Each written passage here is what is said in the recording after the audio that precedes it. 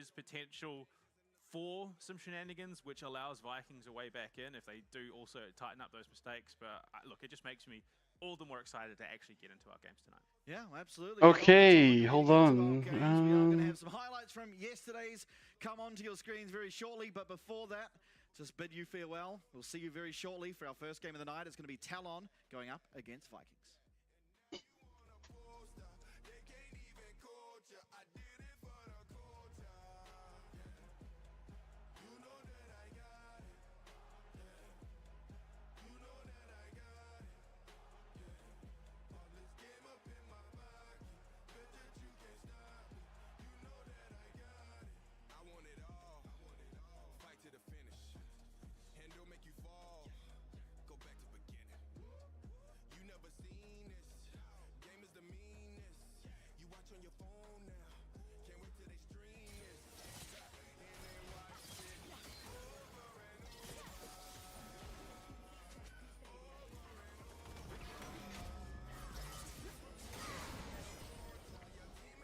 Okay, hold on.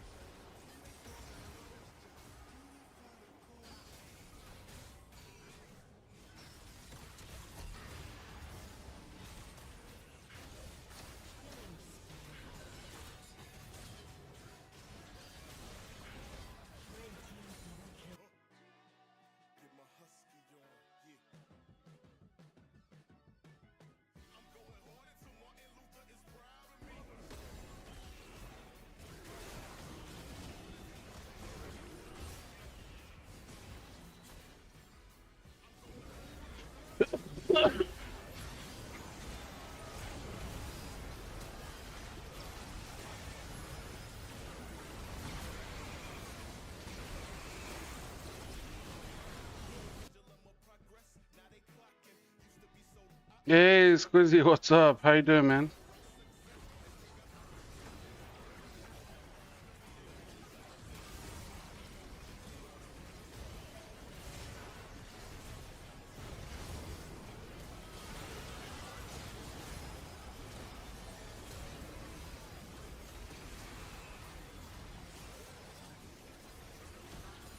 Got the flu? Jesus. That sucks.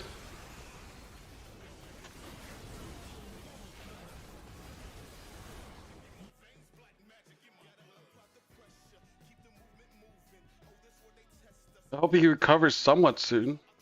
But hey, that means you get to chill at home, right?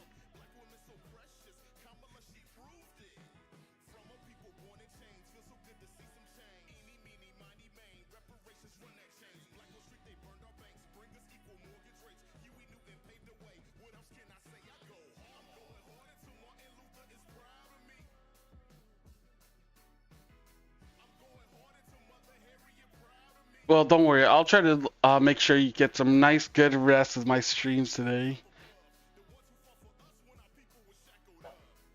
But CFO plays next match, so this match, oh, dude, I'm gonna be praying for Talon downfall.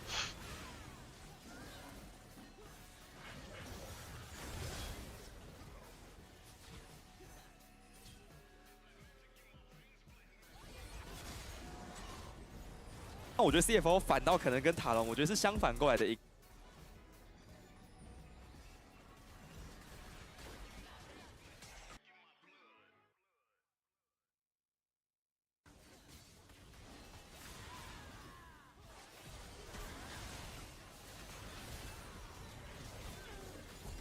Had it since Monday, so I can get better? Oh, okay, that's a while actually. What the fuck?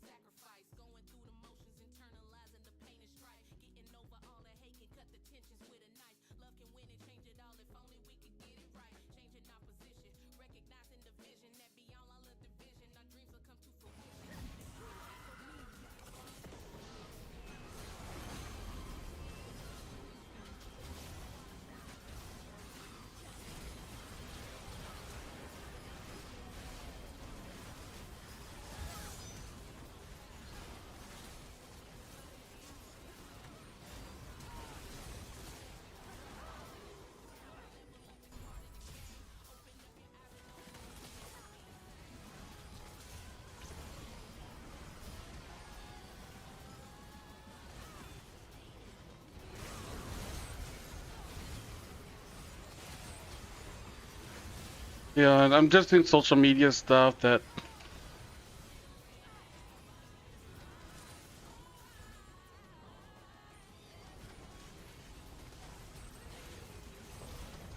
Yo, Bam, what's up? How you doing?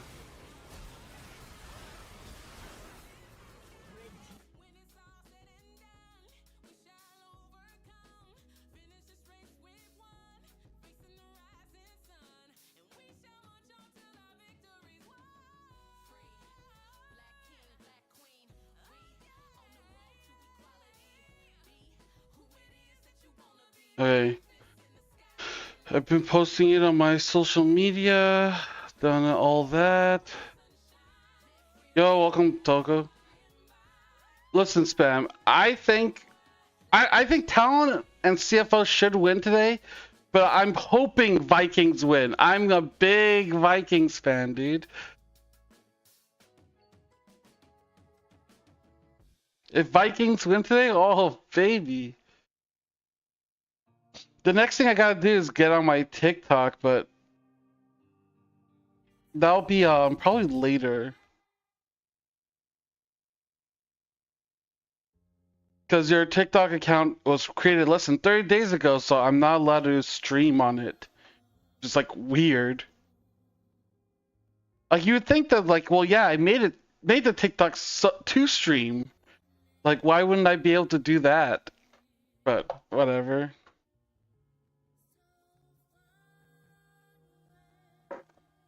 I don't make the rules over there.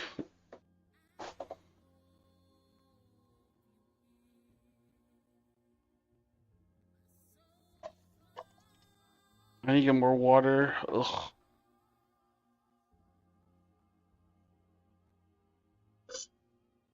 Ugh. I'm all for CFO today, man. Anything to get CFO a win, I'm happy. Ugh.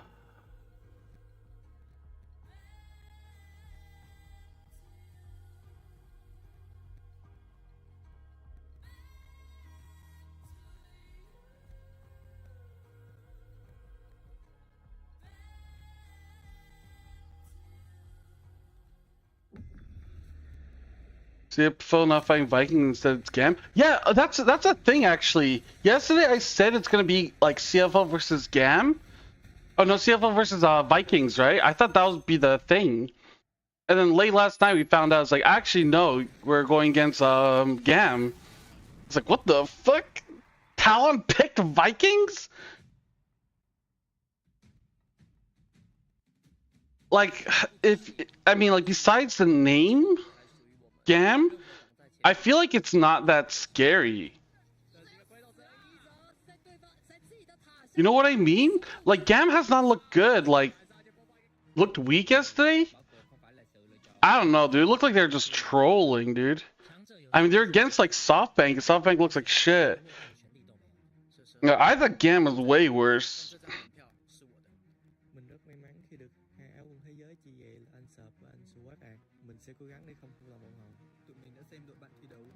Like I would have picked Vikings. Or I would have picked GAM. I think GAM is the weaker of the two. Ugh.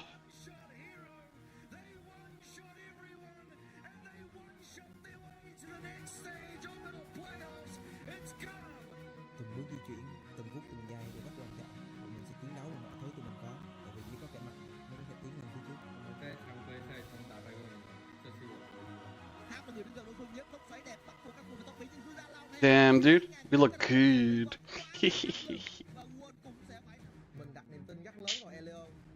I mean, like, I think GAM looked weaker. And even if you thought, like, okay, Vikings looked weaker yesterday, it's like, okay, but we watched, like, 4 weeks of Vikings kicking ass. Is one day really going to, like, change your mind? I don't know. Let's see what Talon's cooking.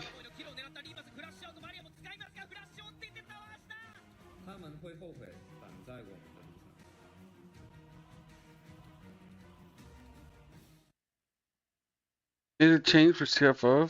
And we are ready. Champions League number yeah, one. you're right, yeah. Surely Talon going So it made no up against change. the Yeah, we got Vikings. first or second. It's a You're right. rematch from Sunday just gone. Talon taking that one too. Because I'm pretty sure. I mean, I didn't talk to like the coaches about it, right? But I'm pretty sure we would have picked GAM. Look, Talon and the CFO getting to enjoy this double elimination bracket in their first play day of the playoffs, of course. They get that safe. So overall, like, yeah, the bracket wouldn't have changed. Also by the Vikings and GAM, but that lower bracket run is such a grueling one. That's the last thing you want. And do you want to know some funny numbers going into this? So both teams have a pretty high success rate on the blue side, but there is a pretty significant difference. So Talon gets to pick which side they want, and they're gonna pick blue side. On blue side, We also get to pick which side we want, and I think we're picking blue side. 6 and 2, from what I can tell. No, 6 and 1. There you go. So both still have. I haven't really checked, but on the blue side, but Talon are yet to be defeated when it comes to playing blue side on the Rift. Okay, interesting. And they do get blue side for their side selection here, as they did qualify into the qualifiers higher seed than the Vikings. So, I mean, gives them an advantage then based on those stats alone. I don't know. Now red side is where things get but I'm hoping Vikings beat Talon. Whereas, I would be so happy. So both teams have struggled historically on this red side, which doesn't bode particularly well. It would also be good for viewership. WWE. Oh, who we gonna see play today? Driver or Rest? Probably both. I think Rest is the starter as always. I mean, Leona has just been very, very strong as a support. Yeah. Makes a lot of sense. So what this suggests to me is that they want to give over the Skarner, and their response will be Brand. So the Leona ban. Wow, Skarner and Cassante open. However, Talon, they're gonna opt into the. Yeah, I didn't check.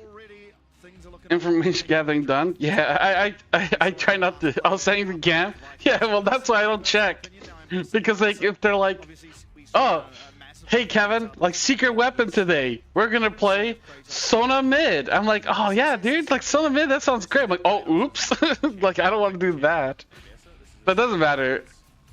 Dude, Skarner is open and they ignore it, giving Cassante and Skarner. What else would you go with? Yeah, Zero, right? At that point, he just goes, oh my god, Talon has a fucking disgusting team comp. Dude, I don't like this. Yeah, I mean, you're gonna try to answer with Brand, but in my mind, I feel like he fucked up the draft. Now, the one interesting thing that we haven't talked about, unfortunately, it's not going to be picked up here. So the interaction between Brand and Lulu ban. So Huh? I feel like that's not a PCS like pick. But I mean, also, you're probably not going to be picking up the Mel. Even though last time these two teams played, actually no, it was last time Talon and GAM played. Fofo went 12-0 on Mel. Like I would have spent 80 carries, like banned. I mean, unless you're trying to pick Renata, so you're trying to get rid of anything that they can pick. I'm pretty sure into your own team. You can, if you're not careful. You can.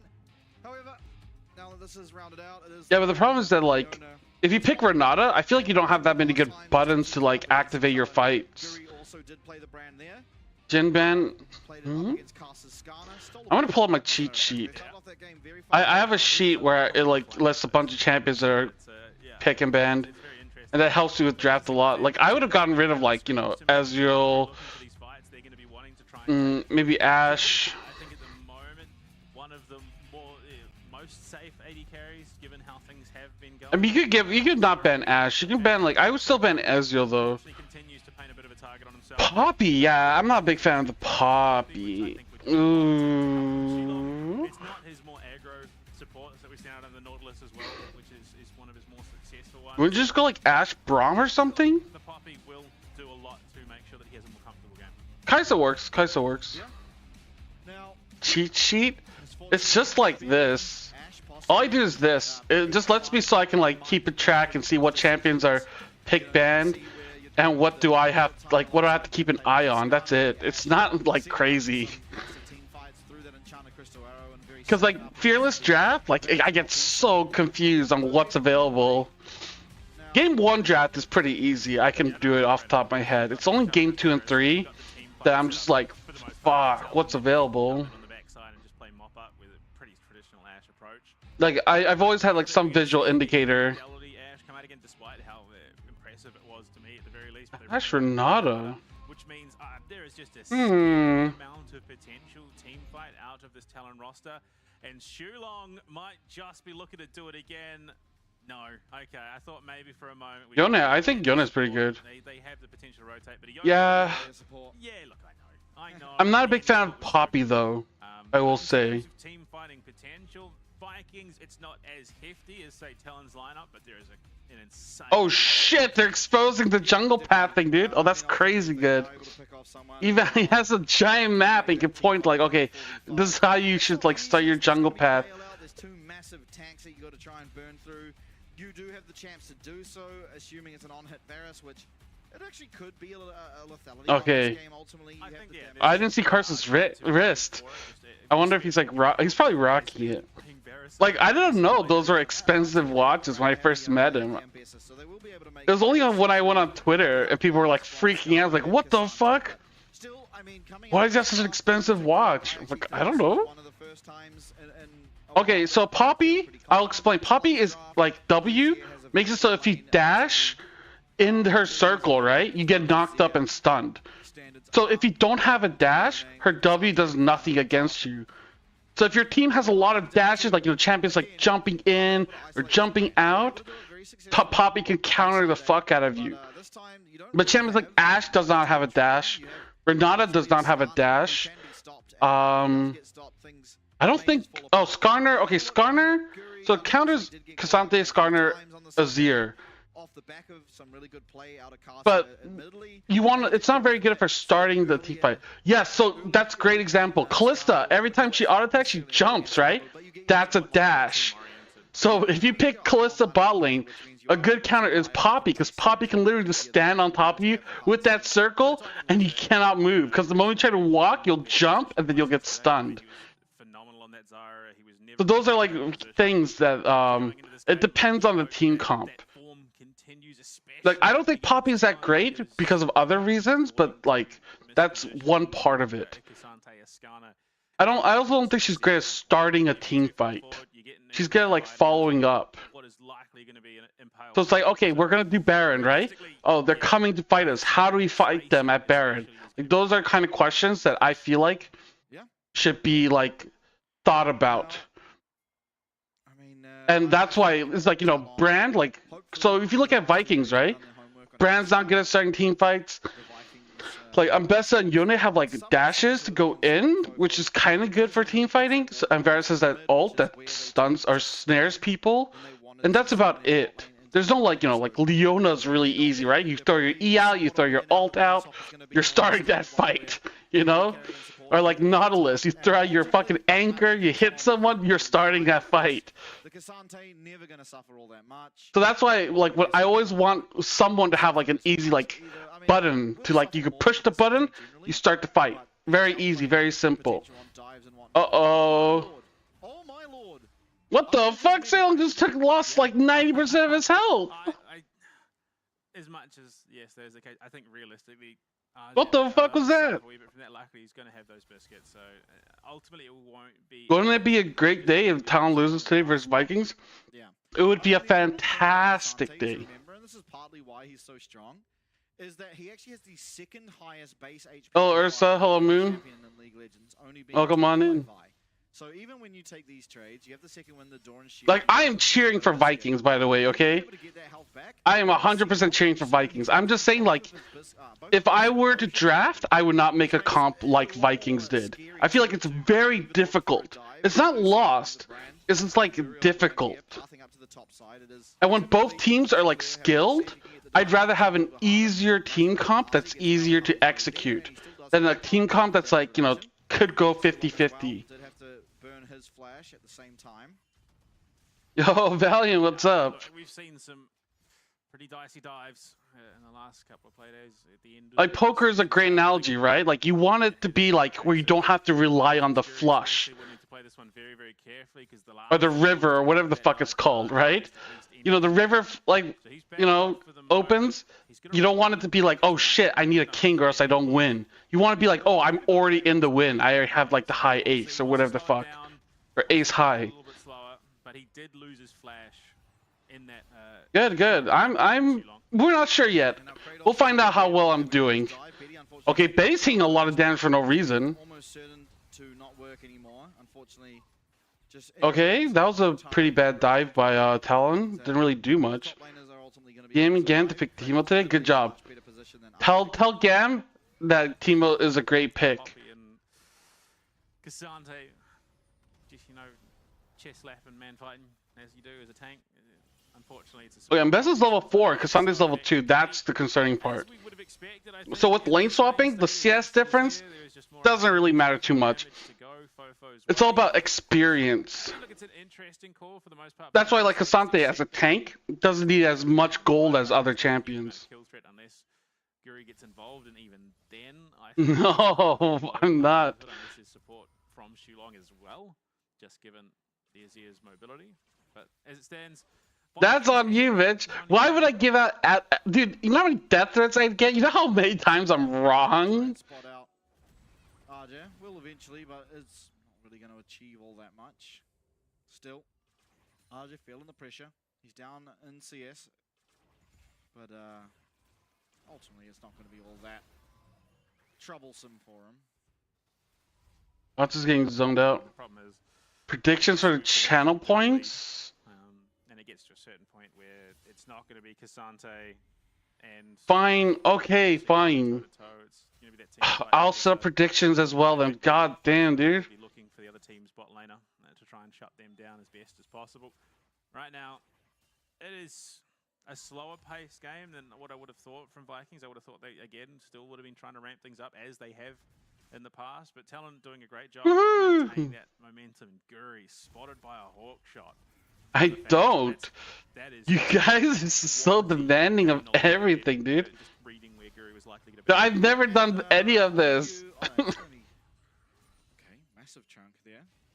Man, the amount of effort I give to you guys should be fucking amazed, dude. Just looking to try and secure some priority around these grubs as we see Betty as well as Woody now coming up to the top side. Keeping his teleport. Alright, so they came top because they want to fight for grubs. Oh, Otto's TPing to bot. Okay, and Mbessa is walking up, so they have 5 topside.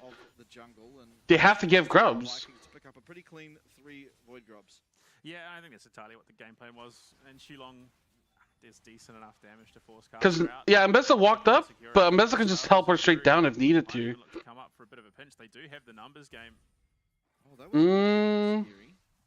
But Brand doesn't offer all that much in terms of ganks, so it wasn't so boring. Now, Arju though gets himself a nice tower plate, so a reasonable amount of gold back, 125 off that. Definitely needed it. Okay. Coming up this topside river, Guri. Whatever. My bad, guys, for being so boring. Jesus. So they won't have that enchanted crystal Arab for follow-up for Kasa, but Guri makes the right call, backs himself off. Unfortunately, Kasa is going to be spotted there. Finds the wood, he's going to clear it out, but they do have information now on his positioning. They can maybe look to pivot down to the bot side. Man, they're so toxic. Back on cooldown and heading up to the top side again. Doesn't really. You don't find a whole lot by ganking this Cassante. Damn, Cassante's not even level 7 or 6 yet, dude. Mbessa just hit 7. Not feeling like he's in a particularly good position. Of course, there was a lot of the aggression that came out early from Vikings that set up for the state that RJ does find himself in terms of that isolated 1v1. I think it's a good read there from Shogun. They identify that Betty's likely about to hit that Enchanted Crystal Arrow. He's not far behind. So, hostile takeover, Enchanted Crystal Arrow combo onto that tower with the HP that they have, especially if Kasa is on this top side, which he was, means that they want to back off, at least get something up. They are going to still head top side, which is interesting given that there is... Oh, this swap is going really well for Talon. You got to plate off it. it's not the biggest priority for the teams at the moment, given it's only in one ocean. Yeah, they got the grubs, but they lost out on some experience, so they hit level 6 before Vikings bottling did. Yeah, like there's like certain power spikes, right? Like 6, 11, 16. You wanted this game? Allow them to just, trade the void grubs for that dragon. I mean, look, it could be interpreted as they don't want to take it, but potentially it could be a case that they just don't want to find themselves in a position where they're contested and might lose a team fight. Just with that brand having hit 6 pyroclasms available, chains of corruption, there is just so much that can ultimately go wrong. Fate sealed, public execution, there is just a lot of single target locks. Okay, predictions are open. Instantly block one person. I've opened it for 2 minutes. And ultimately TLN sort of just fall flat. So I can understand why they're not the ones forcing the issue. I think it'll likely be down to Vikings to be the ones to do that. If something crazy happens like an ace, I'll close the predictions. Yeah, definitely. Always have to be careful of the hostile takeover. But I don't think anything crazy will happen next 2 minutes. Massive power spike. But the next minute, Grubs is gonna spawn. Actually supports this game higher level than we typically see. Yeah, usually you're seeing the solo support. Dude, you've been gathering in for 9 minutes. Or the mid, but realistically, it has been a 2v1 for the most part. There isn't really a huge amount that you are offering your solo top laner into a 2v1. So I think realistically this is probably the best call for both teams. Yeah. Just with the ultimates that they do offer. You've got the hostile takeover, which is just invaluable in a team fight, and then obviously Shulong being able to clear out any significant threat if they do look to make a play. You wanted to get that online as quickly as possible.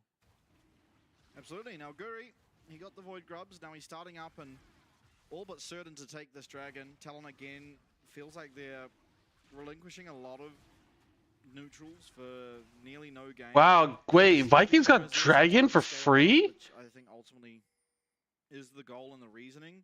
However, it can quickly get very out of hand, as we have seen time and time again when these dragons are going over. Oh, they're giving Grubs. Interesting. Second set of grubs, though, but I thought Vikings would ignore Dragon and go for Grubs. That's usually what happens at this point. Crystal Arrow, but Shogun's there in response. That isn't going to be a kill. Oh! Or Shogun's going to that ult damage, though. I don't think he had to. No. But I think it's more a case of they just don't know what follow-up was coming. Yeah. Casters off the map and didn't want to be jumped through that wall. I think that was the read, ultimately. But yeah, look, means that in... Okay, well, he's just counter-jungling. Does get sent his way, as has been the want for teams into Avaris. It puts in a rough spot. Ooh, Kratos was looking for it. Just a missed it. Too short. Guru, though. Oh, I just need to be careful here. They've got a great pinch. Oh, shit. Gonna spot it out, RJ. Oh, he missed the duck Q. With that face rush, he's going to be able to get himself out. Look at those auto attacks. Oh, shit. That's actually a really good Poppy ult. Poppy knocked nice flash from Betty, but in comes Renata away. Oh, he got both. Oh, Karsa. Karsa came in. Where the fuck did that guy come from? What the fuck? Ooh, I thought that was a really well played. I thought Poppy ult knocked like Renata away. Ash was all by himself. I thought it was free, dude. I think this is crazy. Necessarily a confirmed kill. At least so now he's pretty low. Wait, what the fuck? Oh, you predict? Oh, whatever. Dodge out of that. I'm sorry to say, Spam, but you're about to lose your fucking crusty socks. Yeah, just like look at that, right? Knocks the Renata out. Ash is all by himself. Then look at this fucking asshole. Where the fuck? And then watch this. He grabs them both. What? It was the stun. Betty had to lose cleanse. Oh, okay, sorry, yeah. Yeah.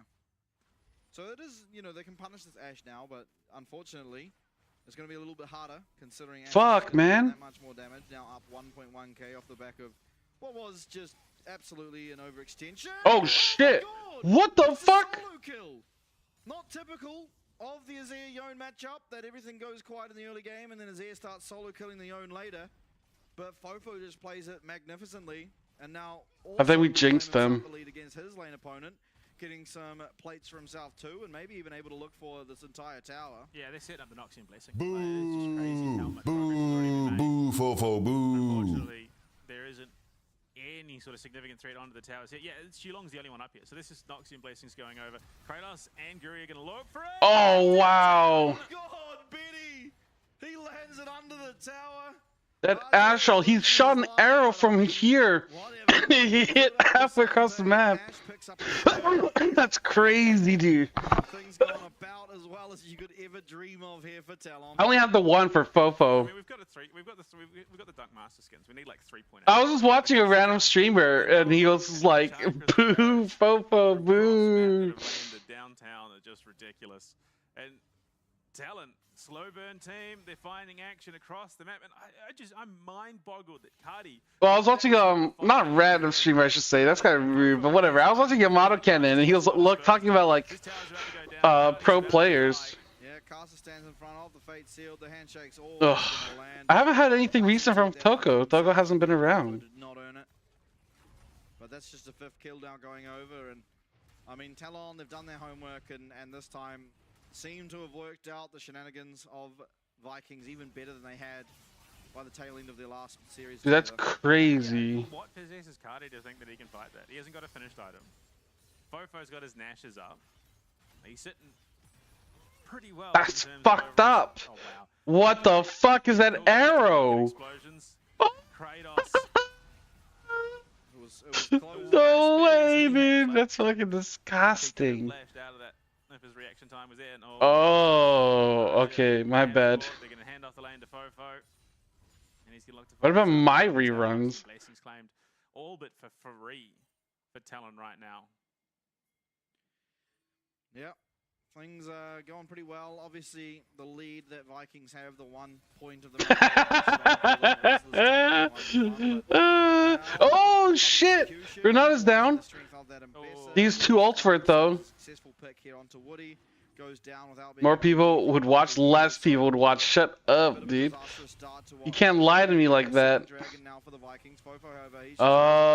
Kratos gonna be okay? He's just 1v2. They do have least the tower from his ear to be put up, so Fofo will ultimately Okay. that much pressure now. I mean, Vikings got Dragon. As well. Just waiting there, not allowing anything to happen. Gary does have the Emperor's Divide. They want to try and set up a play. China Crystal Arrow. Oh. Oh my lord! It almost. Oh my god! It almost hit both of them. But I mean, What is happening? Why is every tower going down? Why is Vikings so bad at rotations? Any way out of this though? No flash available. He is just juking side to side. And Oh no. does manage to navigate that. Bit of a pinch they have. Literally this. Dude, half the time he wouldn't even have his camera on. Oh, Kratos.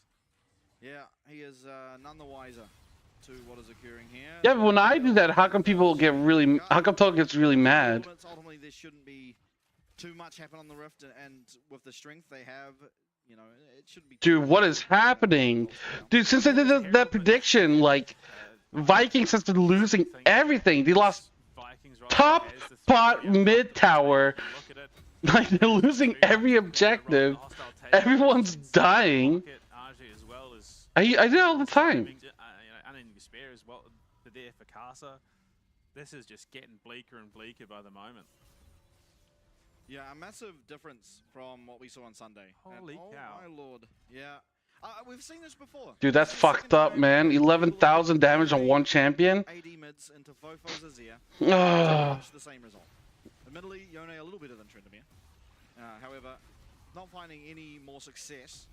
And so Fofo, he's scaled into this game. He's sitting at 2 items. They're going to be able to pick up. Okay, well at least they get tower. bot tower. The game here for the Vikings, but it is at the cost of this Rift Herald. While you know, the rest of Talon are just pretty much freed up to do whatever they want. RG unfortunately is kind of the pinata of the team at the moment, where he is just taking a hit to his economy and whatnot. But again, when your team is succeeding this much, there's no. Dude, their AD carry's up 2,400 gold. Why is Betty up so much gold? Because look, RG is going to be tanking, but with Betty's his fed as he is, he's not going to be tanking for as long as he could have been. Yeah, realistically. Yeah, and I think honestly they go over the 2 dragons, so Vikings have What? pseudo win condition. What do you mean? But it shouldn't really come into play as long as Talon don't do any massive misstep or have any massive missteps going forward. They are ultimately in a position where they should just control the pace of this game for the remainder. And Pale now back up for Casa. The Rift Shield's going to crash down the bottom side. Ultimately, though, no minion wave being here means they aren't going to be able to follow up and secure themselves this tower. Maybe on this next minion wave they will be able to. You're seeing Fofo, the amount of damage he's able to Okay. Wow. take over. They do get a keep its verdict to come through. RJ has Brand just died without being able to do anything.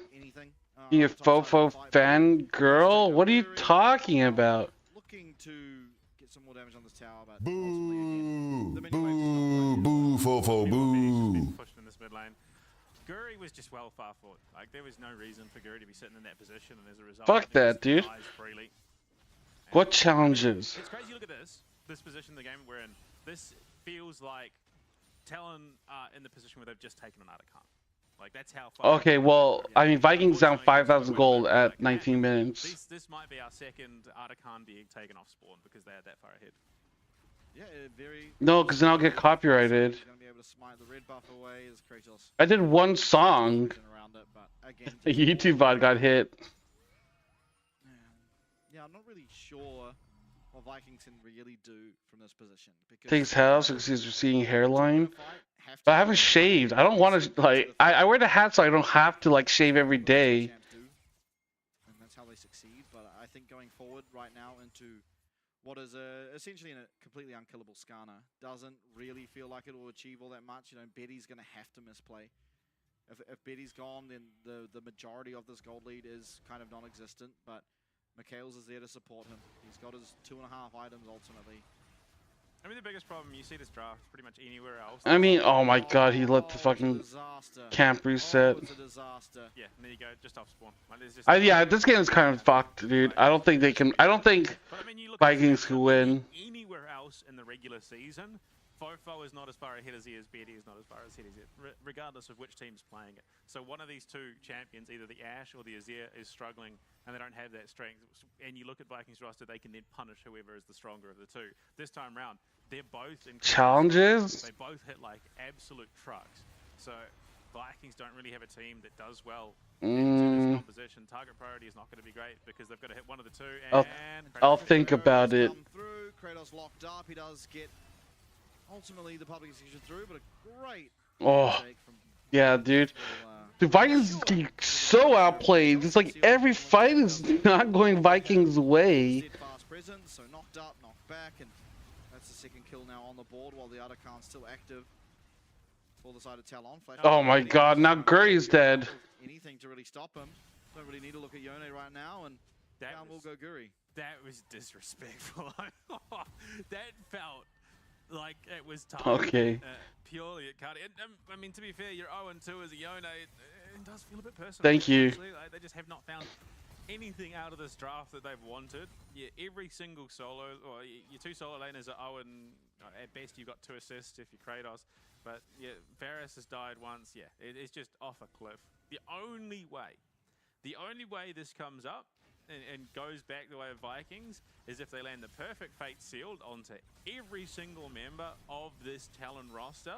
Well, on top of that, you then get the public execution onto Fofo, so he can't enter his if you listen to my advice, you would be wrong. No, I said Talon should win. I just said I want the Vikings to win. That's different. Shogun is somehow allowed to shoot through the rest of the team. And we both know that's never happened. Yeah, unfortunately, while you don't typically want to call games too early, I think Talon just aren't the type of team to be able Is most of the time wrong? What are you talking about most of the time? I mean, I guess, yeah. Oh, look at this. He just flashes onto him. He's just like dead, dude. The brand, while good in isolation against the Skarner, isn't that great when you aren't actually able to burn through those health bars. He's working towards his second item now, but isn't going to get it in a timely fashion, or timely enough really, to stop what is already a fairly unkillable. What do you mean? Fairly unkillable Cassante. Now that is confidence. How you misled? What are you talking about? My ability to read is based off my emotions. What does that have to do with anything? In game number 1, there's a misplaced ward. And the damage. Look at the damage from Fofo. Look, I will admit I've been critical of the Azir pick this split because, you know, it hasn't looked good. Teams have really been struggling to find. I think this is because Fate sucks ass Azir. That's why people think Azir's not that good. It can be good. Made it look phenomenal, and that is Fofo and Arya. Yeah, absolutely. Shilong takes Enchanted Crystal Arrow to the knee, but will be able to survive. Keeper's Verdict coming out. RJ will be able to block it, but unfortunately wasn't targeted towards him. What's wrong with my hoodie? Man, you guys hate everything I do. Good, though. Yeah, this is making the best of a bad situation for the most part. 700 gold into the pocket of Cardi. I don't reckon it'll get him anything too significant, but it definitely accelerates him towards his third item. He's got the shield bow and the blade of the Ruin King. Unfortunately, he's just been a non-factor in these fights, in these engagements. To be fair, he's died. I mean, I don't know what else to say about this game at this point. It's kind of like doomed. Like, I feel like giving away Cassante, like, Skarner, Ashe, it just seems like it's kind of fucked up. And the one time it looked like there was, Casa was giving up farm where he didn't have any top. What do you mean? How? I watched it. He was choosing not to take. I barely wear this hoodie. Like the last time I've only worn it for CFO matches, and the last CFO match was like on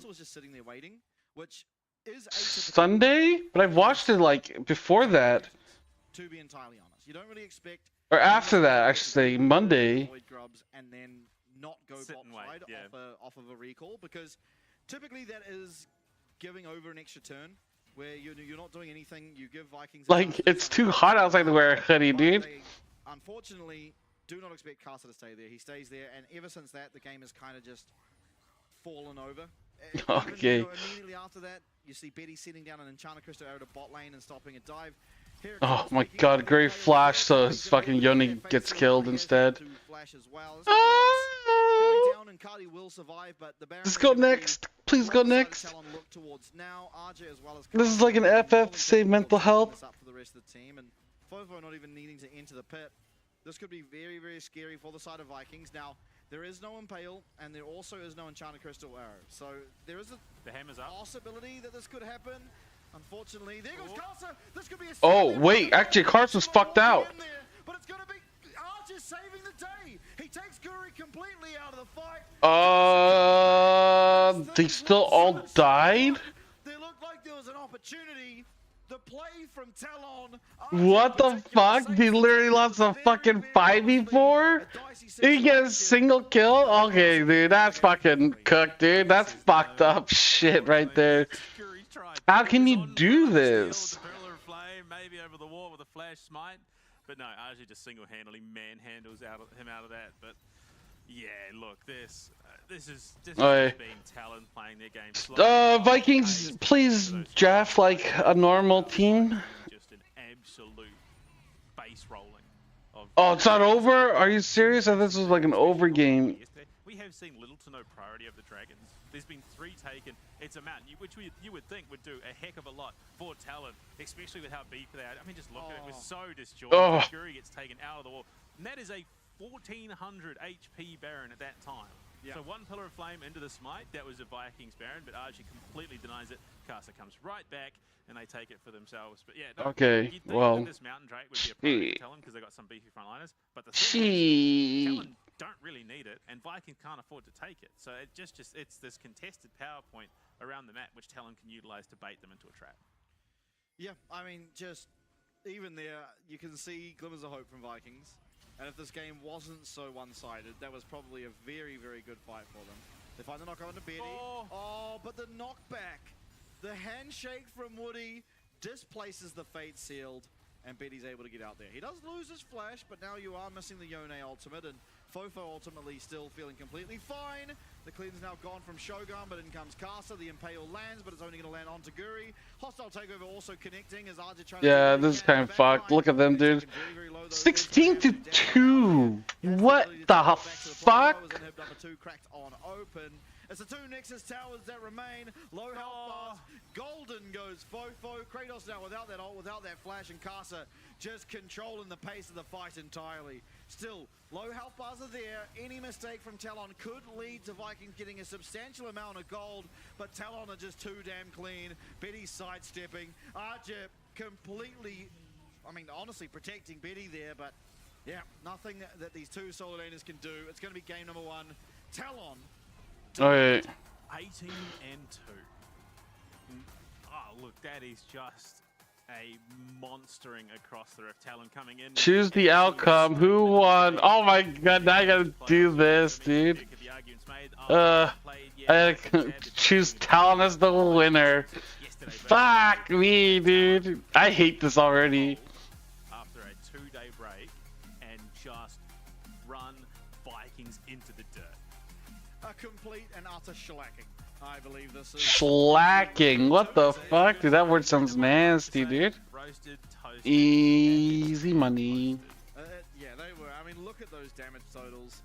Just there were two champions that were outputting damage, and unfortunately for the side of Vikings, they were Hey, Talon. Oh. Arja and Casa as well. I mean, they were just too hard to get through. Arja took an absolute thumping early on. To be honest, he was disallowed from XP, from gold, but he didn't need it because it was the bot lane and Casa that truly. I should bought like rice balls. Well, finding a solo kill against a Yone in the side lane as a Zir is not something I've seen in many a year of League of Legends. And then double downing with a dive onto the tower that was almost dead as well. So from that point on, I mean, Cardi really was a non-factor. I mean, you look at the goal graph from the 10-minute mark. What the fuck? Guys, please. Boo! Boo! Boo! Fofo! Boo! No Fofo fans allowed around here, baby. South game, dude, that was a fucking shit show, dude. It wasn't even close. I mean, it was close. Right around here. Then all of a sudden, just lost like 3 towers in a row, started giving up all these kills. Every objective imaginable. It's like, what the fuck, dude? That was so weird. He lost bot tower, mid tower, top tower in like the span of 1 minute. The only concern is that we might be seeing, you know, Talon X phase going into split 2 if they see what Betty's doing down in that bot lane. Yeah, I don't know. I mean, like, I wouldn't judge a team off of one game, though. This was the start of it. It looked like such Like, in my mind, like, yeah, maybe he knew they were going to look aggressively. Yeah, they're messy, but they're also against, like SoftBank is like one of the worst teams in the league. I wouldn't expect clean games against SoftBank. Just claims himself a freebie as well. Yeah, like, that is fucking wild, dude. Oh, here it is. Here it is. Boom. Down to the bot lane, back to the tower. Just. Yeah, I was surprised when they picked Vikings. Look, it was a super window of reaction. Unfortunately, it wasn't big enough for him to flash sideways. Obviously, the chance that he flashed straight, and she lost. Yeah, maybe, but like, cause like, I mean that's always hard. I feel like there's no right or wrong answer. Cause like Vikings, I feel like over the course of 4 weeks looked really good. GAM has not. Like, yeah, them being Secret Wales is kind of like amazing, but it's not like Secret Wales was like super strong, dominant team. And it felt more like Secret Wales losing than GAM winning. But I don't know. Maybe they're right. Maybe they'll just 2-0 Vikings today. Single-handedly buys the time for Casa to come back and removes the jungle. And unfortunately, yeah, it's a bit of a problem with these major junglers. And Guri definitely wasn't playing the spacing as well as he did yesterday. Yep. No, completely agree. I mean, Talon honestly just coming in looking hot. And something that, you know, I said yesterday about GAM, how they often come into the playoffs and look even better.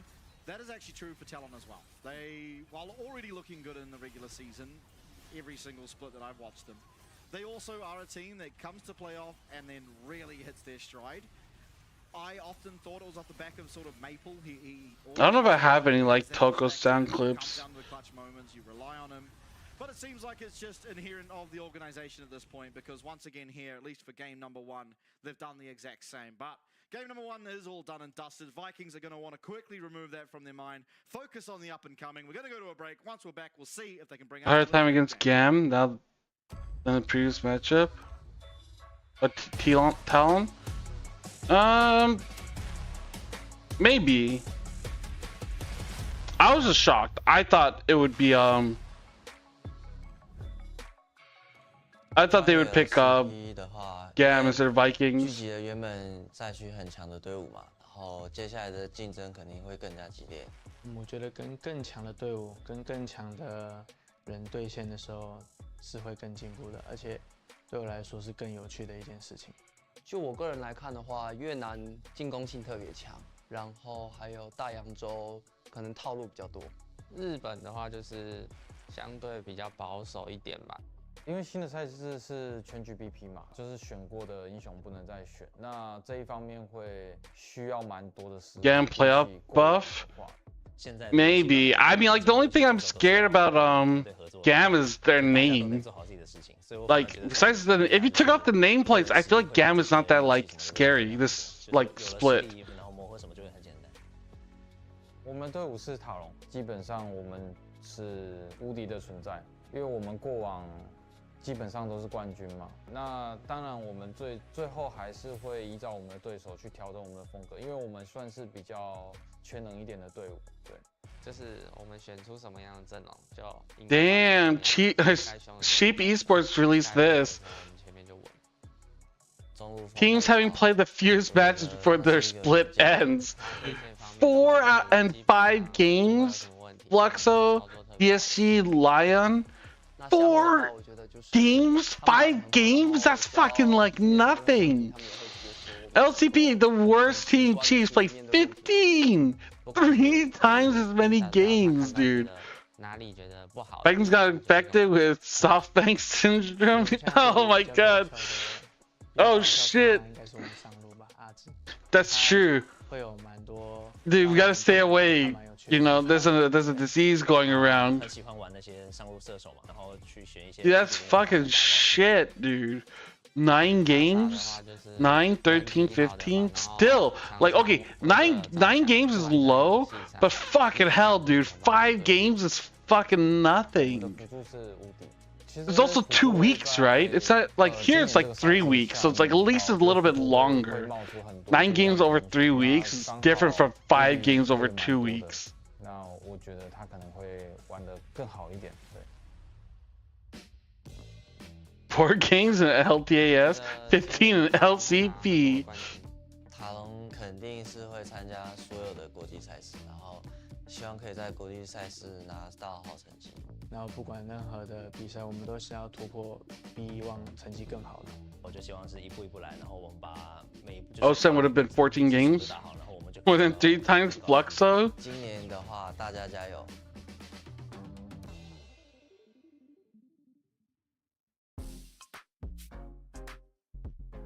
Damn, dude.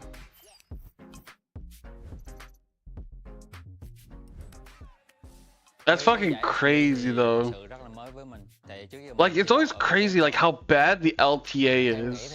Việc kết hợp giữa cả 3 khu vực thì sẽ làm cho giải đấu thêm phần kịch tính cũng như hấp dẫn. Nên tụi mình sẽ cố gắng để tích lũy thêm kinh nghiệm cũng như là trải nghiệm để trước khi ra đấu trường quốc tế. Hiện tại đội tuyển Viking Esports là có 9 thành viên và nổi trội nhất đó là vị trí của KT, đội trưởng của đội tuyển Viking Esports. Anh KT trong game rất là hot. Đội trưởng team em là một người trong game thì luôn là điểm dựa cho mọi người. Mình xin tự giới thiệu về team của mình. On the left, about $300 for this skin. On the right, like $7 for this skin. Damn, dude. What the fuck? Everyone's so mad about the skin shit. That's crazy, dude. Ngoài đời thì khá là nhây. Còn Chika đi on mid thì mình cảm thấy bạn ấy là tài năng trẻ, thì điều đó thì tiếp cho sự động lực của mình thì càng phải cố gắng nhiều hơn. Về cảm nhận đầu tiên của em khi mới vào team thì mọi người đều rất là thân thiện cũng như là tập luyện rất là chăm chỉ. Em rất là bất ngờ về điều đó nên là em cảm thấy bản thân em cũng cần phải cố gắng rất nhiều để có thể bắt kịp đồng đội. Yeah, I love watching and reading about other regions. Shogun thì mình cảm thấy nếu mà Shogun chăm chỉ luyện tập thì càng 4 BL3 is already very little. 4 games is nuts. Yeah, it's not serious. It's 4 games. That's so crazy, dude. em có kinh nghiệm em có thể truyền đạt cho support của em và cũng như Like, I don't know how you're supposed to improve. Like, cause like watching like Brazil, like I've been watching a lot more Brazil, cause I watch a lot of I Will Dominate, and he covers like the Brazilian league. Yeah, like for example, like dude, like MVKE getting eliminated so fast, like dude, that sucks, dude. Chỉ cho Sư Long những vấn đề đó thì càng tỏ sáng hơn nữa. Còn Sư Quốc Ảc hả? Thì với kỳ vọng của mình thì khi Cause like I'm interested in watching like MVKE, cause like I think Seal is like a very interesting person, and I want to see like if his ideas work.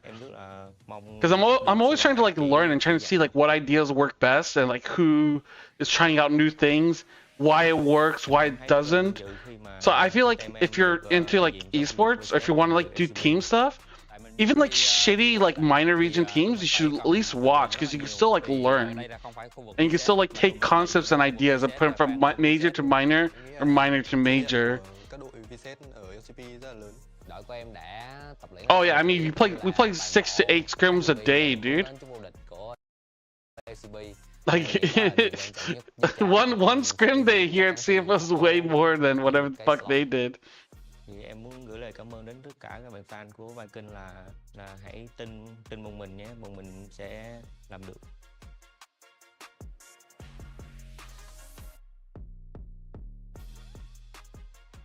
Oh, a lot of the VCS teams are getting announced. Game number 1 there is TLN complete. And there's one team with like Koreans. That's interesting to see. The Vietnamese representatives in Vikings going into game number 2. I think they're going to be on the blue side, obviously. Haven't they been playing for years though? Why do they need so many reps to get better? Because on stage is different experience than playing it in your room and just like being chilling. Mainly through the mid lane lanes. Like going to this, like, you know, going to the studio, setting up your keyboard, playing a match. So that's like it trains you a lot more. Especially given that, I mean, we saw it got to the point where FIFO was just So yeah, like obviously, like, you know, if you're bad, like obviously you'll play less than good teams, right? That's fine. It's just like how little you play. Like it's hard to like improve. But I think you go for the refresh here into game 2. Like if you're just like chilling, like, you know, your team gets eliminated, you're just like fucking playing solo queue all day. You're not gonna improve as much as like practicing with a team, going to like the stadium. And also you have to get used to play with other players, because like League is not so much of an individual game. So yeah, you can individually be good, but you have to be good enough to work with your new teammates. That's their 9th win on the blue side. Probably. I mean, if I dedicated 16 hours of my life every day, I would get better, yeah. I think both rosters have really, really high. But that applies to you as well, like everyone in this like stream. If you practice 16 hours every day. The Skana, the Ashe, and the Renata, which are all very strong picks, particularly when paired together. And then Fofo's Azir on top of it. Like, that was just... They got essentially everything they wanted, which is atypical of Talon. They quite often do some funky things in the draft, and maybe that's more of a regular season thing out of them, but I don't know. They just got too much out of that first draft. Absolutely. Alright, I opened up predictions. I'll close them when the game starts, so I put a long timer in.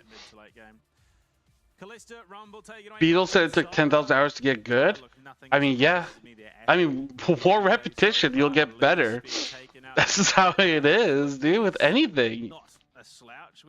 Also, like, your mindset has to be good.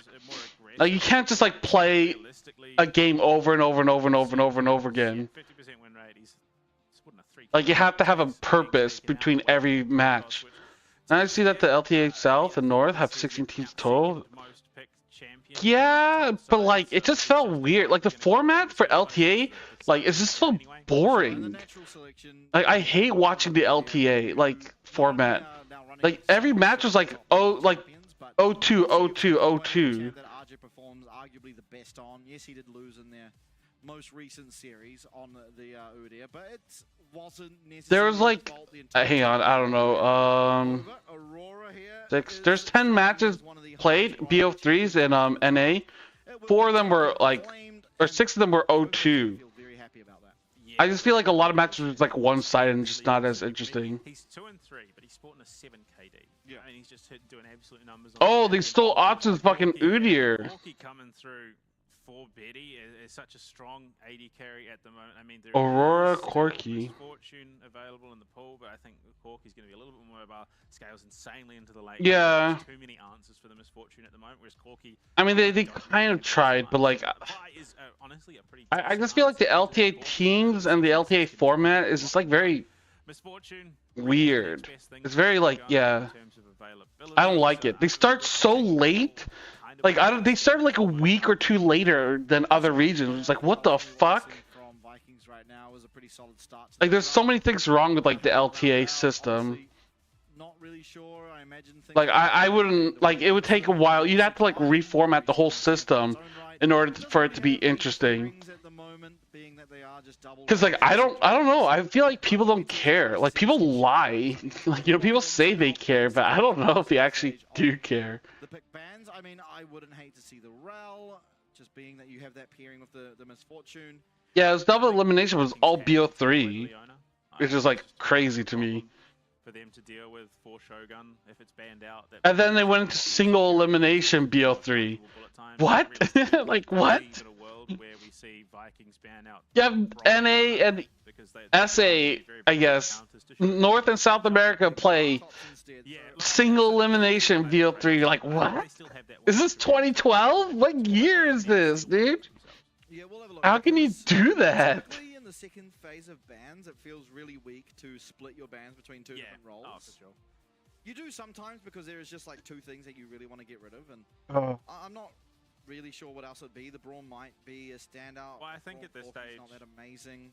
For the top side, there is enough no longer available in the pool that what's left isn't going to. Nihilus Rel gone. A ban, but the 8-Trop. Yeah, it does make sense to do this because it's just. Our Aatrox ban. RJ off of comfort. You just take away two champs you know he can play. Rakan? So what's available for? I mean, yeah, those are things I would want to pair with Misfortune. Talon, obviously, it is probably the support you most want to pair with a Vi. So picking up for themselves. I'm trying to see. Alistair's open, but like Suelong might pick something like Elise. Misfortune's still going to struggle with that grand entrance, the quickness if you land those correctly. Especially if you can piggyback off the back of Casa going in with this Sejuani. So it does mean that, yeah, it's definitely got a lot of viability. But Cardi going to... Although I feel like he could do something else. And look, we've seen sort of a mixed bag with Victor in terms of priority in this competition. But he's played it once so far. It's a 100% win rate for him, which, to be fair... Victor? No Talia? Pantheon support? It's going to be the Pantheon selected here for Sealong down the bottom Yeah, I feel like Talia would be so much better in this situation. Like, because Talia can, like, help stop, like, dashes. And you can also, like, if someone stuns them, you can just flip them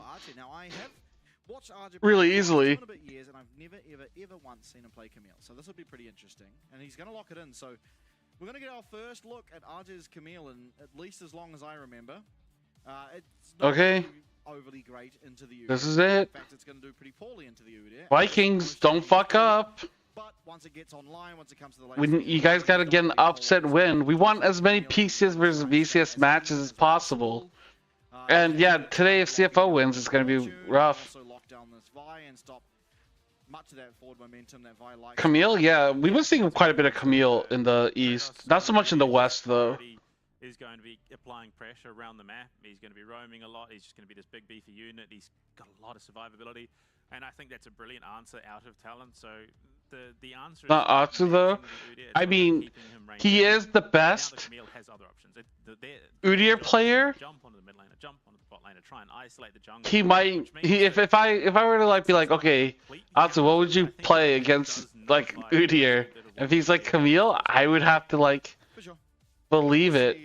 We'll see how he looks on the Camille. I mean, I imagine being that he is so good at the game, oftentimes, you know, the top lane solo queue champions, most top laners when they're in solo queue do like to play the more, you know, skirmishy, fighty champions, and Camille certainly has had her time at the top in terms of those champs. I mean, she's spent a lot of time over the past, I'd say, 4 years as that absolute solo queue just win condition. I don't know how else to word it. She has been extremely dominant. She's a very self-sufficient champion in terms of being able to play it solo in a team environment. Because yes, if you join a team, you're going to be doing a lot, but you can also go play. Yeah, but like, you just yeah. So yeah, it's like picking side into the boss, and the boss was like, "Hey, I want to play." I don't know. A lot of tank. Which, yeah, if he's like, I want to play Camille into Sion, I'd be like, okay, you would know how to beat Sion. If he didn't know that, I'd be like, what the fuck? Are you actually Sion one trick? What the fuck is going on? It's Triforce into the Ravenous Hydra, and you just push the wave, and then you can join the But I think Camille's pretty good. It makes sense to the team comp as well. By going things like the Steerax second, where her team is just a little bit more powerful because she's a little bit what the fuck is this prediction, dude? have access to a lot of that life in the team fight, so stupid, guys. You guys are so stupid. I mean, you ultimately. Hey, well, game started. Rather than trying to dish out AoE damage as well. So, look, there is a potential lane swap. In fact, you better fucking hope Vikings win, dude. In this situation, I think the one person though this really does put under the pump is Aja. Unfortunately, with a Pantheon Misfortune bot lane, there is an intense amount of kill threat, and I wouldn't even be surprised if we do see Aja just sort of completely back off from this tower. Yeah, he's not going to have much say, unfortunately, in this lane. Oh. Well, you kind of expect Kratos taking a lot of damage, but okay. Turtle form gets the biggest shield W's twice. League of Legends champs ever had, and you missed predictions? No way, dude. Poor trade. Really, I mean, he's just trying to get that XP and try and not get dove, but it's going to be level 2 coming online for the bot lane of Vikings. The Camille is a very squishy champion at level 1. She doesn't really have a whole lot in her kit to avoid the dive. You see it going on. Are they gonna dive him? Already the stun comes through, and RJ is gonna have to flash away. But has Streylon took quite a bit of damage, but still has flash. Very shortly off this minion wave. The thing is now they can just push this wave back under the tower and look for a re-attempt. It's just gonna happen again. The only problem is Guri has passed. Woody's coming down here. So if anywhere. I don't know if they can dive him. Yeah, it's going to be a while before they can actually look for it. And with Woody rotating down, which we did see just a moment ago, means that kill threat is largely nullified now. Yeah, he'll be completely fine for himself. And one interesting thing... I feel like there's no game audio. ...is when you do now... Hold up, is Betty... He has no idea. Oh, Betty might be fucked. He has flash, though. Oh! Bear form! Far too far up. Has just taken out... Smart usage of damn, dude. Here from Kratos. You know, typically Vikings! Vikings! It does benefit a lot out of the ghost, but this time gonna get away from the bear, dude. That ghost form. They knew that the support I mean, ghost pop for Udyr. No way Camille can play. Jeepers, Fofo playing a gamble, taking a lot of damage, but with Shogun now back in the bot lane. Oh. Yeah, unfortunately, Shulong wasn't able to follow up. Woody on the Rakan. He missed the spears, trying to stop the recall. Yeah, I think ultimately Sealong was just trying to cancel Arja's back, but he was recalling in the alcove, so...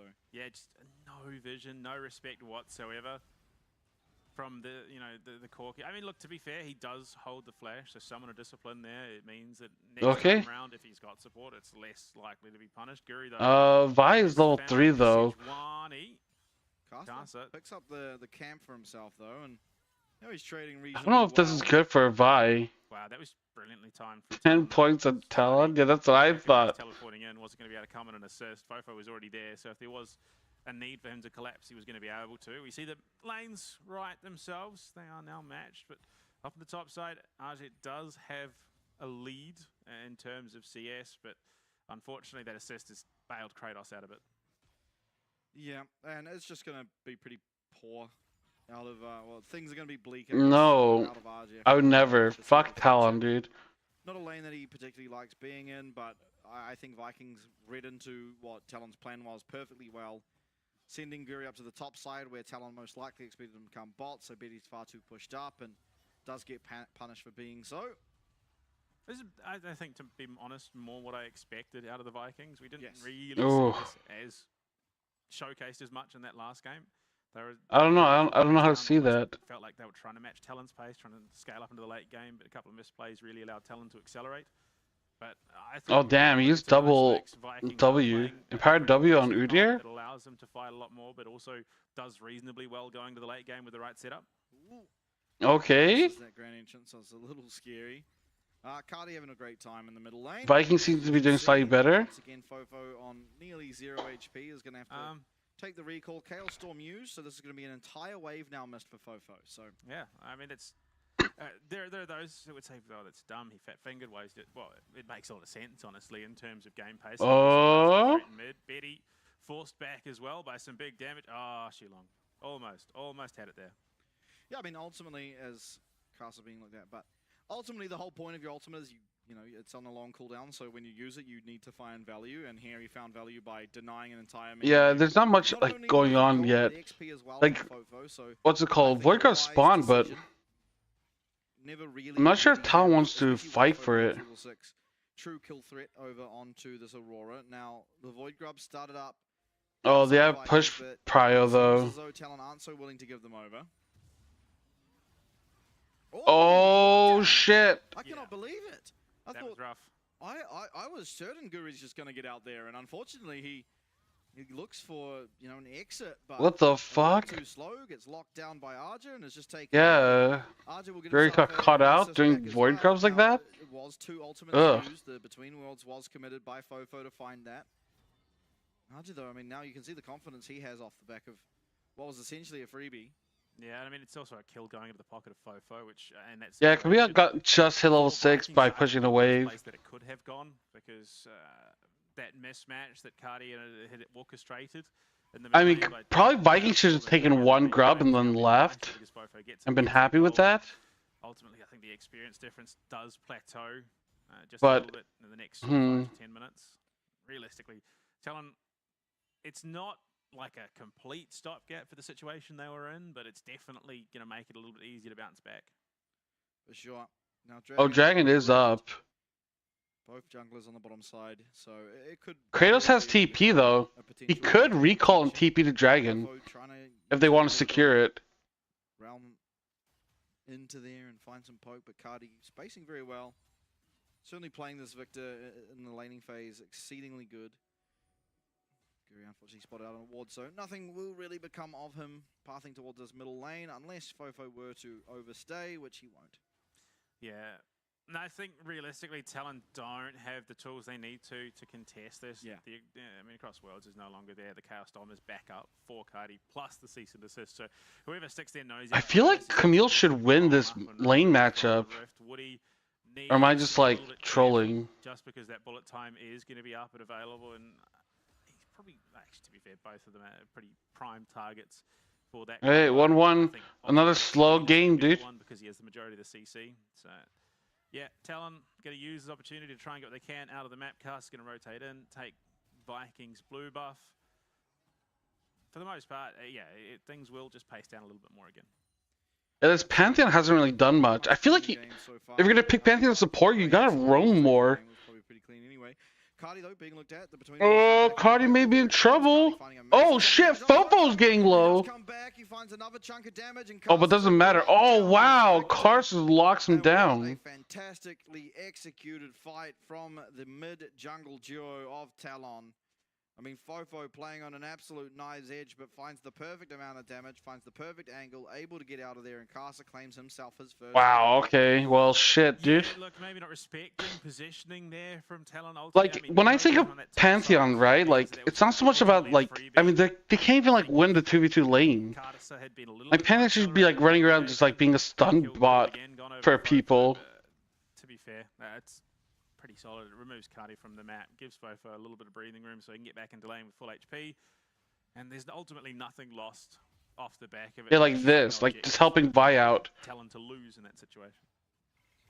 Yeah, oh, another E landing. Starting to actually do some considerable damage now with the X-Tech alternator.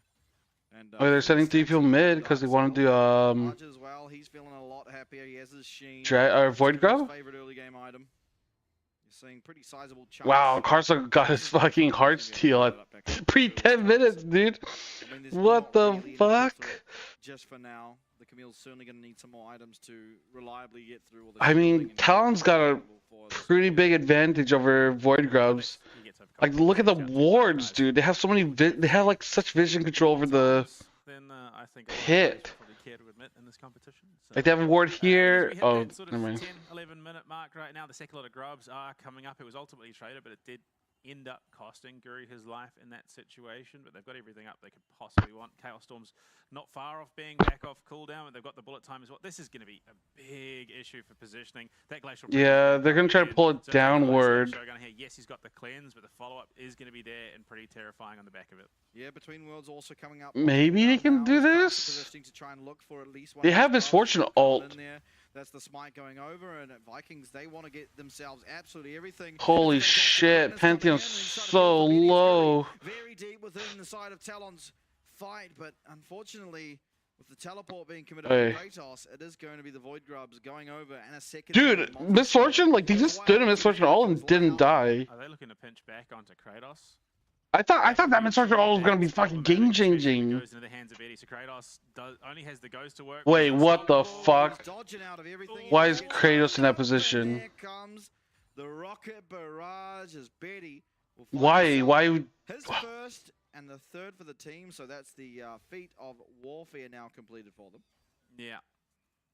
Oh, so long ulted bot. So did we have a kill in the mid lane? No, it was just a massive chunk, and I think this is ultimately why Talon decided not to commit, because they couldn't feasibly get Fofo into this fight. He'd already lost the majority of his HP. Yeah, I mean, engage there from Cardi to zone him out and remove what is a pretty significant damage threat on this Talon team. Not sure how I feel. The Grand Skyfall was used to try and look for RJ, but clearly didn't find a whole lot, as he still remained pretty much full on HP during that. But yeah, I think the big problem right now is we are seeing Talon sort of hit that point that we've seen so many teams hit before, which is where you have been playing well, but it seems like opportunities and advantages are slipping away from you, and as a result, you start to get a little desperate. Those 50-50 plays start happening, and ultimately you find yourself in a lot of trouble. But for the most part, I mean, Vikings are ahead. They are doing reasonably well. There is a lead down on the bot side in favor of Shogun, who is currently trying to back. I think he's going to have that Bloodthirster up and available, and they're going to try and get him back to Fountain, then back into the Dragon fight, which is about 30-odd seconds out. For sure, Nudge as well. Wasn't able to... I mean, 5 grubs is pretty big. Trinity forced. I don't know if they'll be able to, like, use it that well, though. But, I mean, going ahead, it is Talon with priority in the bottom lane. They also are trying to get... Dragon's up soon. In this time. Cardi, no flash. Between Worlds coming Oh, up. shit. As well here, but so will be Guri. Oh, Woody King. This is fantastic. Guri Uh-oh. running for his life and will be flashing It's away, Dragon. so it is just They have to go Dragon now. flash as well, but I mean, Woody just being there first to the play. Yeah, Talons was, like, out-macroing them. I mean, this guy's playing fantastically this series. Yeah, I mean, it just feels like, unfortunately, Cardi's tunnel visioning a bit. Like, he just sees, you know, the opportunity to get massive damage on the Fofo, and yes, look, that then gives them priority. Dude, this Pantheon is fucking useless. There is other presence on the Am I wrong? Do I not understand how, like, Pantheon should work? Transition this into that Drake, the second of the game. They tie it up on, well, they tie up Drake count, but they're still starting themselves up on this feat of monster slaying. It will be an Infernal Drake on the map, and I think ultimately both teams will likely benefit from that Salt, which means it's going to be all the more contested. Oh, yeah, this is what I want to see. Nice usage. Ooh, nice stun. But it's even better usage of that stun out of Sealong. Arja's going to now lose his flash. No one really in a position to use mid tower either, so... Yeah, see, that's what I want to see, dude. No, I want to see, like, Pantheon run around stunning people, making them burn flash like that. In terms of chip damage on the towers and all the things around that sort of aspect Assume, of the game. So, you know how LoL works? You did put your Twitch team... Oh, the LOL and KMT is unrelated to League of Legends. Ultimately not going to want to use those if avoidable. Yeah, I mean, the only problem is we're starting to see some of those mistakes that have played. Yeah, well, Hookah. No, my full name. The reason why I made it KMTlol is because it stands for Kevin Makes Toko Laugh Out Loud. Yeah, it has nothing to do with League of Legends. Oh, you stole the kill! You fucking bastard! From the Grand Skyfall now going aggressively onto Shogun. They're able to take through a lot of this damage, and Betty's just 1v1ing him. That's the flash and the rocket barrage. And it's again in game number 2, a solo kill. This time it's the AD carry on AD. What do you mean? As Beardy, knowing his limits, the barrier obviously Wow, in Hookah. comparison to the cleanse. Cardi, though, looking Why are you so Beardy, but stupid? The Valkyrie gets him out of that laser and keeps him up and alive. Still, How would you know when I met Toko? So Vikings, they once again they're finding themselves gold and actually Like Vikings, please! I need you to win. I need you to win. I need you to win. Honestly, I think feet of Told me the story about you mean Toko? I think that would be quite apt. That's different. Kevin Moon Toko. No, that's Kevin Milk's Toko. Or even just wait out for the next Drake. Your original name was Milk. Unfortunately, Talon, But then you didn't like that implication because you don't like Toko, so you changed it to Moonspun. XP in the right places. So yeah, look, there's a lot of posturing around this Rift Herald. They are going to be looking to fight. Whatever. It seems as Guri, What do you mean? Listen, I don't. Your memory is really bad. Test this mid-wave. I mean, it's a battle of who gets the mid-wave. I'm just saying. Is most favored for the oncoming Rift Herald fight if it does eventuate into a fight. Casa does start it up. Yeah, original Milk Spun. Control as well, so definitely poised to be able to take this, and it looks like ultimately Vikings are going to accept that this is happening and not look to commit too much to it. I think from the position they're in, it will be very difficult. Shogun does have clans, but no flash follow-up. Yeah, look, I think really. Okay, they're gonna give up Rift Heralds for free. Situation there, and the team fight out of Talon is very, very scary if everything connects. So Delicious. Oh. Okay, so Archer's going to go for the Ravenous Hide. No, what are you doing? Very, very aggressively in the mid lane, and just like that, popped like a balloon. What the fuck? That's fucked up. They can do that? Okay, we're punishing? They're getting punished? Udyr's in there? Can they do anything? Okay, there's a fucking ult. Victor ults out. Oh my god, they're just trading 1-for-1. They can't fucking get kill advantage. Okay. Things are happening. He's just tower diving somehow. He hit the tower. Oh my god, Victor auto attacked the tower. Oh, Cody, you can't fuck up. My guy, I'm begging you, please. I am praying for a Talon downfall. Splits the difference and ultimately splits Talon in half. Kratos is a fucking Giga Chad, dude. That motherfucker just tanked like 90 tower hits. What is this dive, by the way? Look at this, dude. That's some crazy bullshit. It's got fucking deleted. Betty dies good. And then look at this, dude. Look at Kratos is like beating everyone. Dude, this fucking Pantheon, I feel like hasn't done shit. Is just an absolute unit in the thick of things, and they are able to turn this, and that is going to be a massive swing. Look like, dude, oh my god, thank god for Cuddy and fucking Kratos, dude. Look at this, Victor auto-attacked that tower. Did you see that? What an asshole, dude. Yeah, I mean, just amazingly played. Okay, come on, Kratos, show me how it's done. Fucking show Atsu that he's overrated. Have cease and desist coming up, and maybe. Okay, you gotta run. Oh my god, I think you went a little bit too deep.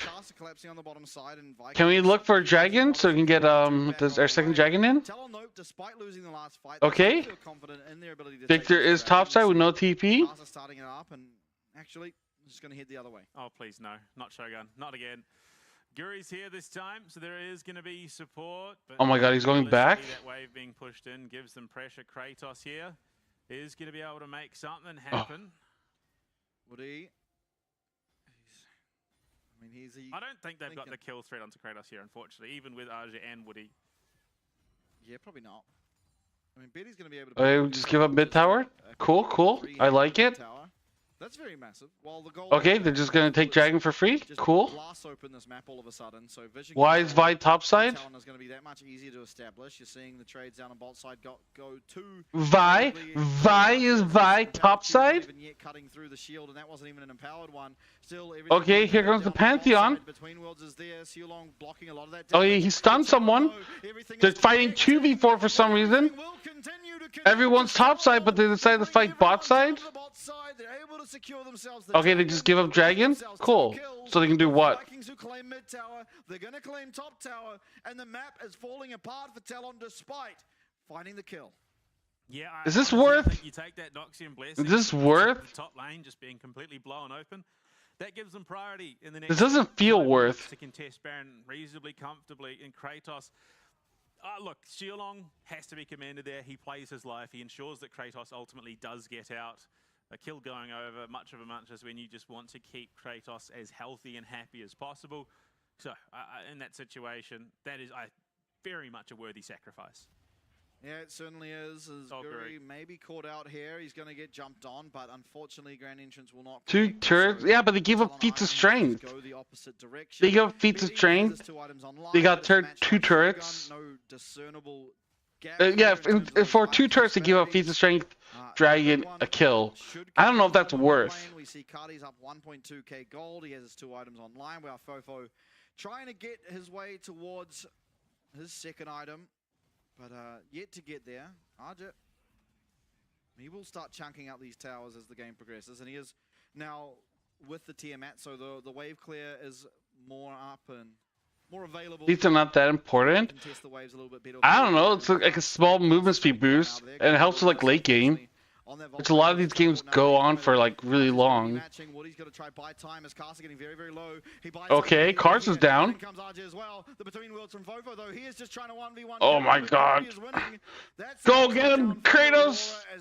Vikings just take over and take control of the fight. Casa lost. It's a 4v5. The Otacon being started up as Talon look to try and contest it, but how it's not worth? True, actually. Poking away at the health bar still is Cardi. What the fuck is Suilong doing? But can Suilong make it to his tower in time? No, he won't. Oh my god, Kratos! Coming out of there on a 3-second cooldown. But that's the Otacon. Why is this team like... Woody trying to get out. What the fuck? Oh! Shogun, you fucking out! He cancelled it! Well, he pulled the fucking cage roll! Shogun! Oh my god, dude! That was fucking disgusting! Dude, he fucking pulled a cage roll, dude. That is fucking nuts. What in the fuck? That was crazy, dude. Get away with these objectives, but they're still getting away with them with minimal losses. So for the most part, they're going to be pretty happy. They've got a decent lead. They've controlled the map and perfect cage roll, dude. Insanely on point this time. Captain Jack is when you cleanse frame perfect. The cage rolls when you fucking interrupt your own ulti frame perfect. That. Oh my god! Please don't replay that. Oh. They can use it to look for a siege or anything. Holy shit, dude. I don't even think that ult was good, but like the fact that he flashed and did it. Doesn't seem like it would go particularly well for Talon, so. Oh man. To avoid it. I feel like the flash was more disgusting. Right now. Got his Fimbulwinter. He's got the Unending Despair. Shilong is looking to zone out here as they are setting up for a dragon. Okay, he's just going to jump onto Woody. Oh!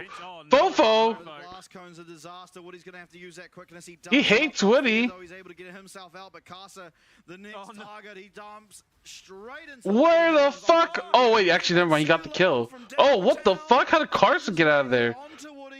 Run, Suilong, run! And while Casa does make out, it's unfortunately going to be Woody that pays for his sins. This bot lane tower sure to fall, and the dragon will. Damn, dude. Afterwards. Yeah, and a teleport already coming out to go and answer. Yeah, I guess. I mean, I don't know, dude. This Pantheon. For all Arj's efforts, dude, what the fuck? This is so crazy, dude. What the fuck am I watching? We might even see a contest trade, ultimately. Give that point over, give the dragon over to Talon and force a Baron. They've got the team fight for it. Those ults a little bit away, but I mean, in the grand scheme, it should be back up soon enough. And Arja, I have to say, dude, this Udi is causing so much damage. Was being caught, but he bides his time. Holy shit, there he comes. He will be able to crack the tier 1 top lane and get out. Yeah, so some much needed gold now. Picked up by Talon, as we see pretty much everyone behind. Yeah, of Betty. I mean, I think this like Udi is doing so much damage. To be able to get this one across the line for Talon. Oh wait, they had Otacon buff. Like a great game oh, they did nothing with it. Unfortunately, has fallen completely apart, and Kratos on this Udyr has been pretty impossible to deal with. Lack of a better word, I don't know how they're supposed to deal with. Why is Vikings giving up every single dragon? Why are they just like not in a position to ever fight for dragon? I don't understand. They're up 5,000 gold, yet they're never there. They're always just like fucking like jerking off like halfway across the map. And then dragon spawns and Talon's in position. And then they're like, oh shit. I guess you have to contest for dragon. Oh, we have no vision. Oh, we have no setup. Oh, they just get dragon for free. Taken out because any deaths to this like they didn't get top tower. There's no top tower to take. And so it is just but even then, you just gave Talon soul point. Like that to me is just crazy, dude. You cannot do that. Do remain. Archer's trying to find some more damage here on the bot side, but Kratos is going to find him. Doesn't opt to chase. Ultimately, probably not got the damage to. I thought you missed. I think. I don't think you missed Can there. No, I bet Kratos is going to reset that wave, get it as far down that bot lane as he possibly can to give them that opportunity to potentially prioritize a like it's not even like they're trading it though. They're just like not ever in a setup position. Like they don't understand that you have to be at dragon like 30 seconds to a minute before it spawns. Not, oh, here's the dragon notification. Now let's go. Narrowly behind him in terms of gold is Shogun, who I imagine will be very close, if not just collecting. They've been watching CFO. Oh my god, dude. If they were watching CFO, they would understand that our macro is immaculate. Betty does have the power to ultimately be able to control the pace and possibly win his team a team fight. It is going to rely on some pretty key ultimates, finding their mark as well as Peel coming through, as Guri essentially has one target. If he locks down Betty and the follow-ups there, then there's no real conceivable way that Talon should be able to win a fight. SHG Symptom? So what about us? We played Chiefs last. What kind of fucking symptoms does Chiefs have? Ricer, stop. You're making me nervous, dude. I hope he didn't catch anything. Fofo has a decent amount of setup. Oh wait, we scripted good teams, so. Were there been any scripted matches in League? Scripted? You mean like match fix or like using cheats to like do better? What the fuck? Grace is in there alone. Oh my god, Grace still lives? Dude, actually Grace lived forever. What the fuck? Yeah, match fix or something to win? Yeah, there's been a bunch, dude. Some people get caught, some people don't. It's Arja and Woody, all that stands in a Baron. Dude, Arja's just split pushing this whole game. Of the Vikings, Arja doing the best in a bad situation. No, this is a brilliant play by Arja. Unfortunately, it's going to be answered by Kratos, so there's no chance of inhibitor going down, or at least inhibitor turret. Like pay to lose? Yeah, there's moments where teams would like intentionally lose. There's a lot more pivot ability around the map for this Talon roster post this Baron, but it happens. I mean, they tell stories of monsters that stalk the jungle. Less so in tier 1 and more so in like tier 2. What is an insanely scary Kratos who finishes them off. That is nightmare fuel at its best. Yeah, I think. But there's been a bunch. He had a really good time on his Valkyrie. So he just got clipped on the cease and desist. Yeah, because Casa yeeted it into him. Unfortunately, Betty again. There's been times where, like, for example. Was able to somewhat predict that the flash. Oh, but there's also. Oh wait, actually, Shogun's getting caught out. He lost his ult. Oh, Fofo's so low. Oh wait.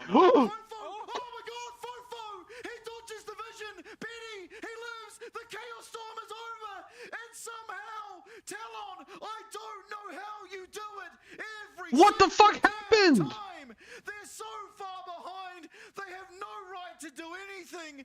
Both carries down for Vikings, and Fofo and Betty on 1 HP navigate, get out, and heist victory from the jaws of defeat. I mean, hubris at this point is the biggest. I think somebody fucked up. They absolutely take strides in a game. Confident, or they get lax in the way that dude, that was like a 8,000 goal lead. Now it's 6,000. From Talon that it swings things. Now, look, it's not a lead back in Talon's favor. They have not. What the swung by fuck a massive happened? margin, but if they can take fights like that, they can easily take the game. It's how they How won the in fuck? secret, Oh, it's thank how they God, won we in got a Boston. I mean, replay. what was the call? He Okay, what the fuck? Okay, Sui Long's getting caught out. I mean, that's perfectly fine. They're going in. Oh my God, that MF ult got interrupted like instantly. Yes, I think this. Yeah, the subsequent engagement would have been onto Baron, but Wow. definitely not worth overcoming. Wow. Oh. Oh wait, no. Fuck. Okay, I thought that was fucking Talon getting Dragon. I was about to fucking flip my desk. Yeah, I mean, the dragon was 50 seconds from spawning. And Yeah, they didn't show Atsu's insta stopping the misfortune ult. Was afforded to the side of Vikings, and it makes sense for Talon not to contest it. There's no real need to. Again, Guri looking aggressively onto Fofo, but he is able to just duck out of dodge. It still could be a follow-up here, though. Instead, not going overcommit into the side of the jungle where he has... Oh, minus 500 gold Baron play right up there. Cool, cool. You can then set up yet another trap and do the exact same thing again. Pantheon support? Yeah. I mean, they are. I don't think it's that good, but it's being played. I think there was definitely room. Talon. There's Pantheon mid today. More respect than was necessary in that situation. The ultimates would have been back up in time for them to make something. Someone needs to give a fucking Shogun canceling it. Over a soul is just a second of the dragons for Vikings. So send it over to Casual. Let him know that he has a fan in the LCP. Respect than should be. I don't think so. Ultimately, right now, Fofo did just recall now and picked himself up a Void Staff, and he wouldn't have had that. Oh, there's no enjoyment here if Vikings doesn't win. People, I mean, that was a scary look. Everyone running towards this big boar, but yeah, you're probably not wanting to engage on caster anyway. But I think you've already got the Dragon Soul point, rather, for the side of Talon. You're close to having a third item online for your Aurora, who will be very, very impactful if he is able. Guri is so aggressive, but like, there's no follow-up. But fortunately, Vikings do not have the same vision of the map that we do. Yeah. Well, no, I mean, yeah, look, I think they could have forced the issue, but... Come on, Kratos. Low burn team, they are always going to make the fuck him up. Take the save for the options when it's presented. You are their only hope. Vikings are depending their fucking life on you, Kratos. Should, given how things are going here in game 2. Will he stop from backing off? They are collapsing onto the spot side, trying to set those waves up. He's just still the jungle camp from by. You know, yeah, fuck this Guri guy, dude. Because you need all the help you can get. If you're looking at anyone on Talon to be able to carry this one, it kind of has to be this Corki at this stage. Obviously, you'd love to be able to get the Infinity Edge online, which I imagine will be his last item. I mean, he could even go for something like the Shield Bow just to give him that extra layer of protection against what ultimately can just be a flash. I feel like he just push. But I guess it's the objective, so it's not smart. I mean, a minute. That's when you get tilted and you start spam pushing. Vikings were clearly looking for a fight to try and take an advantage, accelerate some of those items just before Baron spawns up. Because you look at it, at the moment, Shogun is not far off his next, and what he's going to catch a stun to the face, but it's a Rakan. He's notoriously slippery. Oh, was it? I just saw the Kratos did the most damage. If you look at it, he's building towards the black. Fuck, dude. Sky. He's just so hard to. Yeah, Shogun hasn't been able to get a single good ult yet. Sure, I'm just going to locate this pink ward, able to clear that one up as Woody consistently trying to dodge it. Oh, yeah, Kratos is teleporting in. They're looking for it. Poke damage he's trying to do. The teleport in for Kratos. He's looking for Kasa, but Kasa's definitely not the member. Guri lost all of his health. Between Worlds and Fofo. How could he play okay, actually this is pretty good. Fofo's low. Oh, that fucking misfortune ults, man. They're so useless. Come on, Kratos.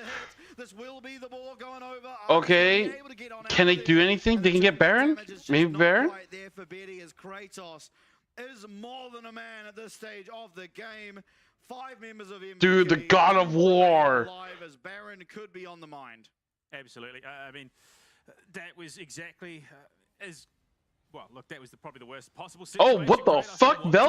They just Valkyried into them. They don't have the damage to deal with the Why? currently. Betty is What the just fuck? melting. Benny just committed Sudoku. They had the follow-up. It's a nice amount of CC from Arja, but unfortunately, again, they cannot burn What? the Zuda's health pool. What the fuck? To see you long, but it's a shutdown ultimately. Once again, given over to the side of Vikings. They get the Baron while all of this is going Okay, on. please reset. No, stop chasing. Kratos, you fucking idiot. You are, oh my god, dude, just please go back. You have to go get... What?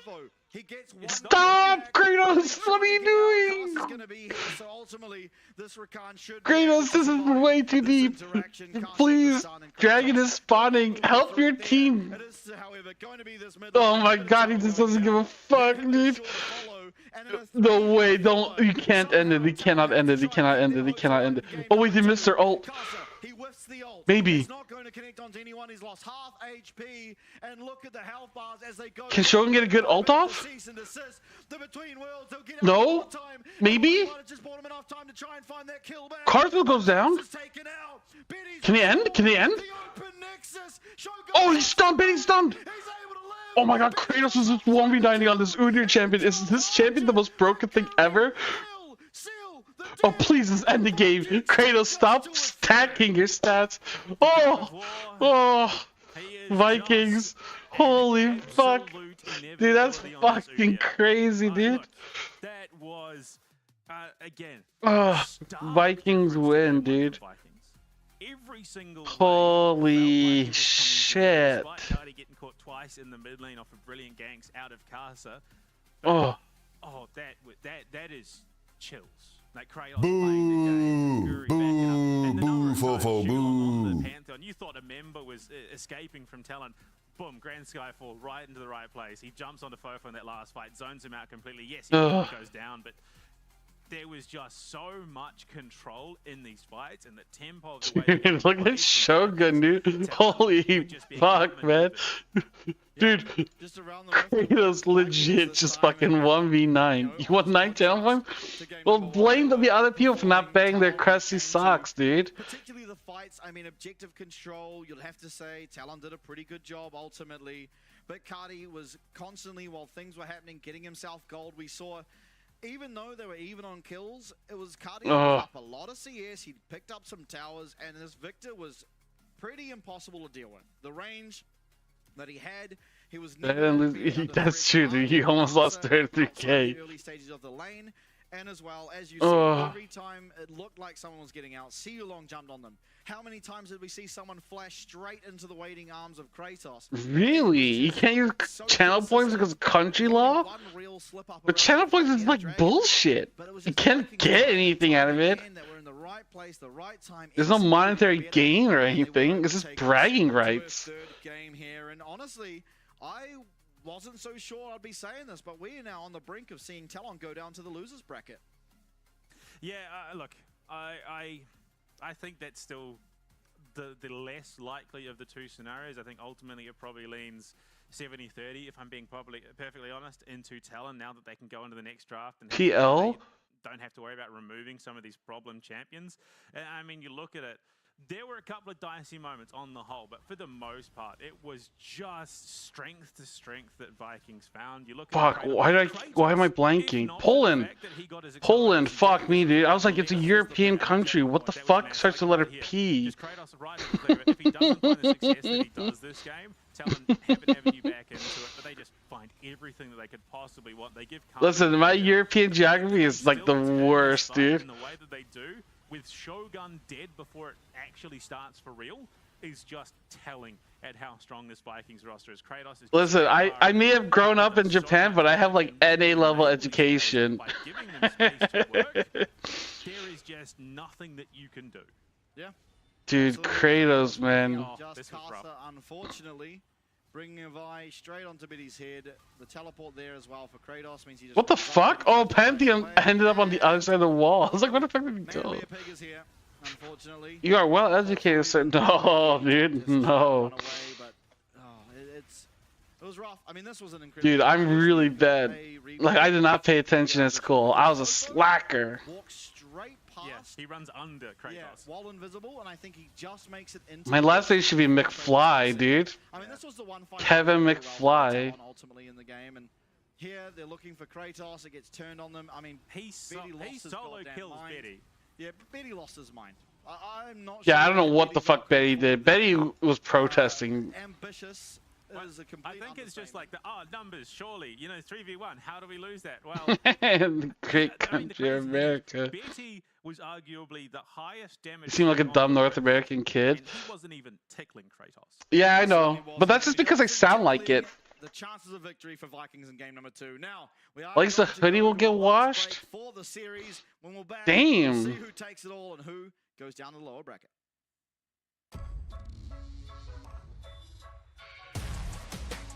Oh, there's no matches tomorrow, actually. Yeah, I'll watch it tomorrow.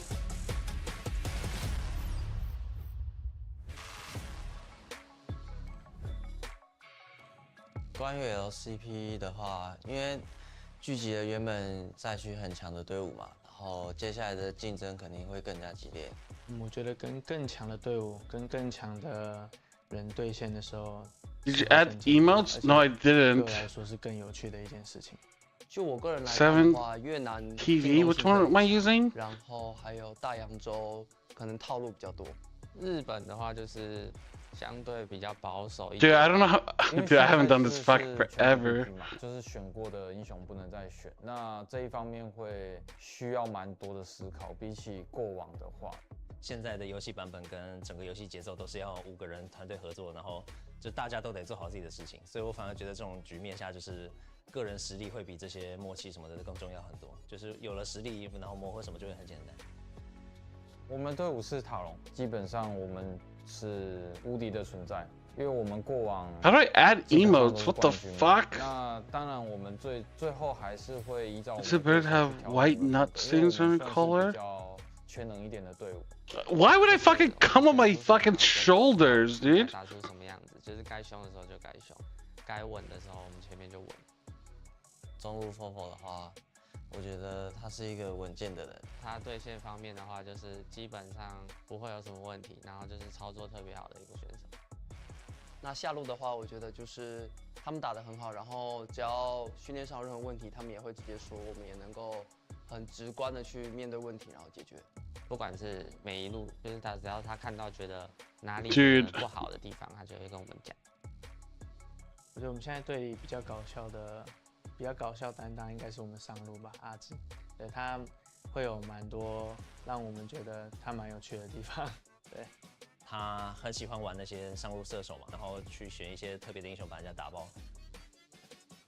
卡萨的话就是人挺好的吧，然后常常为队友着想。Dude, he keeps coming up as licking. What in the fuck are these emotes, dude? 我们的辅助是无敌。其实辅助位在今年这个赛制下面的话，我觉得辅助会冒出很多不一样的英雄。那刚好无敌会的蛮多的，那我觉得他可能会玩得更好一点。对。What about LPLing? 我觉得 Oh, Gigabin. 会拿很多的 Right at it. 塔隆肯定是会参加所有的国际赛事，然后希望可以在国际赛事拿到好成绩。然后不管任何的比赛，我们都是要突破，比以往成绩更好的。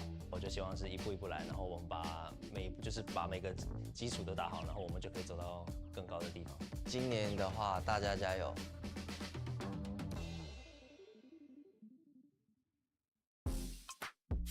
Well, I enjoyed my time in California. California knows how to party. Với cái giải LCP thì thật sự rất là mới với mình, tại trước giờ mình thi đấu ở VCS thôi. Dạ, theo em nghĩ thì việc kết hợp giữa cả ba khu vực thì sẽ làm cho giải đấu thêm phần kịch tính cũng như là hấp dẫn. Nên tụi mình sẽ cố gắng để tích lũy thêm kinh nghiệm cũng như là trải nghiệm để trước khi ra đấu trường quốc tế. I can't find it LCKing or LPLing actually. What the fuck? Are these actual things? How do I add things? Đội trưởng của đội tuyển Viking Sport. Anh Cati trong game rất là hot. Đội trưởng team em. Dude, I'm gonna have to ask you these things, Leander. Cho mọi người. Mình xin tự giới thiệu về team của mình. Team mình thì có một top, Kratos thì mình thấy khả năng Dude, what the fuck? What are you talking about? San thì là tài năng trẻ thì cần phải học hỏi nhiều thêm. Curry thì mình cảm thấy rất là có cái kinh nghiệm trong game và khả năng macro. Trong game cảm giác I thought it was I think I have better TV and 7 TV. Còn Chika đi mid thì mình cảm thấy bạn ấy là tài năng trẻ thì điều đó thì tiếp cho sự động lực của mình thì càng phải cố gắng nhiều hơn. I'm gonna go turn the AC and grab a drink because it's hot with this hoodie on. Tập luyện rất là chăm I'll be chỉ, back. em rất là I'll take a quick break. về điều đó nên là em cảm thấy bản thân em cũng cần phải cố gắng rất nhiều để có thể bắt kịp đồng đội. Với team của mình thì có 2 vị trí AD, Shogun thì mình cảm thấy nếu mà Shogun chăm chỉ luyện tập thì còn phải tiến bộ hơn nữa.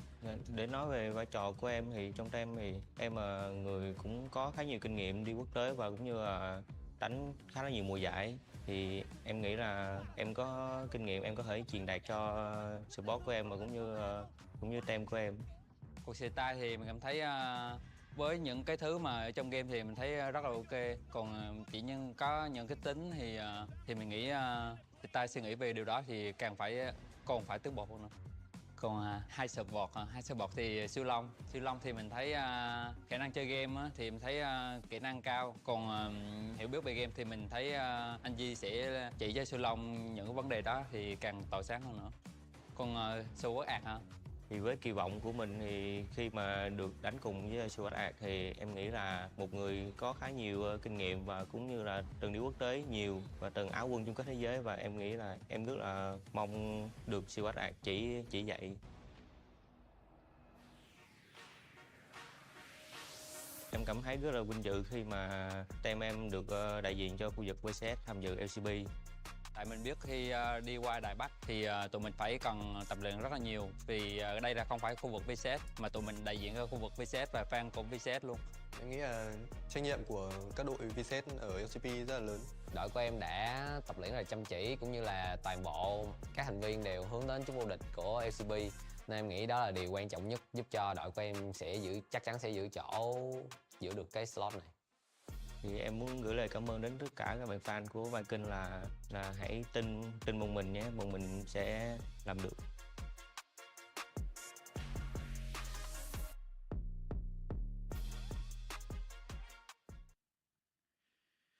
Game number 3. Wasn't so sure I'd be saying this, but it's looking like TLN, there's a chance they will be regretting their pick because Vikings came out of game number 2 and just ran away with it. Yeah, look, we questioned between games 1 and 2, you know, if this is what Vikings are bringing, realistically, how comfortable, or how long is their run in the playoffs going to be? But they then come out in game 2 and play the way we expected them to play. The big problem, though, that I see going into game 3, TLN have side selection. They've picked the side that they are currently undefeated on. Yeah, I mean, it's the elephant in the room. They are going to have a much more comfortable draft, assuming that, you know, they want to be on the blue side, which, of course, they did select. So, I mean, there's not a whole lot left open that we've seen a lot, and the game 3 drafts can get a bit funky sometimes. We can see a lot of AD carries banned out, which is typically, I guess, the role that's most focused when you get to this game 3, at least from what we've seen. Doesn't mean that you also try and leave open some of the power picks that have been banned, the Nocturne, the Zyra, the Rumble. I'm not entirely sure. I mean, I think we have seen it before, that being the case, but I don't think you want to necessarily give Guri a Nocturne. You probably also don't want to give Guri a Zyra unless you're able to secure yourself a Leona. So, I don't know. This could be very interesting. I think the bans probably will change up a little bit now. Fearless draft being a large reason rather why. Yeah, I mean, you think it gets crazy now. Wait till we get, you know, into this weekend, the best of 5's coming out. There is just some potential insanity that ensues once we head into the best of 5, and the LCK is really just, you know, loving it. They're making the most of it. I think they've had a number of game 5s now in their playoffs format. We'll have to see just how the LCP does at that state of the game. But I mean, with what's left in the pool, I'm lacking confidence that Vikings can successfully reverse sweep and get it over the line, because a lot of those picks that have really made them look very, very strong are going to be out, whether that's through the Fearless draft or just the ban phase in general. So unless they've got something in terms of just some, you know, deep pocket draft, they've got some picks that they really think they can, you know, finish things off strongly with, I just think TLN ultimately have the stamina to close this out. I'm inclined to agree here. Now, as we hit into those bans, the Zyra Nocturne were hit, the Rumble and Callista for the side of Vikings. Wukong to round it out. Xin Zhao stands out to me as a power pick remaining open, so we'll see if Vikings take that one away and devolve, I suppose, the jungle picks. It's gonna be nicer. Yeah. Oh, what the fuck? Why are they so fast? They're slow as shit. Take it as its Caster's most played champion Alright. at the moment in the jungle. I'll open up the betting. He's You guys can do predictions. 5 games, so an 80% win rate across 5 games is pretty impressive given how, you know, the matches that they've dropped have been pretty few and far between. They do opt into the chase. Alright. Yes, look, Prediction time. like the chase top. I've said it about CFO and his Azir. He is one of the few players that plays the champion, I think, to its full potential. Arja with the Jace. Hip pumping on Betty. True. What they draft to round out this comp is because we've seen, if you pick the Jace, it's more brawly, it's more of a pokey comp rather than just the all-in that it once was. But Okay, come on Vikings. Jhin? Notoriously an 80 carry that it gives itself a lot of space. So if Talon are looking for heavy engage, I think they're going to struggle here. Yeah, possibly. I also think It might have been Doggo that beat Betty. up in the top lane. It doesn't strike me as a whole lot. The Rumble's taken away. No, Ezreal, that's interesting. Xin Zhao. Xin Zhao Jhin? Particularly strong. Yeah. But it might just be a Renekton possibly here. Anyway, the Xin Zhao was picked up by Guri. Makes sense again. Yeah, against Jace, I feel like you'd be fine with Renekton top. This is going to be the first Xin pick for Guri this split. He's played almost. Oh, it's his first game? Actually, Yeah, here's the Ezreal for Betty. What would they want? Oh, they're just gonna go Leona? They are looking to play from a little bit of distance. They're going to be looking. Wouldn't Karsa get fucked in the jungle? I guess Wukong is open. Maokai. Oh, you might go like Viego, Lee Sin. Kind of forgot about that champ, but it is definitely. Oh, Jax is good. Yeah, Jax is good. Yeah, you don't see that much Jax these days. Which would lead me to believe that either they're going to ban out the Gragas more than likely in that top side. Well, it should be Jace top. They might be worried about it going. It could be mid lane. I think in the current state it does give Talon the ability to pivot. Akali. I would feel like they would ban jungle, right? Wouldn't you get rid of like Lee Sin? For sure. Wukong. Akali ban, meaning they do think the Jace is going top. Elise taken away from Seolong. Elise ban. Damn, someone's going all in on MVKE. How good a what the fuck? With Ezreal, Leona, and Jace on the board, especially if you pick something that is also a little bit more safe in the mid lane. The Lee Sin being banned out. Yeah, there's Lee Sin ban. Get away from Karsa. Oh, Wukong is already banned. I'm stupid. Damn, they triple banned jungle? It's gonna have to be something different. Okay. Well, we'll see what he goes for. Still one more ban to come. I imagine just okay. So Ari, so taking away a safer. Just sock vote for Talon. Trying to force out the showing of a support. Ari banned, yeah. Here, would you blind mid and just counter pick? Leave the blind pick. I mean the counter pick for mid lane and Shen. So Shen. A really strong Leona. Wow, Shen. Also will be able to block the Mystic shots as well as. So what would Fofo want at this point? Orianna, a strong champion, not a whole lot to appeal with it now, and there's Galio? I rate that a little bit more. The Orianna, well, what would you pick with Galio? A little bit of setup. Maybe Viego? Galio is a solid pick into the mid lane. Maybe that's why they want it? The problem is with the draft that we've got now, it gives Vikings the counter pick for Cuddy. Unless they do pivot Jace into Fofo's hands and send the Galio up top into the Jax, which, I mean, wouldn't be the end of the world, but I definitely don't think it does. I mean, I'm gonna think it's Viego jungle, right? I mean, Galio is barely counterable. Oh, Lilia. Champions that typically do well. I don't think Carson's that great at Lilia, though.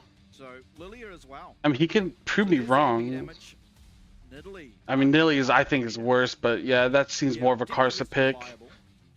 But the setup's there. Yeah, okay. You can see the Leona and Quay, okay, not bad. It feels almost oh, dude. If you haven't put your predictions on yet, I think it's gonna be fucking Vikings win? Junglers out of the mix because I like Vikings draft a lot more. Does give Cardi a little bit more to work with. He's also got that great range to match the Jhin, on top of the fact that you've got Zinzao going in with a Shen on top. Oh, was it? Against the Chiefs? Champions, and then just huge snipe damage coming in from the backline. So I really rate what Vikings are doing. But in saying that, there is a crazy amount of punish turnaround coming out of Talon. Dude, I don't think this, I mean, this Nilly is like a Karsa pick, though. They clipped it? Stun up a long-range target, so, you know, the Hwei or the Jhin, if they do get hit by... How come it doesn't work? I mean, Jhin will have cleanse, but it is going to be very costly, particularly for... I can't see your clip. Cardi on the Hwei, so if they do lock him down, then... He doesn't It might be have a bugged. way You might out, have to they can download easily it. collapse in.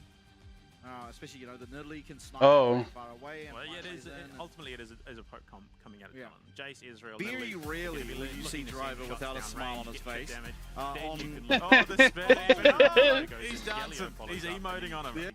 Dude, what the fuck? So realistically, both teams. Driver without a smile on his face. He's like, high five, nope. Oh, the spell even. Oh, look, he's dancing. He's Damn, emoting on dude. him. I love Driver. Driver's so funny, dude. See it on your screens there. It's Talon going up against Vikings.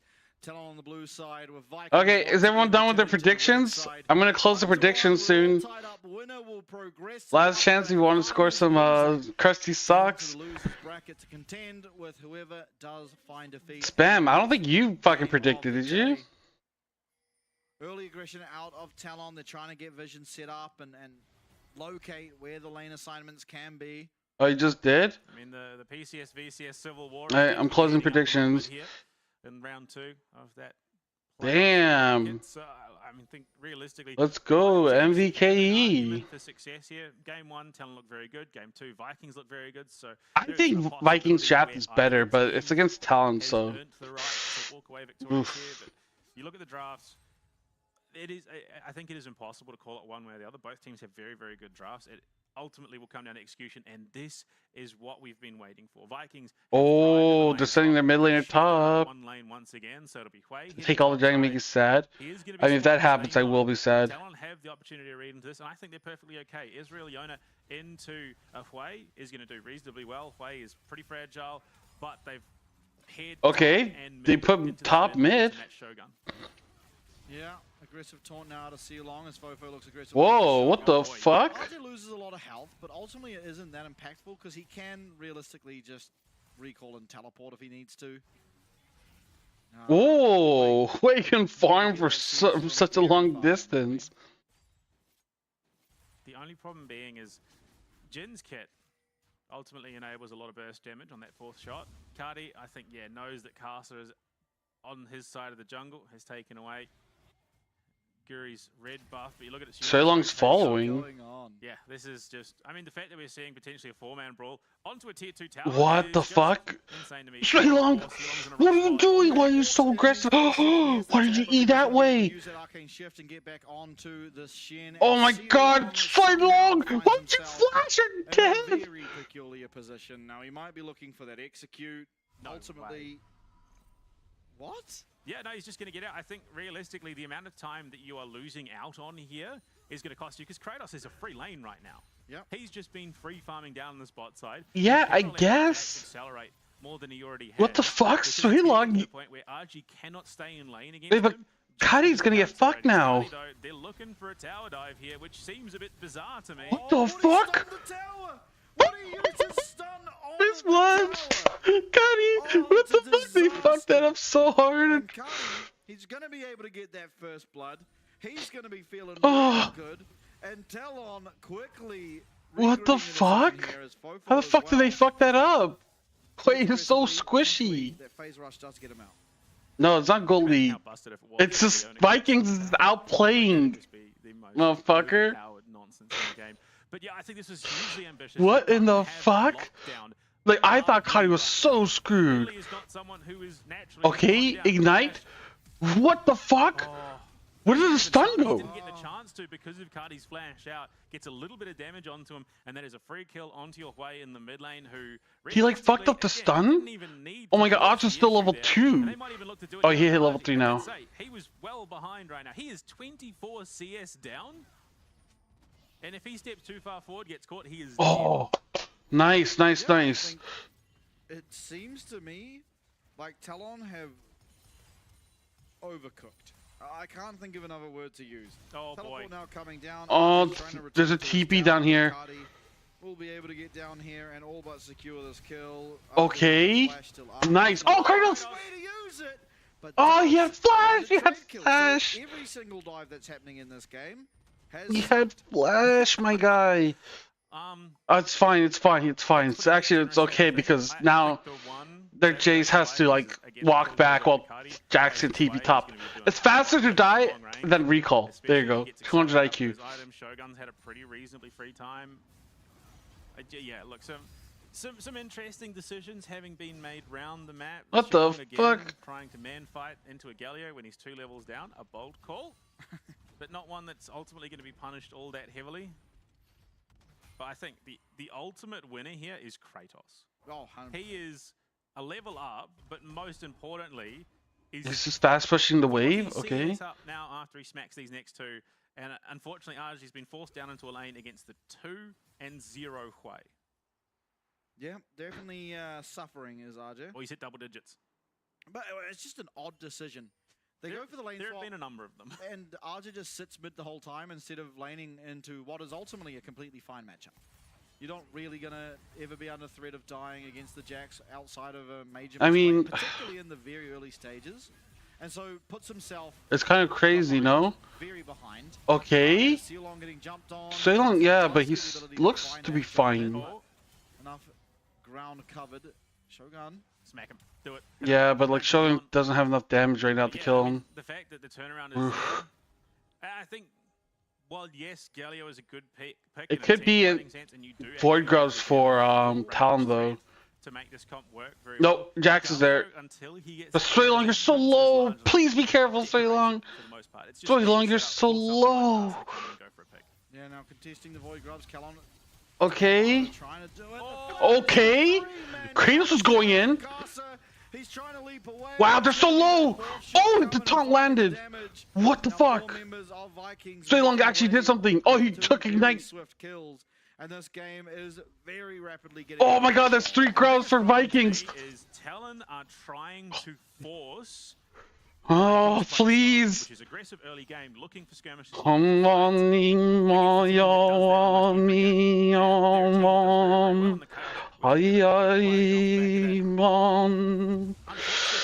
okay, let's go, dude. I think more than what the fuck? to sit in farm lanes until 6, and then you start poking out. That's when you look to the engage. But Kratos again. Oh, that Kratos, dude. Kratos, dude. Yeah, he got all 3. Yeah, like it was a. Oh, he did so well. And that flash knockup by Guri. And I mean, feats of strength. In terms of that, we've got the forfeit already claimed at 7 minutes. They've taken the first. Ceylon is actually playing well, but dude, the way he plays is so scary, dude. Like, dude, if I was his coach, my butt would be like fucking like. Oh, it'd be just so fucked at that point. It'd just be clenched 24/7. I would never be able to unclench it. I'd be constipated, dude. That's crazy. Yeah, a very problematic state of affairs currently for Talon as Vikings quickly find themselves at a ridiculous lead. I mean, 2K, 2.5K even at 8 minutes is a very. Dragon is up, but Guri is going top. Again, he's playing can they? Guri here, but he's seen him far too late as Arja. Arja has flash. Guri's cutting off the exit. Yes, he has flash. About the casters here, he's going to be able to get that heal. Oh, nice. Ooh, nice ult. It took Karsa out. Able to respond in time as Karsa misses the next spare, and with that, it's just another kill, a 5th now on the board. Shouldn't Talon be praying to win this? Rip both though. Hey man, listen, you never take any chances with Talon, dude. Justifiably so. And look, Talon's one of those teams that you never know, dude. Out of this entirely and look, say, They have like mind control powers. But me, I do not have the mind control power. Don't have the damage to take this fight. Well, Fofo gonna get stunned up or feared, I guess, but still will be fine. Lethality Jin as well. I think he'll be collector. Yeah. So he's going to have that early shred through what is likely going to be Fofo going, I mean, standard build. Unfortunately, yeah, it's definitely lacking in terms of burst, but it gives him a lot of... Damn, dude, Kratos is pretty far ahead. He's about to get his Triforce soon. Well, yeah, he's been chilling at this top lane. I mean, yeah, it's hard to see what Talon are supposed to do from here. I think ultimately the level 1 was... I'm kind of confused that we don't see that many dragons. 1 lane, or 2v2 laning, actually. But, yeah, alas, decisions were made. Well, I mean, that's the thing. So realistically, if you... RG would have been playing into Kratos bot side, because they lane swap. If you just rotate Woody down into the mid lane with Fofo, okay. I mean, there's no real kill. But the thing is, like, in this game, I would 100% prioritize Void Grubs over Dragon. Yeah. If you had to pick. Because, like, I feel like if Jax has, like, 5 or 6 Void Grubs, oh, that would just open up the map for you, dude. From an outlooker's perspective, seemed very odd. Vikings, I'm sure they're okay. About it. Look, I think if we're being honest, though, in terms of what... Does Kratos gonna go back and reset once before we go for the Void Grub fight? Probably going up against GAM first. I don't think they're overly worried about that in the grand scheme of things, despite GAM's phenomenal day yesterday. Wow, okay, just took abuse for no reason, though. That's not good. Yeah, then they would likely have to take on the loser of CFO Vikings, which potentially would just end up being a rematch, I think, if we just go off the current state of how the teams are playing. Which I think realistically they then probably can win again, given the chance. Yeah, I mean, I think the 4 teams we're left with here, ultimately all 4... Oh, nice taunt out. Oh, nice flash out. Long with the fade away. Damn. Does have to flash. Now Void Grub's but are they really going to give up Void? A pretty strong early game, being that they have... I mean, like, but, I think they should fight for this. Now that you have to be concerned, the Sundered Sky already being picked up here by Guri means that any... Oh, they're not gonna get it? That's crazy. Like, to me, like, they should actually, like, try, because if you get, like, 4 or 5 grubs, right, it lets you push towers really fast, and Kratos is in a really good position to just take control of the whole map. Like, if he's able to, like, just burst down towers in, like, seconds, like, it makes it so, like, Talon will always have to play defensive. Being jumped on and is taking a lot of damage. Oh my. As it were. I mean, yeah, a pretty scary Jax. Honestly, not as scary as he could have been, considering he's up a lot of gold on his direct lane opponent, but not really up that much gold in the grand scheme of things. It really is just Argis suffering. Like, yeah, that's how I would have looked at it, though. Seems to be a recurring thing. Because even if you get 4 grubs, that's still, like, good for Jax. 3 doesn't help too much. Position just to bolster another one, which is an interesting call, but for a lot of times it has worked well enough. Yeah, if they had like 4 grubs, they probably could have taken this tower as is. Well up right now, but they back off, say, look, we don't need to force the issue for an Oxy Blessing at the moment. We can play it a little bit slower. The Collector is finished up, and I mean, just the fact that Shogun has, for the most part, just had free reign in this mid lane is a pretty scary thing. Yeah, for sure. And same can be said for Betty, at least. In that regard, both AD carries essentially getting free time to pick up their items. Let's see if Betty has Triforce. That's a very key item, and will give some combat back to Talon. It is a power spike, not as much as the second item would be. Oh, well, I think that tower's gone now in the bot lane anyway. Kratos is back with a Triforce. Yeah, most likely. Betty didn't get the recall off, so either doesn't have it and will get off the wave, or just it got cancelled and so got forced to take the next wave. Kasa trying to take as much of the enemy jungle as he can, and you know, he's done a pretty good job of farming. I don't think he can, but oh, he took it. Okay.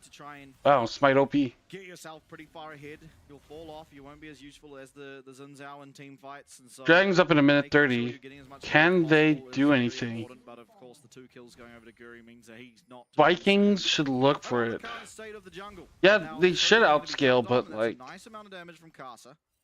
I don't know. I'm always worried and scared. Pressure, and it was the Triforce picked up as well for Betty. So a bit of power now for Talon. They are ultimately a very, very good team, and if they were somehow able to turn this around, it would be very impressive, but it wouldn't be, you know, out of I feel like he could have taken that plating. Down the bot side. I mean, Kratos, That would have been it's only a matter of helpful. time. There is an expiry date on this tower right now. RJ is just fighting tooth and nail to try and keep it alive, try and buy his team some time. And off the back of that, you've got a Shen with the Stand United. So if they try and turn it under the tower, I think Kratos realistically can tank it up if he's got any minions there whatsoever. He's just going to be able to counter-strike. And Yeah, no, it's gone. He's got the demolish. Alright. He's got the Triforce. Okay, there you go. First tower's gone. From the wound for poor Arja. And yeah, it's going to go down. Boom. He's going to smack. Tower's gone. Noxian Blessings claimed by Vikings, who were already in such a strong point. Oh yeah, let's see you stack some dragons, dude. I don't want to see no fucking giving Talon like a billion dragons for no reason. Have done over the past 5 minutes, done a good job of slowing down the pace of the game. While ultimately they wouldn't have wanted that, they would want to be accelerating, being that they do have this Nidalee. It's, you know, the situation you find yourself in after a pretty poor early game, that you are just having to stem the bleeding and hope that you can have some heroics. Most likely have to come out of Betty on the Israel. And you know what? Out of any player on the Israel here in the league, Betty's probably your best bet. He's always been a very good Israel. Yeah, I I mean, yeah, Betty's good at Ezreal, but like, I don't know if that's enough to win this. not necessarily forced onto the Galio, but definitely feels like he's Take Vikings opponents. True. There we go. Let's get some haters in here, dude. on the backside. Yeah, but I think with that Viking have got the Oh, they need. They do. The Gallows Talon's coming in heaping. well, however, for Fovo, he's going to be first to the play, so if Talon are There's able in to find 5 a way in, people. that'll be very good for them, and no teleport yet being committed by Cardi on this play. There's a potential that Vikings are just willing to give this up for that exchange of the tower. Okay, okay. They'll be pretty happy with that considering how the map's going. They've now bought Okay, in this scenario, like we made them TP and we get top tower, right? In that case, then yes, this is a fine like giving of the dragon. from RJ, who was gonna Oh, Kratos! I think you went a little bit too deep. Kratos has overstepped the mark, and he's gonna Oh, Kratos! You shouldn't have followed up. And that is going to go a long way to helping Casa, who, for the most part, Ugh. has been in a bit of a famine. Doesn't quite catch him up to Guri, but he's not found the effectiveness that he definitely would have wanted as an Italy. And Betty's like, yeah, that was a good fight. He's got that last shot. I'm probably going to leave now. It's not the ideal situation for me whatsoever. But yeah, Kratos. Look, Kratos definitely is in a position where he could have taken that. Unfortunately, just not respecting the map state. And as a result, being collapsed on and Yeah. taken down, loses out on a bit of time. I mean, yeah, Kratos should have like after the flash out, just been happy with it. Tree-shot barrage comes through. Jax is TPing in, but he's kind of far. Kratos is going to be there. Yeah, Arja's here as well. Everyone that wants to be involved will be involved. Okay. Shen's actually dodging a lot. Oh. Ripshield getting very low, and I mean, similarly as Shogun, but he's got that. Okay. Missing the Shin ults. Oh, actually no, Betty's down. Pop goes the Israel. He's taken out. It's a 4v5 now. If Oh, Talon dude, want why does so much any chance damage? at securing this Rift Herald, it's going to have to be an absolute heroic fight. Now, ultimately, Shogun is very low, as is many of the members of Vikings, so maybe they've done enough to delay this Rift Herald, but, you know, still, Vikings coming out on top, being that they did secure themselves at least that one kill. Okay. We haven't seen a lot of Jin, but when we have One kill. clearly they've been watching some Wanted, and there's some bullet curving going on, because there are some players who should have just been out clean and free, and then all of a sudden they just thread the needle, and it takes the shot that it needs to, slows it down, sets it Cardi up for yet another kill. He is 3-0 currently, but the backing off gives Casa obviously the opening that he thinks he needs to start up this Rift Herald. I do not think he has it by any stretch of the imagination. Shogun and Cardi just have too much. Yeah, Carson's not doing that much damage. Suelong's so aggressive in his positioning. It's actually crazy. Woody flashes in. Kai flashes out. Woody should die. Is he gonna be okay though? Oh, they're so low. Okay, but it's fine. Oh wow! Oh, Kratos! Where the fuck did you come from? Damn! Tower down! Dude, Talon down! Dude, Talon is going down, dude! Oh my god, dude. coin toss between the Vikings.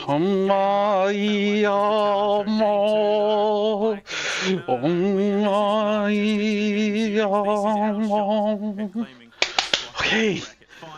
Get a little bit of extra prayer in there, dude. Game 3, they're looking to solidify that. Or GAM. To be fair, it could be an all VCS up. I kick ass for the Lord. Still, they do have to get this one across the line. They are very far ahead. 7K at 20 minutes does not bode well for the side of Talon. I have the power of God and enemy on my side. A nice response flash there from Cardi, keeps himself very topped up in HP. Solar Flare does go wide. Yeah, this fight was a little bit hectic, but like, yeah, nobody could like kill Guri.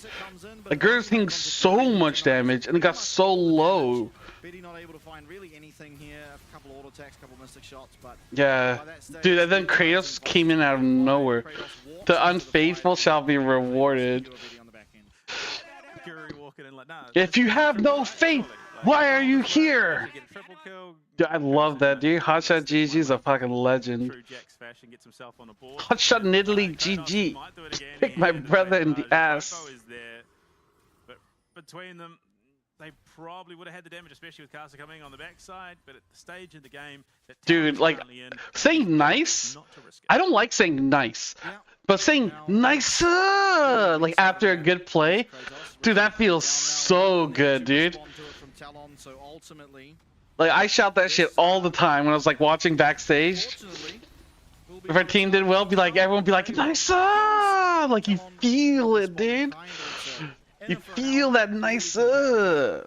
Especially at the stage of the game we're in, Betty will be able to mop up this Rift Shield eventually. Oh man, 6,000 goal lead. Pretty bleak here. Go for Dragon, go for Dragon. Safer. Please go for Dragon. Why are we going for Otacon? Do we need to flip the whole game on Otacon? Oh my god, Kratos, where are you TPing, my boy? Oh my god, you're in no man's land. Okay, well, Leona's dead. Kratos has to flash out. Otacon's killing everyone. Oh my god, Kratos almost died. Dude, Otacon is legit killing everyone.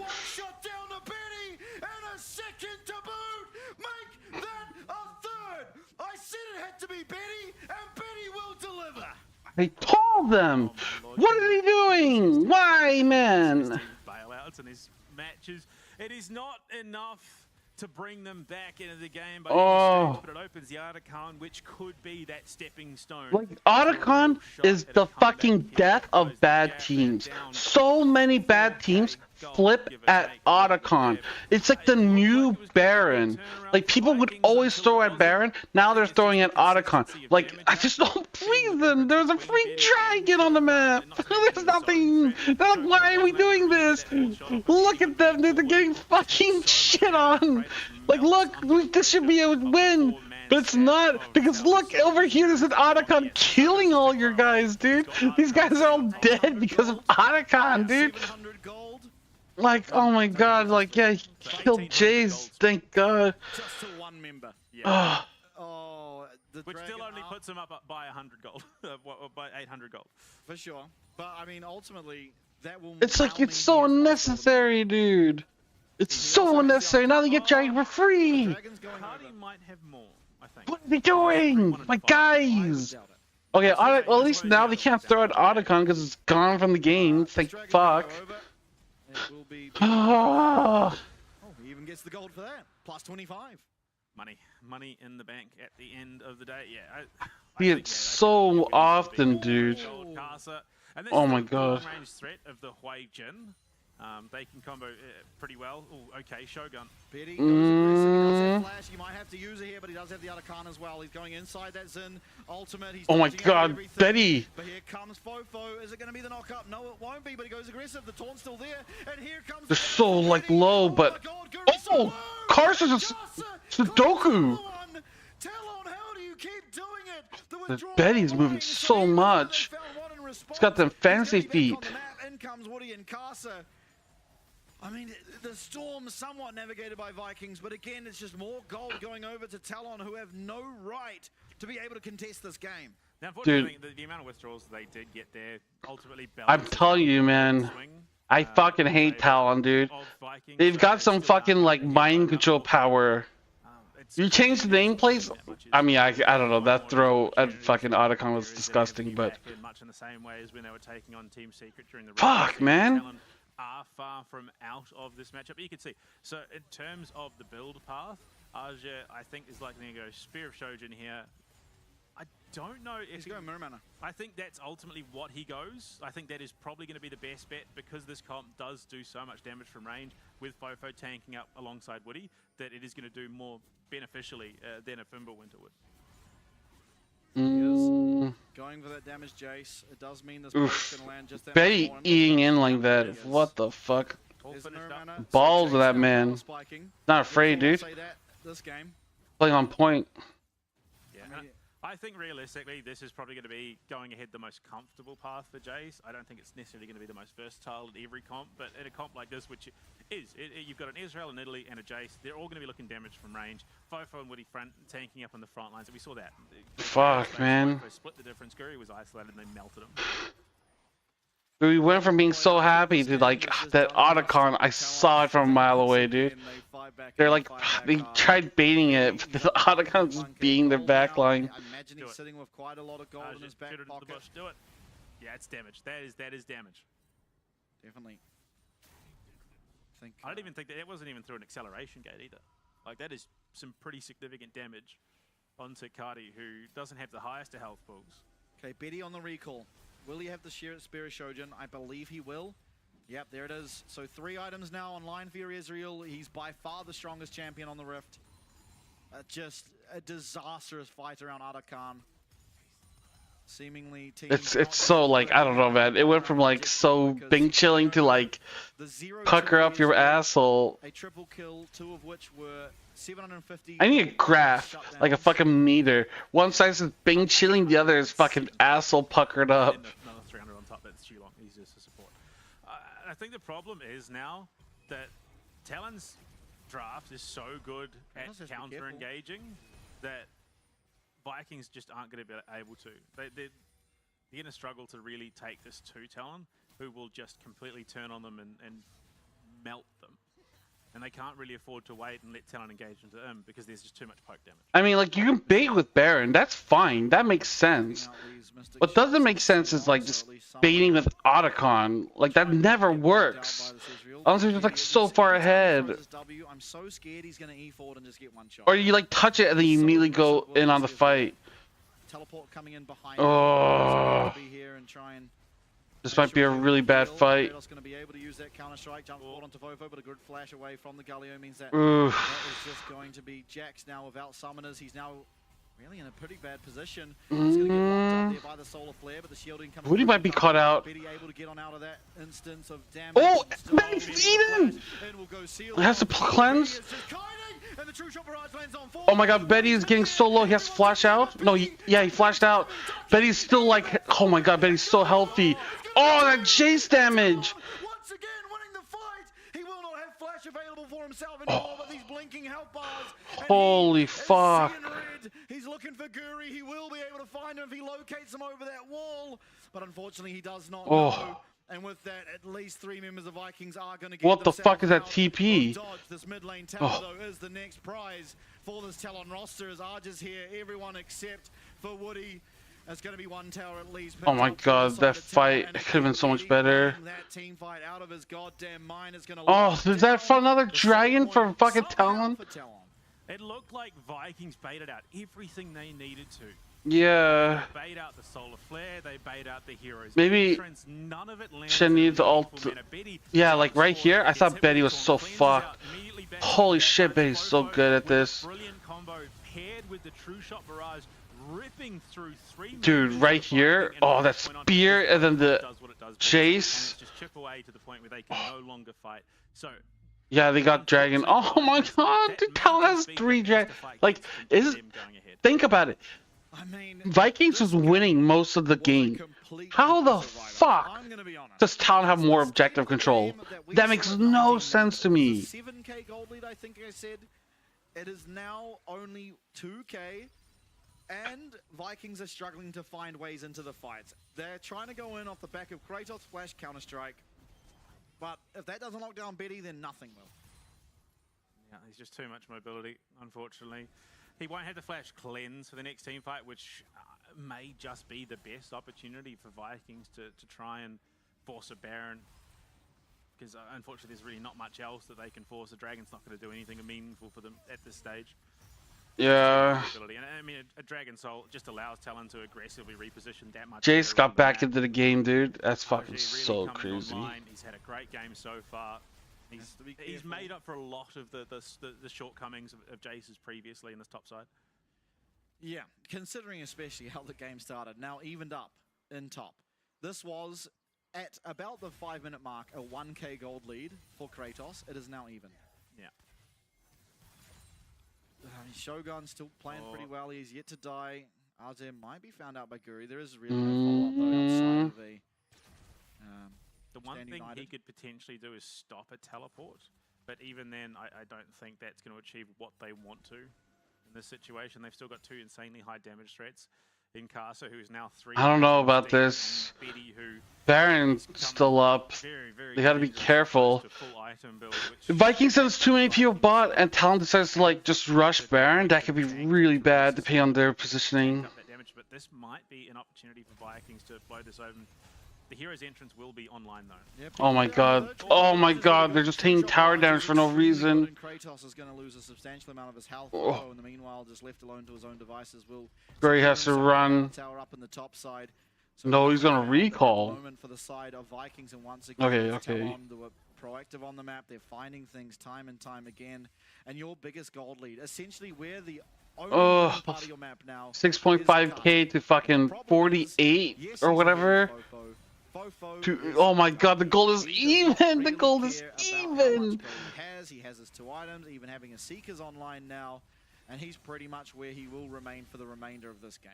And unfortunately, there's just not been an avenue for Kari to deal that long-range damage threat onto Betty. He's just too mobile. Spear of Shojin as well. Crazy, dude. So these long-range damage threats are really coming into their own. They're hitting some pretty significant item milestones at this stage in the game, and fuck me! Like Vikings, can they not, my guy? Oh, they're doing Baron. Do they know? They do see. They know. Ceylon does have alt. They have an avenue to actually get in and contest it. Talon, though, they might feel a little worried about being. Okay, also just alt it just to get in there. Should have his Void Staff online now, so that's a big damage upgrade. Still, you're gonna Does Shen not shield that much? It doesn't look like it did. They don't have the tankiest team of all time. The side of Talon, they are rather squishy in general. As well as you can't really do the objective as a poke comp before poking someone out. Unfortunately, it's kind of the basis that the composition relies upon. Yeah, I mean, there's an opportunity here under Fofo. Oh, what the fuck is Fofo doing? Where's the collapse from Talon, though? It's just going to be this Galio getting taken out almost certainly. There will come at least the Solar Flare, but Fofo fucked up. Oh, but Guri took a little bit of damage. Very uncharacteristic mistake. It's the second death of the game, but can they bait it? A critical time to find it is now Vikings. They look to be able to start up and take this back. Don't flip it. Don't flip it. What is essentially a mega poke comp. They're going to know what's happening now. They're going to get poked down. Oh my god, Vikings might have fucked up. Oh, he's dead! And there's all the gold! Oh my lord! The absolute perfect storm from Really? They're still gonna do it? They're so low! Oh, they missed! Oh my god! Karsa, please! Oh, fuck me! Oh, sweet! Oh! It's okay! It's okay! Archer's dead! Okay. Okay. Oh, Kratos, you have no mana. Oh, please, reset! Reset! Reset! What are you doing? Why are we wasting so much time? Reset! What we see there is Are you really gonna try to do? Single-handedly worst champion in that draft from Talon to goes down first in Fofo. They then followed up with the second most important champion in that draft. And like, why we mid? Why are we not on Dragon? Arjik goes in with Casa. They do take. What's happening? Is Dragon just not a thing? Like, what the fuck happened with Fofo? He just legit lost his mind. Absolutely everything in this engagement. Oh. I think Vikings justifiable in using that. They are going to look to get themselves that. Oh, that's Vikings Dragon. Leave that as no longer being an option. Fuck me, dude. So Talon, Guri jumps in, he stacks up the knockup. Yeah, the knockup stacking was well played. So brilliant read. Phenomenal play out of Guru to get that ready to go so that he can turn and burn. Dude, Carson got into the pit is fucking wild. He almost got it, dude. He almost got it. Immediately look for some towers or anything because their AD carry did ultimately get taken out on the back end. But still, with okay. half left of this Baron buff and no real wave clear. They have a minute and a half to do something. Be able to start cracking open this base a little bit more and try and regain some of that control they had earlier. The gold lead back up to about 4K. Guardian Angel as well picked up here for Shogun. Yep, look at that tower, it just melts. Oh, Shogun, why are you dying before the fight even starts? Because of how farmed. Okay, yeah, look at this, like, just chill, dude, just chill. Kratos is taking out mid tower, that's fine. Now they have to go answer him. He can, like, slowly back off. Yeah, and Talon, I mean, they are just going to have to concede some of these. 4-1, perfect. This is exactly what I want to see. To ultimately have impact in the fight and join his team anyway.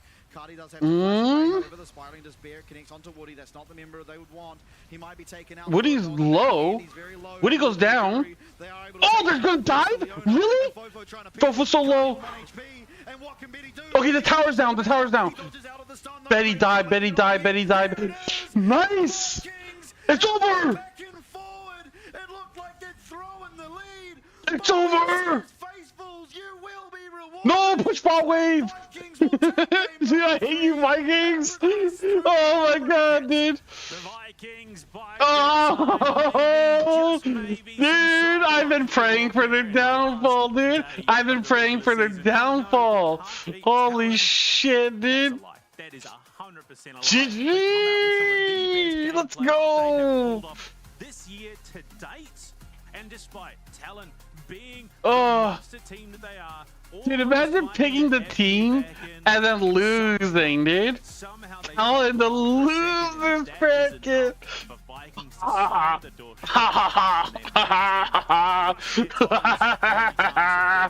Talon. Oh, Vikings, good job today. Even though I insulted the shit out of you, you did well. You did well.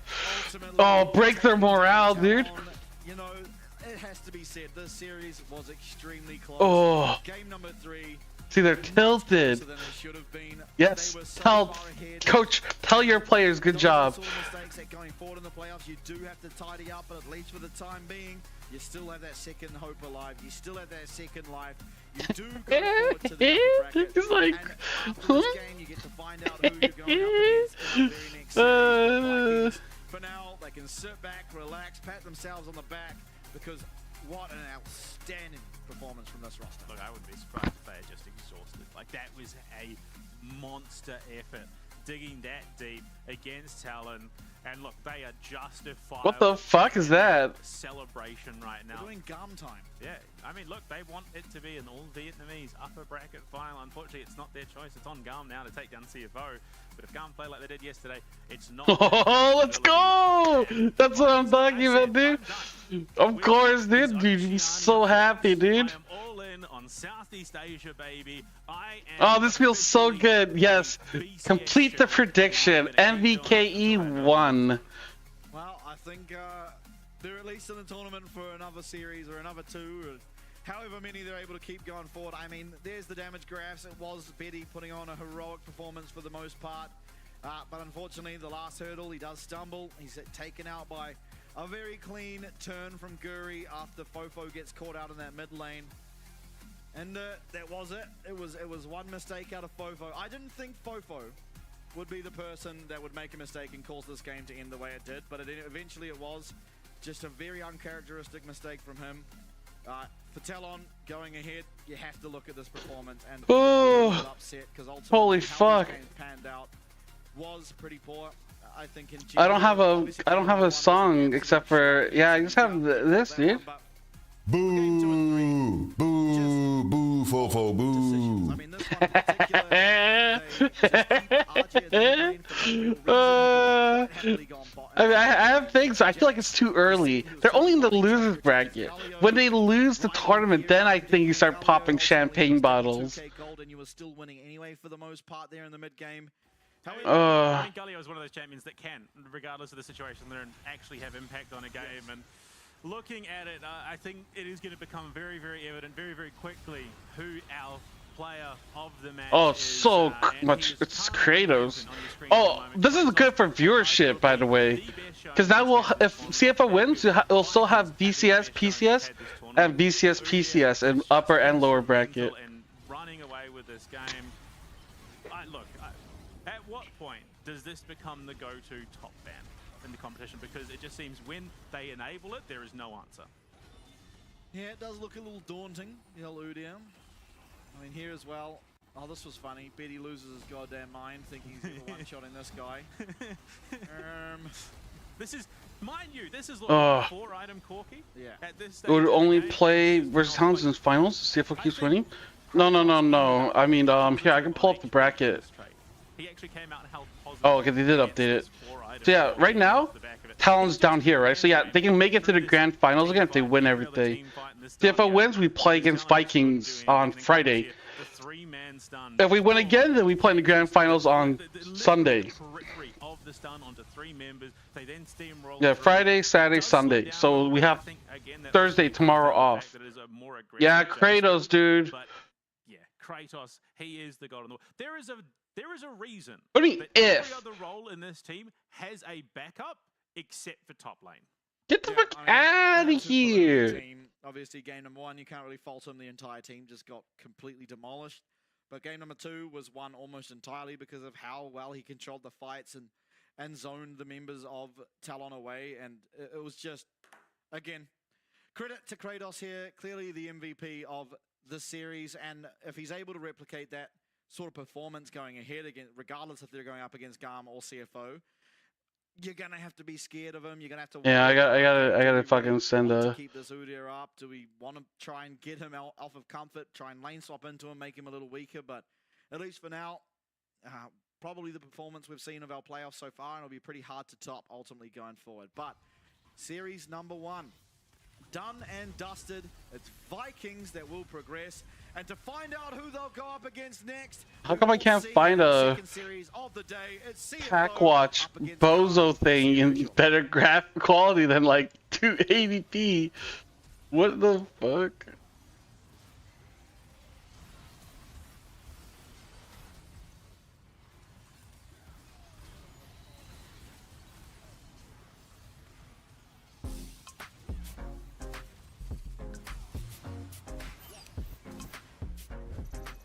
You're constant questioning. Which guy?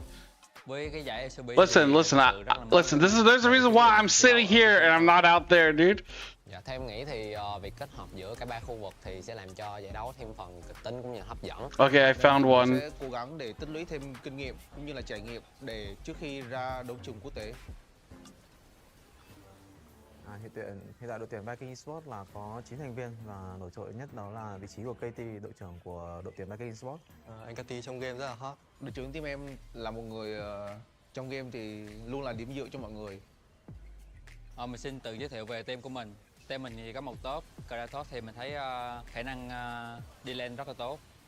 Còn team mình có vị trí 2 vị trí rừng. San thì là tài năng trẻ thì cần phải học hỏi nhiều thêm. Kuri thì mình cảm thấy rất là có kinh nghiệm trong game và khả năng macro. MVP Kratos? Cảm giác cool rất là nhiệt huyết. Maybe. Khá là nhây. And spam, if you say more blasphemous shit like that, you're getting fucking banned, dude. What the fuck? Imagine. No, we ain't imagining shit.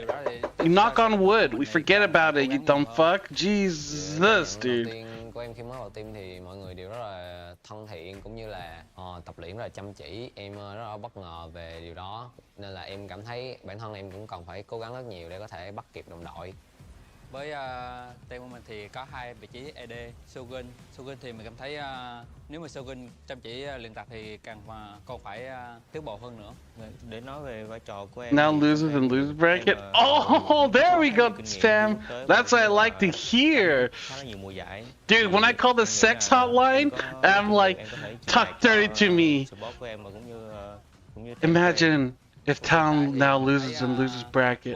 Oh, baby! Thì mình thấy rất là ok. Còn chỉ có những cái tính thì mình nghĩ người ta suy nghĩ về điều đó thì càng phải còn phải tước bột nữa. Còn hai support thì siêu long thì mình thấy khả năng chơi game á, thì mình thấy kỹ năng cao, còn hiểu biết về game thì mình thấy anh Di sẽ chỉ cho siêu long những vấn đề đó thì càng tỏa sáng hơn nữa. Còn Sword Art hả? Thì với kỳ vọng của mình thì khi mà được đánh cùng với Sword Art thì em nghĩ là một người có khá nhiều kinh nghiệm và Dude, I'll pay, dude. That's some good ass shit. Em nghĩ là em rất là mong được Sword Art chỉ dạy. Where's I gotta fucking like. Em cảm thấy rất là vinh dự khi mà team em được đại diện cho khu vực VCS tham dự LCP. Tại mình biết khi đi qua Đài Bắc thì tụi mình phải cần tập luyện rất là nhiều, vì đây là không phải khu vực VCS mà tụi mình đại diện cho khu vực VCS và fan của VCS luôn. Em nghĩ là trách nhiệm của các đội VCS. Oh man, dude. Đội của em đã tập luyện rất là chăm chỉ cũng như là. Dude, that's crazy, dude. Look at that, dude. Oh. Đó là điều quan trọng nhất cho đội của em chắc chắn sẽ giữ chỗ, giữ được cái slot. Losers. Cảm ơn đến tất cả các fan của Viking là hãy tin một mình nhé, một mình sẽ làm được.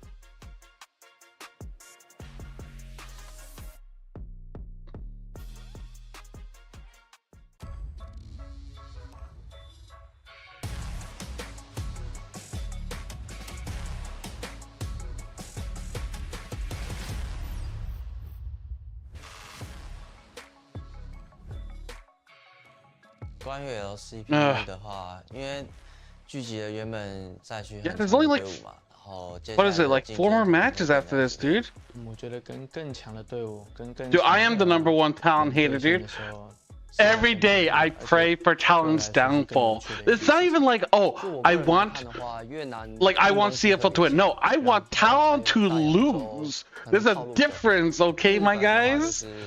相对比较保守一点吧。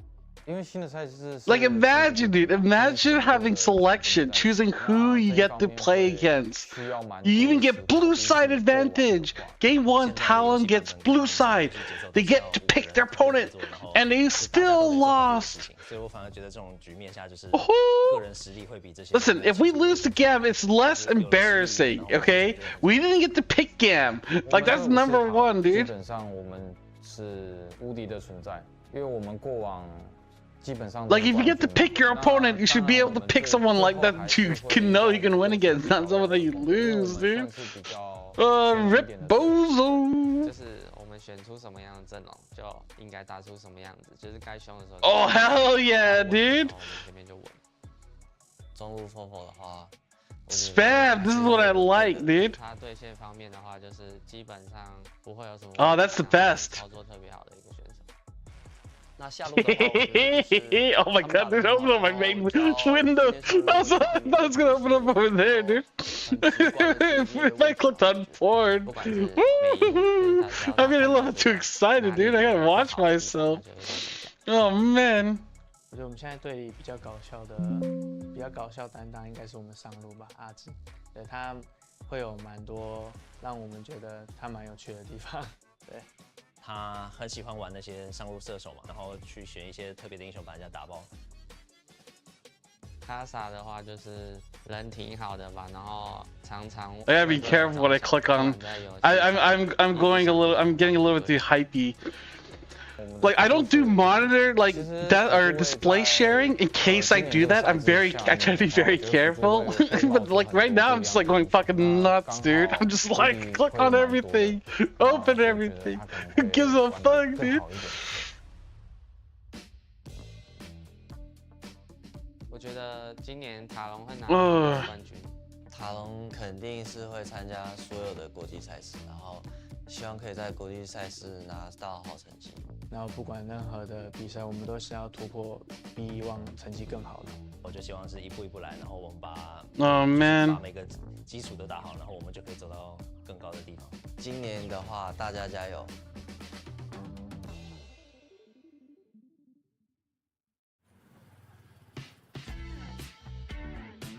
Ugh.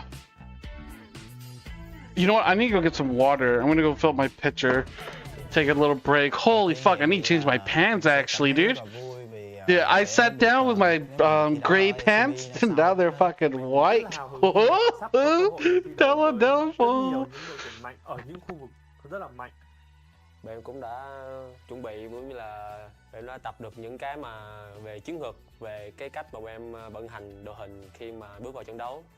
Còn em trông chờ thì em rất là mong vào đến học nhanh ngày 16, 17, 18 gì đó tháng 1 này.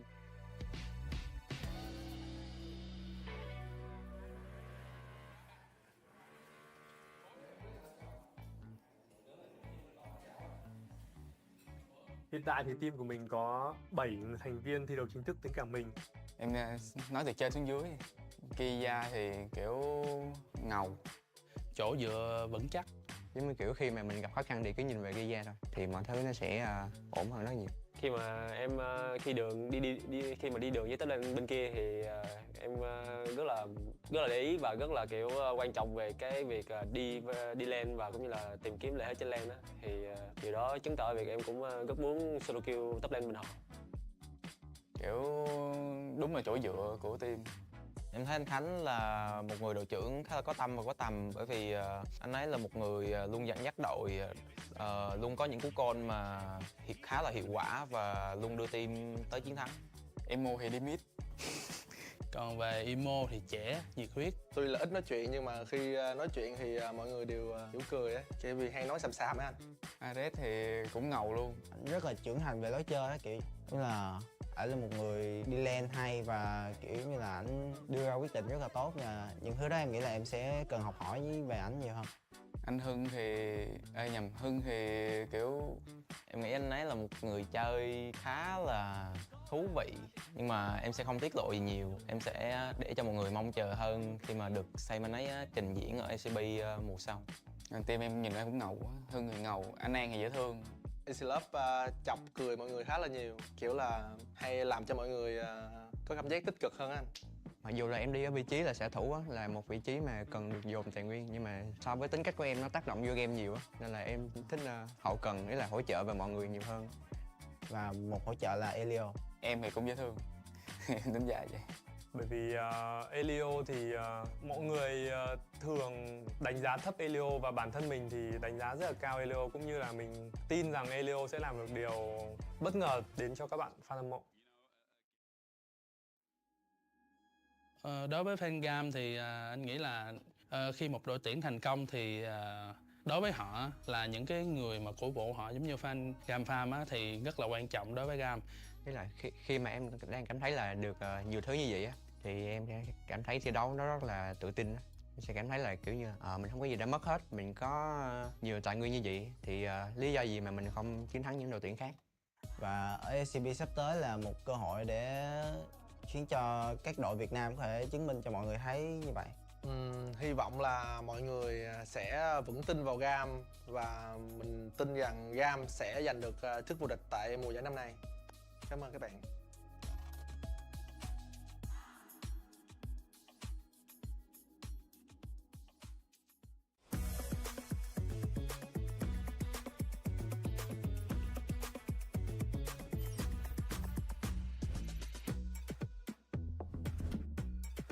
在今年 LCP 是一个完整的新赛区，然后也包括很多就是越南、日本，还有我们自己。我觉得在这种赛区的话，就是会非常有竞争性嘛，而且喜新程度应该会拉得挺满。但因为今天融入了越南跟日本，我们可能会去分析其他玩法可能会不会更好，对我们来说。在2025的 CFO， 我觉得最特别的是我们选手都很年轻，然后他们也乐意去学习。那就非常适合现在的这个赛制，就是全局 BP 嘛，因为其实他们也是有非常多的角色词可以想要给观众去看、去表现。我觉得我们的学习力跟随机应变能力是很强的，所以不用太怕他们的那些风格。可以被选上，就感觉自己肯定还有潜力哦，然后可以为团队带来很多帮助，就觉得蛮开心的。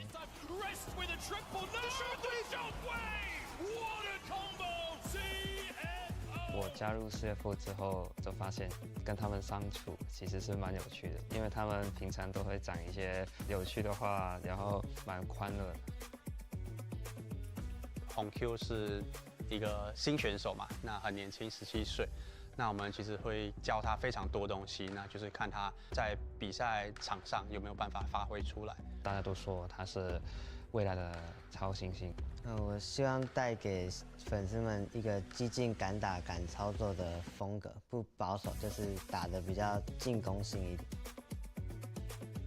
那凯运的话，今年也已经是他第10年在 LoL 圈了。那我相信他的经验是非常丰富，也可以带领我们队伍有一个很好的方向。比较像领导者，因为凯运比较常拉我们队员一起去沟通讨论游戏，所以有这个角色挺重要的。项目4节的话，可能就游戏内，我觉得话也算蛮多的，就是然后操作也蛮好的。我会说我自己应该是算是老大哥吧，就有点牺牲自己，比较团队，然后因为我是上路位置嘛，我可以自己顾好我自己。那 Dogo 的话，他自己本身在 LoL 打了1年，就打出很好的成绩，然后就去 LPL 那边拼了好几年。这次回来，我相信他已经进步了非常多。自己在团练看到他的表现，还有他的操作，我觉得他非常那种明星的，还有领袖的气质，我觉得。车长就是游戏态度很好吧，会很积极的沟通他的想法之类的。因为我能留在竞争力那么强的赛区，就代表自己有一定的竞争力。俊佳是一个经验非常丰富的选手，也去过很多国际赛，就很开心能跟其他赛区的对手交手吧，然后希望可以在比赛中就进步更多吧。今年我觉得我们 CFO 应该会是一个稳中带狠吧，就是要狠的时候狠，然后会乖乖的时候就乖乖的，不会想要去乱打架，然后顺利的拿下比赛。如果能够在第1赛季的常规赛里面快速it's only one 的话，我觉得3个国际赛我们都是能去的。那我这边就先说一下，我们一定能去世界赛。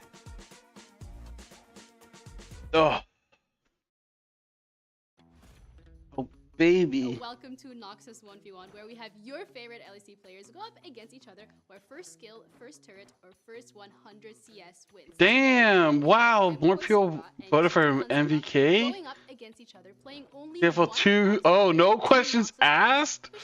What the fuck? Let's find out who wins. Hurry up! I want to see GAM lose. Holy shit! Oh shit! That fell out. Now that Ginger XDD. On this, huh? I think it's fine. I think it's fine. I almost Vladimir was so close. What? Wait, I missed this. I lose my Q as well. What? Oh yeah, actually if you miss it, you miss it. Yeah, I didn't know. Oh shit. I forgot.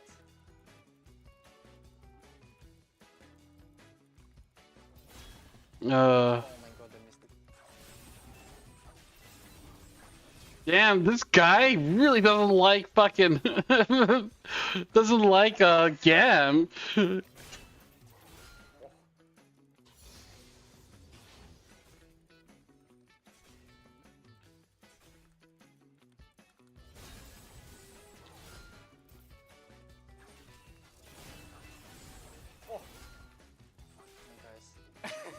I don't know what I'm doing, no, yo. But this champion looks so fun. LEC's bullshit this year? What the fuck? He's from Spain? I thought he'd be a fucking like Koi fan.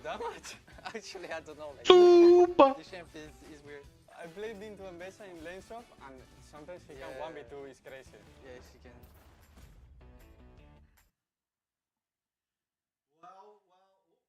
There we go. Well. Sorry, that's my bad. Welcome back. Series number 2 about to get underway. And another exciting one, ultimately. Another battle between the PCS representatives and the VCS representatives. This time, it's CTBC Flying Oyster going up against GAM. Yeah, I mean, the LCP civil war in full effect. We've had arguably an upset in Vikings taking down TLN in what is one of the best series that I think we have seen so far this split, which seems to be the pattern every week, every play day. We get better and better matches to watch, which is kind of how you want things to go. Yes. Now we come to the second match of the Civil War. This time, obviously, like you said, Flying Oysters taking on GAM. For the most part, Is this Civil War?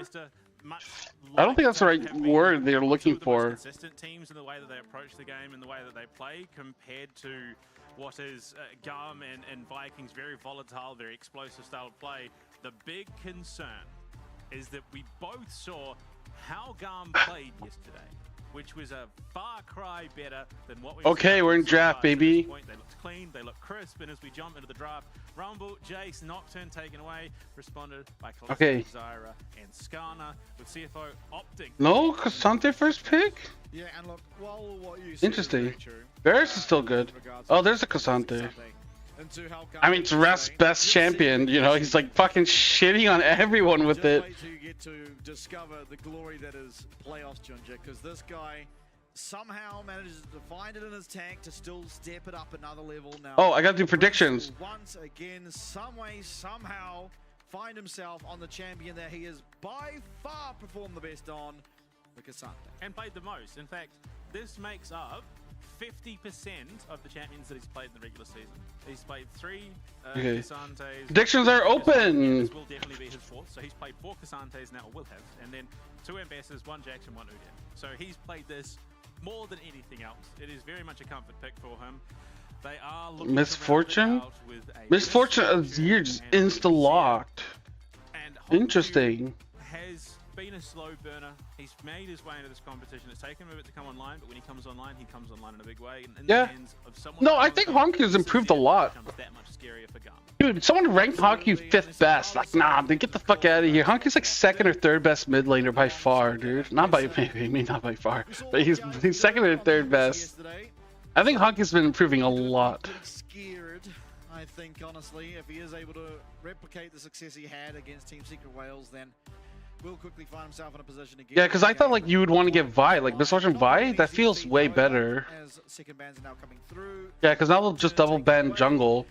I mean, actually, not yet. The Zin's out, rather, was taken away. Yeah, and Mbessa's the counter pick to Cassante, but like rest Cassante's like really good. Like you wouldn't mind getting counter pick top. Because so far, like teams haven't been able to find like a solution to rest Cassante. Definitely into the hands of Ares, who every time that he's been given it has just been an absolute demon when it comes to the Rift. Alistar as well. Alistar ban. Wanting to provide a little bit more security to Levi, a little bit more deny. Junja almost certain to pick Wukong. I would dare imagine. Yeah, Wukong is open. Or something like the Pantheon, but at least Draft not going well? It's okay. Historically, his Wukong very clean, and I don't really see a reason why you wouldn't pick it. Yeah, I mean, very much I feel like here. I mean, Zin's Okay. targeted pretty heavily away. They might pick mid. I don't think they'll pick mid blind, but like they might go Too much played as Sejuani and Leona. Of course, the Wukong, the Renata taken out by CFO. Because it denies Kaiwing Leona, and it's also pretty good with their comp. Because Leona could follow up or like start fights that are or follow up via ult. Rel, okay. Because they want to take it away from us. Because I was thinking that we should pick Wukong Rel here. Just invaluable. I mean, he was the big player yesterday. Kindred? Hovered here for Junja, which has made its way into the Rift for him before. I mean, he's good on Kindred, but I thought you would want Wukong more. Has not played it yet. I don't know about Lee Sin. Whoa, what the fuck, Lilia? Yeah, it's a champion that he's played a lot, and again, I said it earlier in the split, how these two champs interact in terms of the Lilia and the Misfortune is when you use that Lufting Lullaby, everyone goes to sleep, and Misfortune ult counts as damage over time, so it doesn't wake them up. So Then why would you pick support? those two abilities, and if you are able to land a big Lufting Lullaby, you can quite clearly see how you take over a team. Ooh, Poppy actually. Oh, that's fucking clean. Kaiwing is going to have a big role this game. Oh, I don't know what they could even pick to counter that. I suppose for GAM. It might be like Silas, but I feel like that's really bad actually. Has not been played this split. Aurora? Yeah, Aurora's probably your next best champion. Wow, okay. Aurora just offers a little bit more in terms of the overall team fight, in terms of just denial from the entry. As soon as that I mean, get your predictions, and I'm leaning towards CFO. I think this draft is actually really fucking interesting. For sure, team composition's now locked in. I do think GAM's draft is easier to execute, so that might play a factor. As long as early games like goes well, like I feel like CFO's draft is perfectly playable. Why are people predicting against CFO? What the fuck? He's going to be able to create that space and ultimately do a lot of work to keep whoever was that target kept up and alive. I mean, arguably, in inarguably, I suppose, it was that duo of the Ambessa Vi that really Clearly, CFO's going to win, right? I think so. those first few matches to get to this point in the competition, give them that safety net of the double elimination bracket. So it definitely is going to CFO! Yo, Ravi, what's up? GAM win. How's it going? It's going good, dude. We enjoyed game 1 or series 1. The first match, Talon, so good. I think that's going to be the main thing because Doggo. I'm gonna go to sleep happy tonight. Yeah, I mean. Yeah, Vikings won, dude. Is the unfortunate reality we find ourselves in here in It was great. I'm very happy. It's time to be in a mobile AD carry, and it's unfortunate that they're the strongest AD carries that exist. So. And unfortunately, the mobile AD carries. Yeah, Talon lost. Yeah, that is true. But game number 1. Okay. Loading onto the rift. It's the PCS representative. Let's go. Again from Taiwan. It's CFO. Alright, I'm gonna close predictions soon. I mean, honestly, the crowd favorites in general. It is GAM. Nothing like a good old regional civil war. And I mean, look, Vikings did the unthinkable and took down the first seed in the competition. And I mean, Talon opted into that matchup, of course. How do you feel about the draft, Ravi? I feel like GAM's draft is easier to do, but I feel like CFO's draft isn't bad. Well, actually, we made a huge mistake, and we could have had a very, very easy matchup on our hands. Either way, I do think Kindred might have been better though. 5th versus 2nd seed coming into this matchup. Unfortunately, the 4th seed eliminated. Yeah, that is true. Kind of forget that, but I think ultimately, you know, coming. You don't like MF? That do remain are the exact 4 teams I would have guessed would be remaining, but at least let's see. Not necessarily in the positions they find themselves in, but CFO looking to potentially set up for an invade here. They are going to be all spotted out on a ward. What the fuck? That deep ward vision. They are looking to be met in the lanes. Oh, LCK, yeah, I want to watch LCK. I watched it a little bit. I watched the first 2 games. Played a little bit safe. In terms of Misfortune and Poppy versus Varus and Rel, I think there's definitely potential for either lane to come out ahead, but the real threat, more than anything, comes out of GAM. Yeah, look, ultimately, the Rel can't. Alright, both teams just swap. Up and bot. Alright, we're splitting the map, so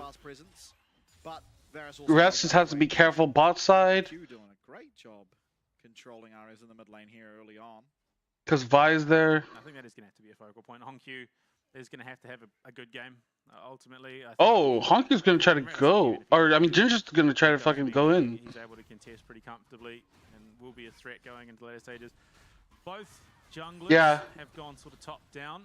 Although in saying that, I mean, Res Casante, I think, is fucking next level. Headed to his blue, so this could be a meeting in the jungle, and it's likely going to be with buff advantage. Oh, Ginger's not level 3 though.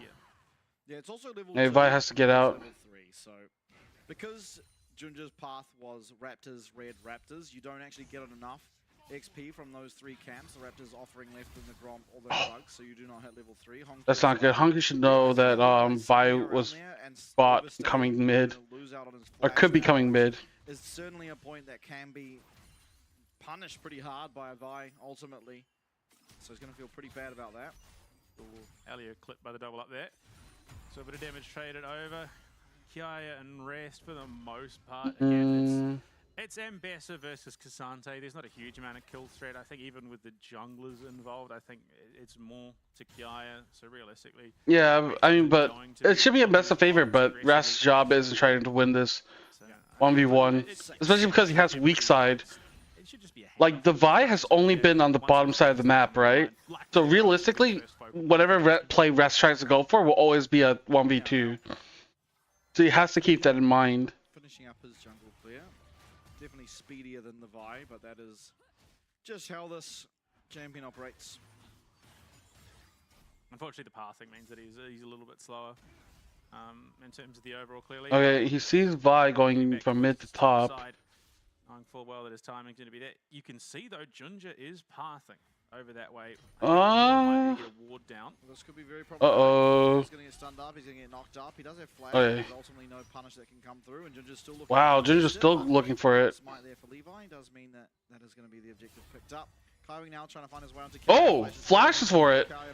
Okay, does he have to flip? Oh, he doesn't have flip. Ah, unlucky. Get himself out. Grasp the Undying proc really was what I think stopped the follow-up there. There really wasn't much more they could do with that little bit of extra healing.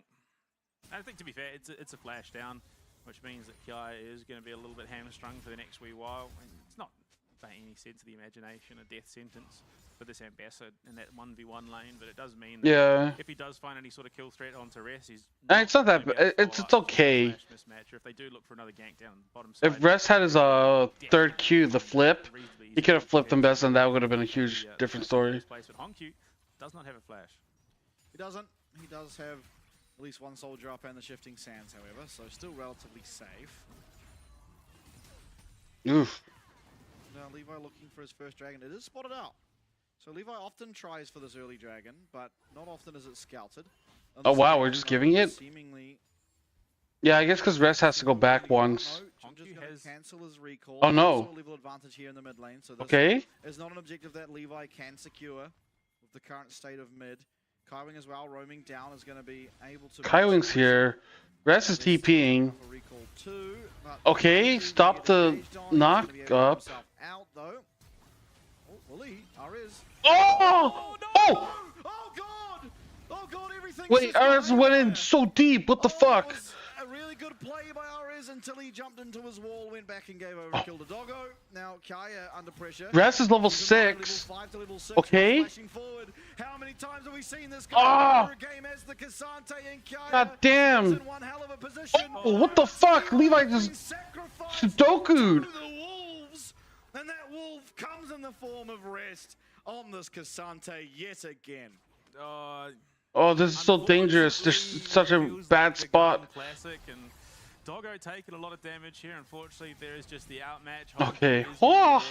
And what starts out as brilliance from GAM quickly turns into disaster as CFO is able to turn and capitalize and collapse.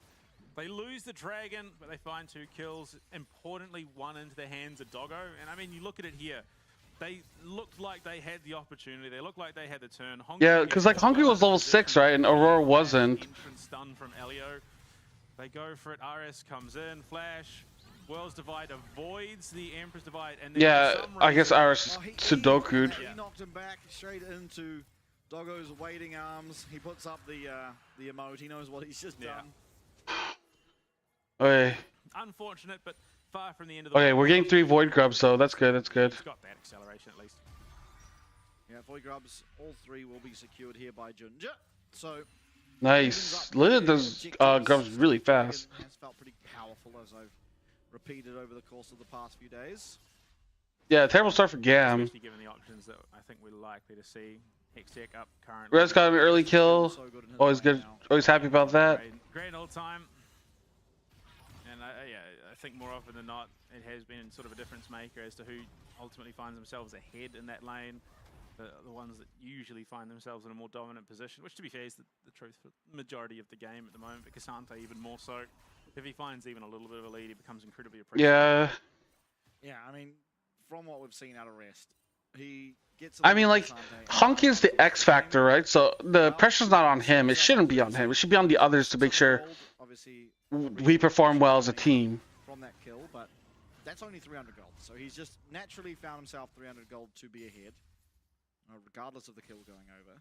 We didn't get Dragon, but we got Void Grubs, which is like fine. You know, that's like an okay trade. Each other once more, and Rest will go to his top side. Levi there, level 6. Does have flash, but this could be a big concern. He's changed the corruption as well. Oh, this is dodgy. This is dicey. Levi has flash. Lilia's here. I know that Levi's here. Okay, Junja now here as well. Oh, we gotta be careful. Doggo is going to get stunned up. It's a fantastic Uh-oh. Oh! Junja. Bullet time does get used for good measure. We didn't properly protect. Ah, we didn't protect. Junja, not willing to risk it, does just flash. Doggo will. What Void Grubs give? Void Grubs helps you push towers faster. So the more Void Grubs you have, the more you do damage over time to towers. But if you get 4 Void Grubs, you spawn like a little like minion that helps you push. If you get 6, you get spawn 2. So that's why, you know, you want to get like 4 or 6, and that will help you push towers really fast. situation. Able to survive that much longer than middle of a team fight, get even more CC out. Levi doesn't seem to be done though. Oh my god. Ultimately will be able to get himself out. There's no ultimate for Levi, so no way to follow up. And honestly, good trade for Honkyu. Everything's Doesn't good. lose that much health and gets out the ultimate. Goobies, yeah, goobies. Aurora. Now Aurora will not have access to the Between Worlds. They spawn. You can spawn a gooby if you get 4 void grubs.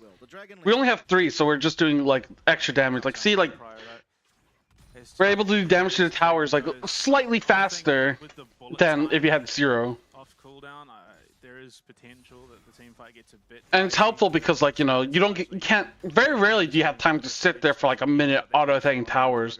Usually, like small trades here and there, like you'll get like 5 seconds or 10 seconds. But if you do a little bit extra damage, you'll get to those tower plates slightly faster. So I definitely think GAM should have priority here, but CFO in this situation just may not care. Yep. So yeah, now that Dragon and Void Grubs are spawning around the same time. Yeah, Emperor's Divide. Yeah, no, definitely. See if Ares, because he's closed the gap in terms of the goal. It's like, which one do you want to take? Because if I was CFO, I'd look for Void Grubs. Importance is put around this upcoming dragon as it is now respawned. But getting 3 is hard because a lot of times junglers could like smite away 1. So instead of getting like 3, you get 2. So he doesn't have that Looter's companion. Even if he did get the recall, it's not as likely he has it because he did stop off for the boots as well as the refillable potion. They're starting it. Everyone now coming towards Honkyu. Keep in mind, flashback available for Elio. Indeed. But the same can be said for Honkyu. He's got the tools to go in. Yeah, there's 4 of them there. He has not got It's a 4v4. Wow, they're doing it so fast. He can clear this pit pretty cleanly. Yeah, has to be worried though. Oh. Levi, now the following Okay, they 2 flashes. Oh yeah, but that means it should be grubs. It should be grubs. But they do make out with the dragons, so 2 dragons to 0 now. CFO opting to hit top, as would make sense. Try and pick themselves up the void grubs, and rest will do. I don't know if Resh should have gone back so early. I feel like Resh should have stuck around just in case they need him. And then he can use TP to go bot. We're at 2 Monster Slayers and 2 Warfare. So the Noxian Blessing truly well contested. Rest. Oh wow. I think he should be tanky enough that he can't really be dove. I don't think Resh will die. He's the one aggressing. Yeah, unfortunately, you sort of hit that critical mass point. Okay, we got 6. That's huge. Meanwhile, Watch his tower, right? So we have 3 people top. Tower's almost at full health. We have 3 people. Look at all those little things that's spawning. Those are the void grubs, dude. When he gets 6, he spawned 2 each, so there's 6 of them, dude. Like, we did like about 3,000 damage to the tower right there. It was a little bit low, so let's say like 2,500 or something. That's still a lot. That's from 1 push. That's crazy. Like, that's why I think having 6 is like huge. Like, you can, like, if the other team fucks up their tempo, you can punish that. Like here, Rest is gonna punish now. Bam. He's gonna get. He got 1 plate. He might get 2. Yeah, he gets 2 plates. That's 250 gold. You get 125 gold per plate, and you got 2. And we also got 3 top. Like, yeah, we got 5 plates. That's a lot, dude. 625 gold. He's gonna have to use that public execution to make himself a pathway out, and now Kaiwin coming around has not got really any follow up. So okay, we might be able to get top tower. the ultimate being used. It's not bad damage, but with Honky there as well. Oh wow, he gets it. I think this tower is not long for the world, and unfortunately for GAM, there isn't really a good answer in terms of map pressure. Those Void Grubs doing a lot for the CFO team. Yeah, here comes the Void Grubs. This guy is gambling heavily here. Yeah, it's another plate going down. Gaia taking a lot of damage. Guy's taking a lot, but we wanted to get the tower. Okay, well we got a plate, so it's pretty good. It's going down on the other side of things. Doggo's able to just stand in this mid wave. He has the ult if he wants to clear this out. Realizes that he is under a lot of pressure, but there's the bullet. Okay, he uses the ult to clear the wave so they can't push. Once again on the map are CFO. Unfortunately, wow, 2 TPs used. Teleport has to go. They're going to just use teleports that are up and available to GAM. Damn, they used both top and mid TP to defend towers. That's not good. And deny those towers being taken. which See, like this is why I prefer 6. Like when you have 6 void grubs, you have like so much power to like push. Like it makes GAM, like GAM has to like look to answer these like tower pushes. Yeah, because down here Honky just gets tower, they have to back out because tower is no longer there, and we get first tower. Down the bot side, they have that ability to pivot, but it's still a wee way away. Okay. Yeah. Okay. One tower is taken out. Still, I mean, ultimately GAM could now get a kill and an objective and still claim the blessing. Both teams teetering on. So Dragon's up in a minute 20. Rift Herald's up in less than a minute. So definitely I dare suggest this Dragon will be that one that is deciding it. Sure, Rift Herald is spawning, but ultimately CFO can't really afford to give over a third Dragon, considering the position they're in. They really want to be able to force the issue, push their lead. I think CFO should go for Dragon. Today out of that Ocean Soul and how it made things very, very tough. Like I think, yeah, I think CFO is like in a really strong position right now. We're starting to see those backs coming through as teams look to get those items up and available so they can return in time to contest this. The only downside is that like Ginger doesn't have his tier 3s or his involved smite. The smite only does 900 damage. Oh no, he needs to be very, very careful with his positioning now. Not going to pull the trigger on the left thing Levi. Levi is starting up this Rift Herald and seemingly CFO willing to concede it to ensure they get themselves. Assuming that they know, which I mean pings are coming out. Though I think that is they'll be aware. It's going to be a trade. Yeah, and I think correct. Oh, they're trading. Oh, okay. Ultimately, you could try and go for both, but you're spreading your resources thin. So just allow them to pick this. Yeah, and then here we get bot tower. Okay. Big issue. You get yourself a bot tower. Yeah, like we get or they get Rift Herald, but I think getting the Dragon is more important. The Rift Herald thing will be fine.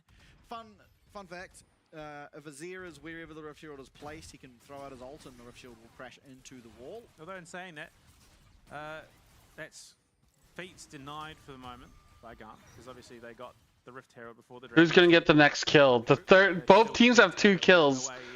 Whichever team gets the next kill will get feats of strength. But I think that risks. Ooh, intense. So at least they stopped that for the time being going down. It is only one Dragon. CFO's up 1,500 gold. It's a small lead. The most important thing is you've denied the soul point. A 17-minute soul point means that for the next 15 minutes, anytime Dragon's up, basically GAM get to do whatever they want. Do they want gold? They go topside, allow you to get the Dragon. But now that is not the case. Yeah, but I feel like individual dragons aren't helpful. Like, I feel like they nerfed individual dragons so much, like, it's better just to take Void Grubs for, like, early pushing. He's not really the target that you're looking for there. Yeah, Kaiwing is unfortunately just a yordle with a hammer. Ah, yes, Rest. Oh my god, they're sending so many people top to kill Rest. Minion that's ahead of you and throw down the queue. It's a beautiful sight. Oh yeah, never mind, they backed off. Entire weekend where I didn't get to watch Cassante, and now I get to see him in both series. I'm happy. Well, unfortunately, this is the last time you'll see him today. That is true. Fearless Draft will not allow him to be played again. Despite, okay, all right, Animus. Oh, he took a tower hit. Out the tower. Yeah, man. A battle he will lose. Okay. Interesting. Essence Reaver now secured for Doggo. He's really hitting his pacing here quite well. Despite it being, I mean, a not entirely uneventful game, but quiet, arguably. Yeah. Again, we've seen some very, very quiet games in the last few. Well, both GAM series. Yeah. Had quiet games. So playing, I guess, to how they did yesterday. Okay, CFO wants that mid tower. Honestly, it'll help open up the map. Being that they have this Lilia, they have this Azir. It is a little easy to build against, but they don't actually have really a tank on GAM, so there's not going to be the greatest options for magic resist coming through. I mean, the big issue is if a team fight is split, CFO, if they come in staggered, which we've seen a couple of times already. At least the last. I feel like this next kill is gonna be like. That last one with put out of position. As soon as that happens, GAM can quite easily front to back. Rest is going to do a lot, yes, but he only does so much if a primary damage dealer isn't there behind him to help. He's not quite the UD. He's not going to. I mean, I feel like Rest is huge right now. He has 2 items completed. Bestis only has 1, dude. All right. GAM CFO, it's time for a battle. Actually, it's not. Otacons 15 seconds away. So Please don't fight for Otacon like that. More than likely, if there were to be one. Okay, they're using it mid. Look to try and crack this mid tower if they can. Unfortunately, able to. No minion wave. It's just outside the threat. Yeah. Okay. Likely going to be coming up anyway. Unfortunately, having to use it or just unfortunately having it spawn somewhere in the jungle. You opt for the mid lane. It sets you up for another push if mispositioning occurs from the side of CFO. They can then look to collapse in, break that mid tower, and then open up the map a little bit. Oh, good, Honkyu. Oh, good. So many people ignore the flowers, and Honkyu is actively making sure. Damn. See, like they have to answer Rest, dude. Free stats. They are literally free stats. Did like a third of the health. It was just 1 auto. Force and some XP. Why not click them? So many people don't. Yeah, sometimes it's the poor support's job to go and mop them up for the team. At this stage, I'm not completely surprised that we're seeing a bit of plateauing here. Both teams. Wow, both teams are just playing like really safe. Silly fights.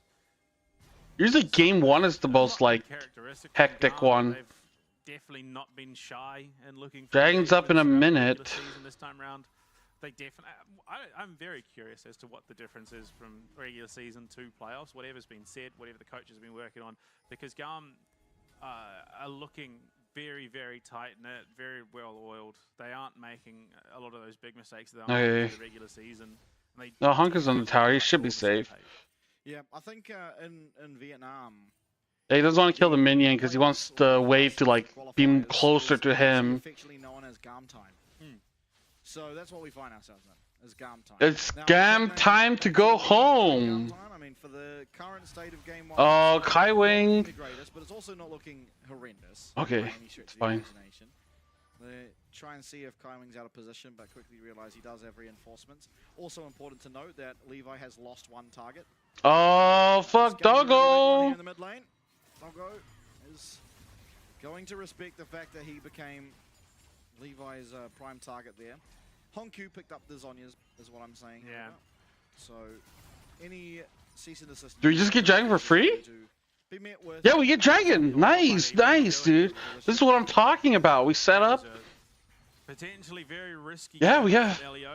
They will ultimately Is Kevin okay? He's not been feeding much this game. We made him work a soup kitchen. Probably start up the other time. They're going to do just that. Honkyu hits pretty quickly. Lilia's going to do a great job of just diving in and out with Kai Wing there in assistance. This is going to be given over for free. GAM just cannot contest now. Yeah, I mean, they're going to now, but this is very, very low. Levi's Okay, Levi can't go in. And think if I just went flying past us. I don't know if he needed to do that. Landed on the roof there, actually. But I mean, a rough oversight given how cleanly GAM have been playing the last wee while. That just to not have vision, to just accept that, oh, they'll likely just back off after the Drake was a poor call, especially given that Honky's now hit 2 items. Yeah, 1.2k gold ahead just randomly. I mean, yeah, he's... Yeah, so Kai Wing, during after scrim time, we make him work like a soup kitchen, so he has to feed a bunch of people to get it out of his system. Has been a phenomenal support, but this game it definitely feels like he's a little bit lackluster, purely because there just hasn't been any good positioning for him to find. Looking for Rest. Probably the last person they want to be looking for. Is just tired from carrying Doggo's balls. He'll be back to feeding soon. That is true. Doggo does have like ginormous balls. Honkyu now on the top side is again gonna threaten another tower. Yeah, okay, we get another tower top. Demolished there. This is a lost tower just for nothing. Yeah, I mean, with a minute away to Baron, it does allow them to set up that vision control. Yeah, these Vita strengths is taking fucking forever. A little bit lackluster on the side of GAM, allows them to potentially force the issue. Yeah, we get another tower mid, dude. That's crazy. Again, they've just got to concede another. Look at that, dude. Look at them rotations, dude. Levi has to get himself out. Oh! This is just Oh, Levi had to flash out. Flash over the bullet time, but oh! Rest does a really good job. Oh, Rest! Nice! Holy shit, dude! Why would you give Rest his Cassante, dude? Oh, nice, he's gonna push bot. Cool. Oh! A Shurima shuffle in this one, and Elio does flash away, trying to make something happen, but unfortunately... Oh, Elio's dead! 80 gets taken out, he gets taken out, Honkyu goes oh! to find anything he can, and all he can find is a oh! onto his mid laner. CFO are completely running away with this game out of nowhere. But yeah, that was feats right there, dude! Bizarre and so off pace for the game that we've been witnessing. This, for the most part, has been a heavily contested. Oh! More towers taken! Managing to match pace. Dude, what the fuck? They're playing like a fucking LCK team, dude! Got the rotations! Yeah, it was, but ultimately it means nothing. I don't know if he should have slammed Elio into the Azir wall. Or would it not have mattered? Yeah, they were matching pace, and Ocean Drake gets taken, and Arkan then follows up, and they... Okay, dude, things are looking fucking clean. What the fuck? Yeah, they've completely broken. What? When the fuck did CFO get this clean, dude? That will be up and available for CFO is going to be this Baron. They have the damage. Dude, what I like most about CFO is that they don't give a fuck if they make mistakes, you know? Like, a lot of times, when someone, like, ints on a team, your teammates will be like, oh, you threw the game again, you know, they'll be, like, negative about that. CFO's like, oh, this is fine. Unlucky. Shit happens. Oh, Rest! Oh, Rest lose! They're so low. Can we just fuck off? Do we have to kill them all? Punk you? Yeah, but dude, there's times when like making a mistake is okay. Is Rest fucking dancing? What in the fuck is he doing? Can he? Yeah, something's gone wrong with Rest. Oh, is it a bug? Oh, I thought he was making fucking. I thought he was BMing. I thought Rest was like fucking BMing, dude. But the way that his champion was moving, he was like the champion was vibrating right next to the Baron, and it slid backwards, and then. So something is happening. Dude, look at. I love Rest, dude. What the fuck? As they would say. I thought he was doing that on purpose, like BMing and trolling. But, yeah, that's. I'm pretty sure that's what it was, because you could hear it. Something. Yeah, something. Yeah, I heard that. Yeah, like I heard it too, but I just think it was like emoting, you know? I definitely think it was the Cassandra. Like, dude, Rest just like fucking emotes on people, just like styles on them, dude. I fucking respect that shit, dude. That shit gets my fucking blood going, dude. Respect. The LCK, if I remember correctly, at the very, very early on in the regular season. Just trying to find any way to shut this Cassandra down. Implement a bunch of ways to stop him. To be fair, that one was more self-inflicted than anything that GAM did in particular, unfortunately. But Sona RIRL, basically. Yeah, this is for GAM the worst possible time to have a pause. Yeah, because you can't talk about anything. So you're not. Oh like, man. This is the game where they probably just need to be talking about next game. Yeah. And you can't. So you're just sitting there stewing on the thoughts that you are getting completely outplayed. Yeah. Essentially is what has happened here. And, you know, they are from the VCS. They can probably look back at what happened in the Viking series and be like, you know, dude, there's some fucking haters for CFO, dude. Or like, this is like a lot of Vietnamese fans. I wouldn't say they're CFO haters, there's Vietnamese fans. Every time I like talk shit, like there's a lot of Vietnamese people that come at us. It's pretty funny. They always ask me questions. Like I get questions in the office, like, "Hey, we got this message. What is this? Like, what do they mean?" I'm reading them, like, "Oh, they're just talking shit. They want CFO to lose to GAM." Like, oh, okay. Dude, look at this, dude. There just hasn't been any opportunities that have presented themselves. He gets a magnet storm, but by that stage he's just too far gone. What the fuck? So I think it's oh, it may have started there, because if you watch, he's going to come to the Baron. Okay, we miss it, but yeah, he just starts. I think aggressively vibrating. So what I believe has happened. Message to your office. You can send it to the CFO, like Facebook or Twitter stuff. I help with like English. Yeah, that could do it. So I think and Japanese, but there's not many Japanese messages. It's very rare we get a message in Japanese. So there's a whole lot of like movement abilities. Things that should negate other things, but Yes. haven't negated other things, and the game doesn't know quite how to make sense of it. Yes, and so Cassante has unfortunately paid the ultimate price, and he is stuck looking one direction. Well, he does and ultimately. moonwalking. He does ultimately end up turning and facing the Baron, and then for some reason. Yeah, he wasn't even like auto attack the Baron or something. There's some weird bug. Yeah, it's gonna be. Look, maybe this is like you know, Cassante's had enough. He can't take it anymore. He's just collapsed under the mental pressure of. If anything, if you want to just send nice messages to fucking GAM or to CFO. Oh fuck, what am I saying? GAM, dude, fuck that guy. Ways that these games have played out for Vikings and GAM respectively. Yeah, like I said, Vikings, they were just manhandled off the roof by Talon, whereas GAM, they're definitely not feeling up to the same caliber. It's very smart. Feels like some of these things are slipping away from them. Well, I think in part because they're up against stiffer competition. Where yesterday they What were the against Eagle fuck? Whalers, who ultimately, and I think we all agree, OGN rotation. Why did Google just now they're playing against change a team it? that kind of likes to play passive, kind of likes to scale up. They've got Ginger, who that is essentially what he likes to do. He likes to control the pace of the game, and they're playing exactly. Oh man, dude, I missed the old OGN like channel. Possibly, and at least in my opinion, he is the star player. Oh, it does of the entirety rotate. of the LCP thus far. For me, he has been that. The reason why CFO have found success is basically off the back of Dude, this shit would make me laugh, dude. 2014, god damn, dude. You can't really say that are the top laners because they've shared so much time. Where Ginger's played Breast every has single been, game. yeah, Breast has been flashy. He's definitely been the one that's made those big impact plays, and I mean it's crazy that Rest has played. I've been watching for way too long. Top laners, but it's still interesting to see. I feel like I went through like they sort of pivot him out. Look, I wouldn't even be surprised if he. GAM didn't listen to me and didn't pick Timo, not at least because of it. Yes, fam, you should tell him that. Tell him like, hey, if you picked Timo, you would have won.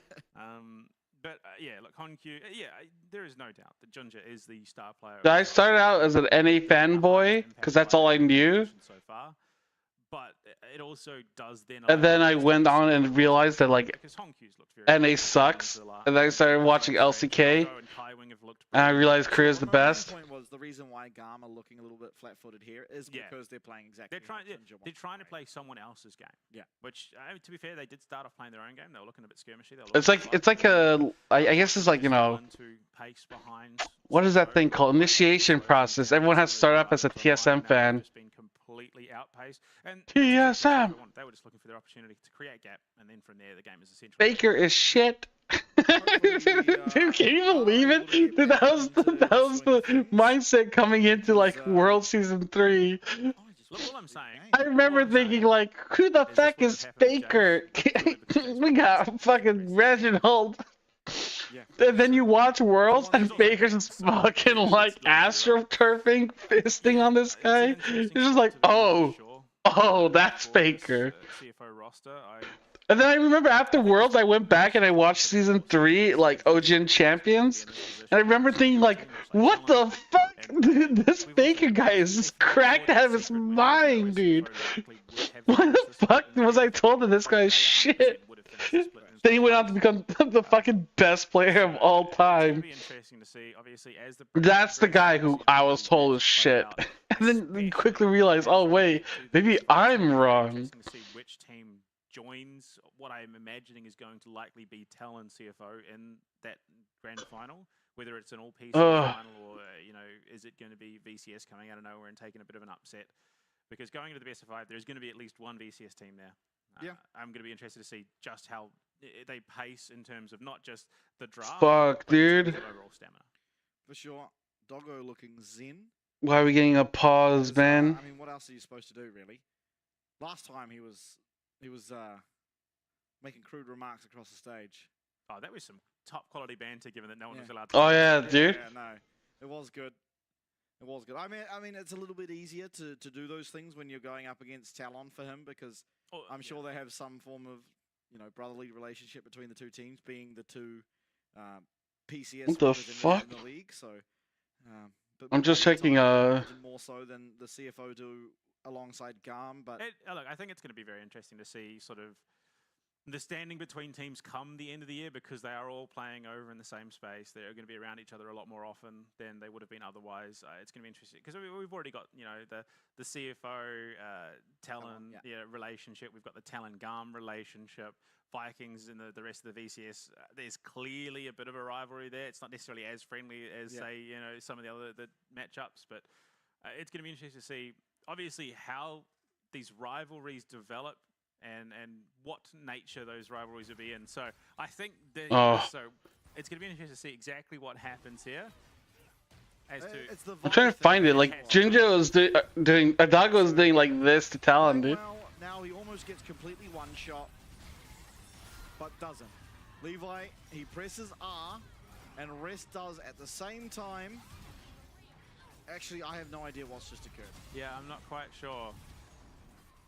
But I think so I think the game thinks he's been clipped by the Magnet Storm, I think is what's happened there. And so it's trying to pull him back. But because he hasn't, technically, the game is still trying to reconcile this with himself. Yeah, okay, here at the Baron. He's still sliding. He starts. What in the fuck is that, dude? Look at him, dude. I thought he was fucking trolling. The game and Cassante. I didn't think it was fucking. I didn't know it was bugged. I really thought Rest was intentionally doing that and not hitting Baron. To be fair, it could just have been everything sort of stacked on top of each other. And then there was a lot going on. Yeah. Oh man. There was Poppy, there was Vi. Unfortunately, it seems the only counter to Cassante is just to completely break the game. It does seem that way at times, honestly. Hopefully, I don't see. The problem is, how do you fix this? Because, you know, you could just chrono break. Who won? GAM? Dude, Talon lost. Where have you been, Noctis? Look at that, dude. Talon's in the loser's bracket. Because CFO just want to fight. Yeah. So you can't possibly like out of competitive integrity, you wouldn't be able to chrono break before that fight. That's how it happened in the LCK. So it happened after the dragon was taken. They'd won a team fight. The chrono break then had to roll back to before the dragon was taken, because that was the last major objective that was taken. But the only problem is with the timeline here, the last major actually was a dragon, I do believe. If I it was remember. ages ago. Yeah. Yeah, no, I think technically it would have been Articon then. Yeah, I believe. Or I don't know. Next one, go to CFO.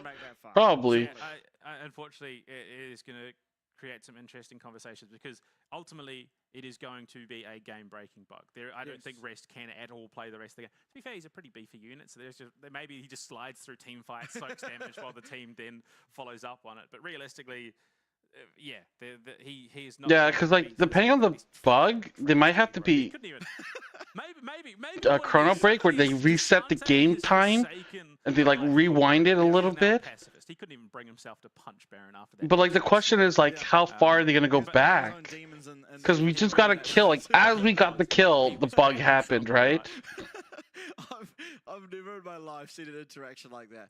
My favorite bugs in League of Legends are the ones where people just go flying into the sky. What in the fuck spam are you fucking typing in my chat? Do you want to get a fucking permaban? God damn, dude. Because then he comes like, that's some bullshit. Sprinting, yeah. Back down to earth. The Noxian space program. Yeah, fuck Noctis. No, Dex, don't agree with that. Don't agree with that. Noctis, get the fuck out of here. By the player that he kicked, yeah, just disappears. And you're sitting there like, hold on, I'm trying to figure out like what's happening. Oh yeah, no, it's definitely going to be interesting to see how this is resolved, because unfortunately the game is not 100% won. Because it was going to be until the Nexus is taken. For sure, yeah. So the could be a straight up forfeit. I mean, GAM should forfeit because they're gonna lose anyways. And the problem is then, how far back do we have to look for it to work? I know in the LCP before that, PCS before, they didn't have to chrono break back to a major objective. They just chrono break before the issue occurred. So, at least for me, it would just have to be before that team fight. And look, if you're CFO, yeah, it would suck for that team fight not to occur and ultimately lose what is going to be a 100% secured Baron. However, they are still ahead, regardless of Yeah, but I wanted the free Baron. The game. Listen, we won the fight. We would have gotten Baron for free. We would have pushed in the end of the game. GAM should just forfeit. We should win game 1. But I think if you'll see, I think CFO have just done too much at this point for that to be the justifiable answer. I agree. I don't want you jinxing shit, dude. Why try to curse my ass? I'm actually quickly just whipping through the rule book to see what. Oh, okay. So there is. Okay. So I need to scroll a bit. Okay. In the meanwhile, Junja is getting horizontal. Believe it or not, there is potentially a possibility where the game does get awarded to CFO based. CFO Twitch channel doesn't have clips enabled? Figure out what they are. Blah blah blah. Do people stream on the CFO Twitch channel? Okay. While I do some reading. You do some research. I mean, it honestly does feel rough for GAM, not because they're in any real winning situation as things stand. They'll clearly realize that they are well and truly far out of this game. And so just having to sit here, Stu, you're not able to communicate. 7 TV for driver spin. Eventually it gets to a point if the pause is long enough where they do allow communication again, as long as it's not about what's happening in the game. Yeah, we have a they will, Twitch channel. Pauses prolonged, get to the point where they will be able to converse again. Junja is actually just completely horizontal. Like, this guy is having an absolute laydown right now. He's loving it. It's got to be starting to get late over in time. I think right now is, I imagine.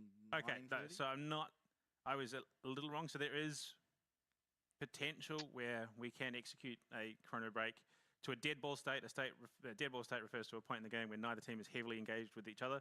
So I think that could realistically be the next case, but there has been a lot of skirmishing. I think it probably meets the criteria for a chrono break, given how game breaking it would be. Yeah. The only issue is if it does happen. What the fuck is his website? Why is it so hard? Is it because I have to do driver with a capital D? A set of circumstances, potentially. What is all this, dude? Well, okay. There is okay. In cases where the game state is irrecoverable or a restart or remake is not feasible, there may be a game victory awarded. But I think we're probably not there. It has to have processed more than 15 minutes, which we have. Comes down to gold differential. One team has earned 57.5% or more of that gold. So if the gold differential is significant enough that one team is far ahead, which I think they might be very close to. Argument for that remaining. A way to make more driver modes? Please do. There's a few things I have. The number of remaining turrets between the two teams is at least equal to. Like Spam was nice enough to give me this one. Yeah. Inhibitor differential doesn't come into it. Neither does Nexus turret differential. We then get to respond. Also, I got this one. If the difference between two teams is at least 4, dude, it's so funny. He's on like a little fucking tiny bicycle. Don't quite know if we're at that threshold. And then, of course, the final one is there's no I feel like you gotta speed it down a little bit more. It feels a little bit too fast, but like, yeah, dude, this fucking thing is just so funny to me. Dude, Driver has like the best clips, dude. Successful, then we could be looking at a match. Damn, what the fuck? Being given to CFO, because they do meet the criteria for it, but it's going to be interesting to see because there should be a state of the game at which we can return to. Okay, someone, yeah, he's just asleep. Yeah, no, shit, I keep fucking opening it on the fucking. Get on. You got to reserve. Oh, okay, never mind. Yeah, add to. Yeah, I think there should be a scenario in which the chrono break is possible. Okay. Whether or not that bug becomes an issue again is the Oh, problem. your clip. Oh, it's unlisted. That's why. I think we're too far gone for a remake. That might. Yes, 100%. The remake would not be. Oh, dude, if they do a remake, I'm fucking losing my shit. I think. Yeah, driver spin, dude. Oh no, I haven't got word. They're clarification. Yeah. They're discussing chrono break or not at the moment. I mean, Junja just woke up, so man's right back into it too. I liked it how everyone on CFO, when this pause happened, was just in hysterics. They were all very because you're that far ahead. It's like, well, it can only really happen to a team like us, couldn't it? In this situation, in this situation, you can either get angry or you can find the funny side of it. And I think if you're getting angry, I think you're just throwing yourself up a little bit there.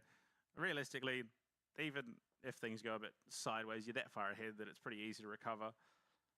But yeah, look, I think Yeah. Chronobake is viable. If it is, then we likely just reset. I think it's probably a minute or so, minute and a half. Yes, ultimately CFO don't then win that fight, but they were that far ahead, like you said, that it ultimately won't matter. Hopefully. But there's always, you know, if GAM do come back into this game, there's always just legitimately going to have to be that asterisk where, at least for my eyes, this was a pretty done deal. Yeah. That Baron was going over for Oh. They were up.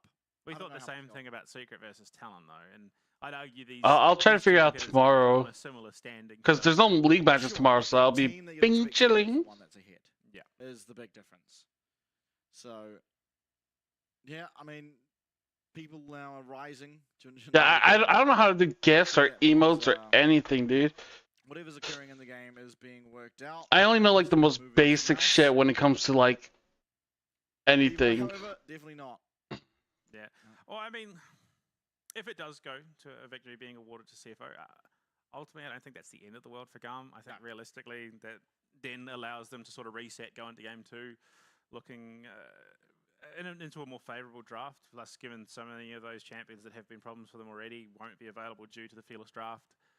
But yeah, in all reality, these types of pauses are very jarring, and I think looking at the two teams, What is with CFO like probably fucking had the best CFO and pauses, dude? yeah, well, but you want to conserve energy. Give you spam don't wanna strain super yourself mod so you can mentally. add the GIF. I think definitely some strain coming out of GAM because How do I do that? trying to figure out how do we dig ourselves out of the Dude, situation. whatever you guys want to add, I'll try to add it. Yeah, if spam wants to do it for free, I'll take unpaid janitor work.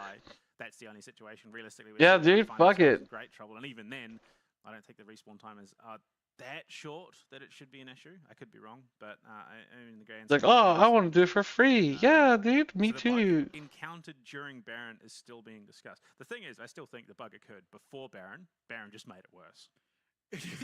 I'm inclined to agree based on the fact that Rex was literally moonwalking. Yeah, I think what we do is probably start to break and come back when we know more. Yeah, sweet as. Sounds good to me. So hopefully this all does get resolved in the near future. So we are going to go to a quick break, but we will come back as soon as the action is close to being brought back to our screen. So I'll see you very shortly.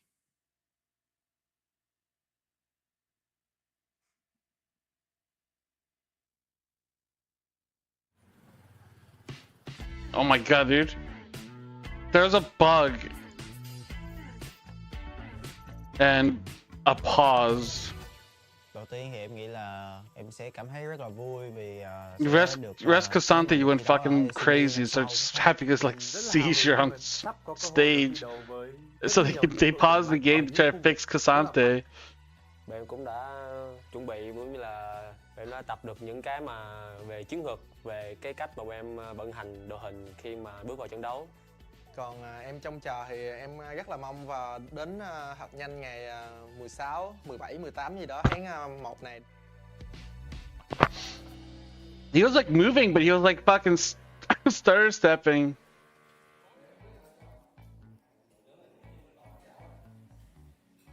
Hiện tại thì team của mình Oh man, I want to eat pho. Em nói từ trên xuống dưới. Dude, whenever I see people eat, it just makes me hungry. Ngầu. Dude, what the fuck, man? I'm gonna be here all night. I have to go into the office tomorrow. Please, my guys. Khi mà đi đường với tới bên kia thì em rất là Dude, sometimes I order pho. It's so good, dude. There's like a good Vietnamese place nearby. Oh! Điều đó chứng tỏ việc em cũng rất muốn solo kill top lane bên họ. Kiểu đúng là chỗ dựa của team. Em thấy anh Khánh là một người đội trưởng khá là có tâm và có tầm, bởi vì anh ấy là một người Yeah, there's a lot of good Southeast Asian food. Luôn có những cú call mà khá là hiệu quả và luôn đưa team tới chiến like what's it called? There's a bunch of shit, dude. Any hot single Viet girl working there? I'll ruse them up for you. No, they're usually on the older side. Đi lên hay và kiểu như là anh đưa ra quyết định rất là tốt nha. Những thứ đó em nghĩ là em sẽ cần học hỏi với về ảnh nhiều hơn. Anh Hưng thì nhầm Hưng thì I think it's gonna be rare for like a young, attractive Vietnamese woman to move to Taiwan to work at a Vietnamese restaurant. Like that to me feels weird. Để cho mọi người mong chờ hơn khi mà được xem anh ấy trình diễn ở LCP mùa sau. Team em nhìn ra cũng ngầu quá, Hưng thì ngầu, anh An thì dễ thương. LCP chọc cười mọi người khá là nhiều, kiểu là hay làm cho mọi người có cảm giác tích cực hơn anh. Mặc dù là em đi ở vị trí là xạ thủ á, là một vị trí mà cần được dồn tài nguyên, nhưng mà so với tính cách của em nó tác động vô game nhiều á, nên là em thích hậu cần, nghĩa là hỗ trợ về mọi người nhiều hơn. Và một hỗ trợ là Elio. Em thì cũng dễ thương. Tính dài vậy. There's a lot? Really? Elio thì mọi người thường đánh giá Tell them Enku Anbu Lam Muon Koi Kong. Dude, I'm gonna have to practice that. Enku Ambong Lam Muon Kong Kong. Like that? That sounds a little bit better. Oh, don't. I take it back. He cannot auto-attack. So he cannot auto-attack right now without it. Are you fucking kidding me? You ready? He's gonna, yeah. Bug not resolved. Close, but not quite. We have a 10k goal lead. The issue is that Kasante cannot smack anything.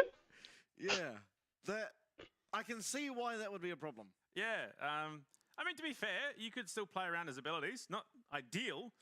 Yeah, look, his abilities also give him something that empowers his auto attack. The rest is laughing so hard. True, he hasn't. Oh my god, are you fucking kidding me? Oh, he did dash. He dashed. So his dash works. I think. I'm pretty sure we saw one, but yeah, close but no cigar. Which, so I don't know if we chrono broke. No, exactly. So I think that will be the next step. And if they can't do that, I think the game just. I already bought food though. I was thinking about ordering like Vietnamese food, but I already have food at home. Far ahead they were. But either way, they're massively far ahead. Like I feel like it's like I need to like stop ordering. Like it's so easy to just order food here. They've just taken Baron. They've just won a fight. At this point, barring the entirety of CFO running into GAM's fountain, or either setting up the perfect team fight and allowing just absolute mayhem to reign, I think the reality is this is just going to be CFO systematically ending the game within the next 5 to 10 minutes, at most. Yeah, I'm inclined to agree. I think ultimately there doesn't seem to me...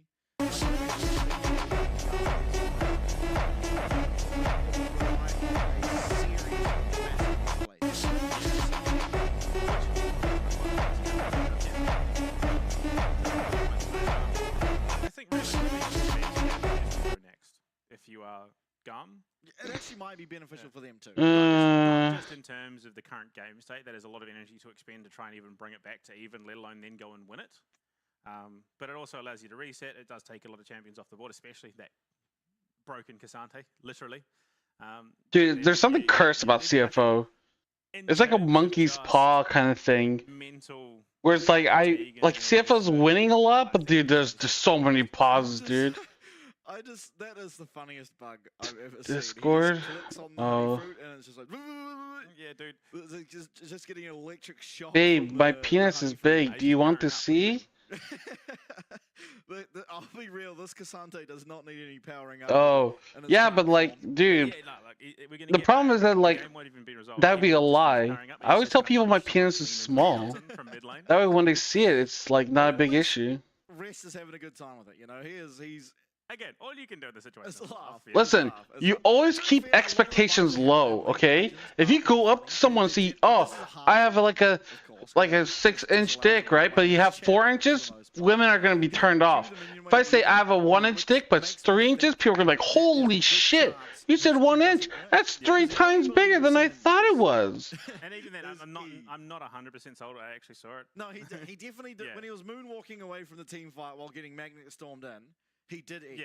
Yeah, but like the thing is that like they're going to bed with you expecting something big, but if they get something small, they, you know, maybe she might not like that and leave.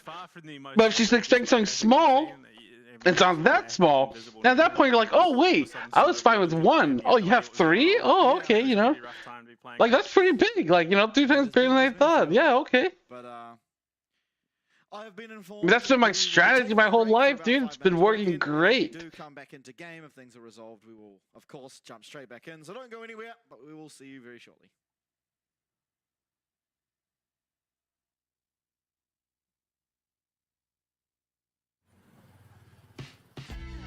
Oh my god.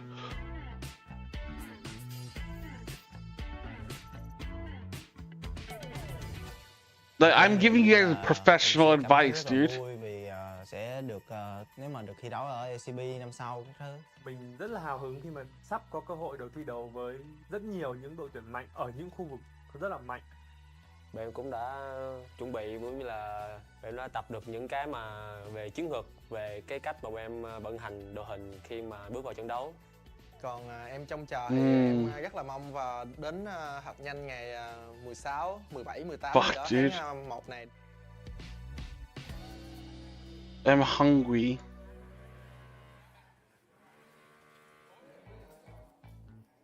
I gotta watch them eat again. I feel like being punished at this point. 7 thành viên thi đấu chính thức tính cả mình. Em nói từ trên xuống dưới. Kia thì kiểu ngầu, chỗ dựa vững chắc.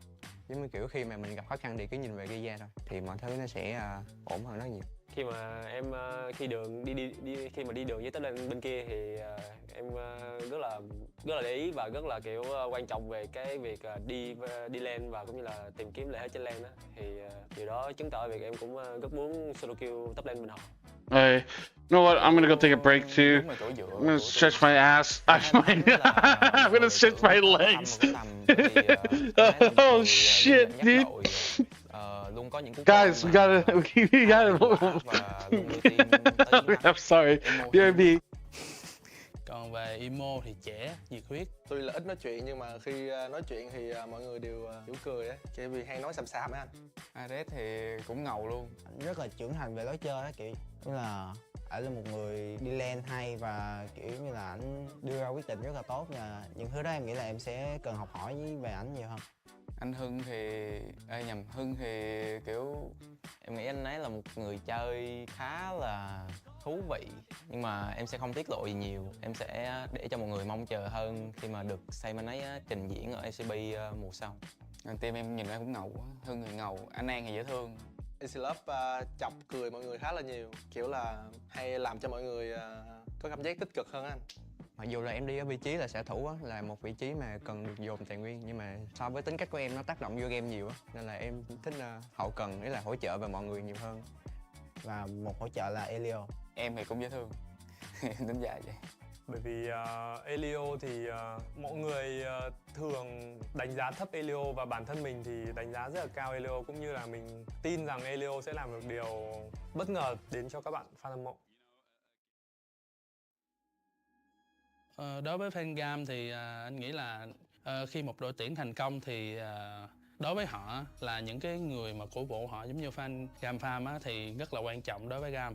Thế là khi mà em đang cảm thấy là được nhiều thứ như vậy á, thì em sẽ cảm thấy thi đấu nó rất là tự tin á. Em sẽ cảm thấy là kiểu như mình không có gì đã mất hết, mình có nhiều tài nguyên như vậy thì lý do gì mà mình không chiến thắng những đội tuyển khác. Và ở LCP sắp tới là một cơ hội để khiến cho các đội Việt Nam có thể chứng minh cho mọi người thấy như vậy. Hy vọng là mọi người sẽ vững tin vào GAM và mình tin rằng GAM sẽ giành được chức vô địch tại mùa giải năm nay. Cảm ơn các bạn.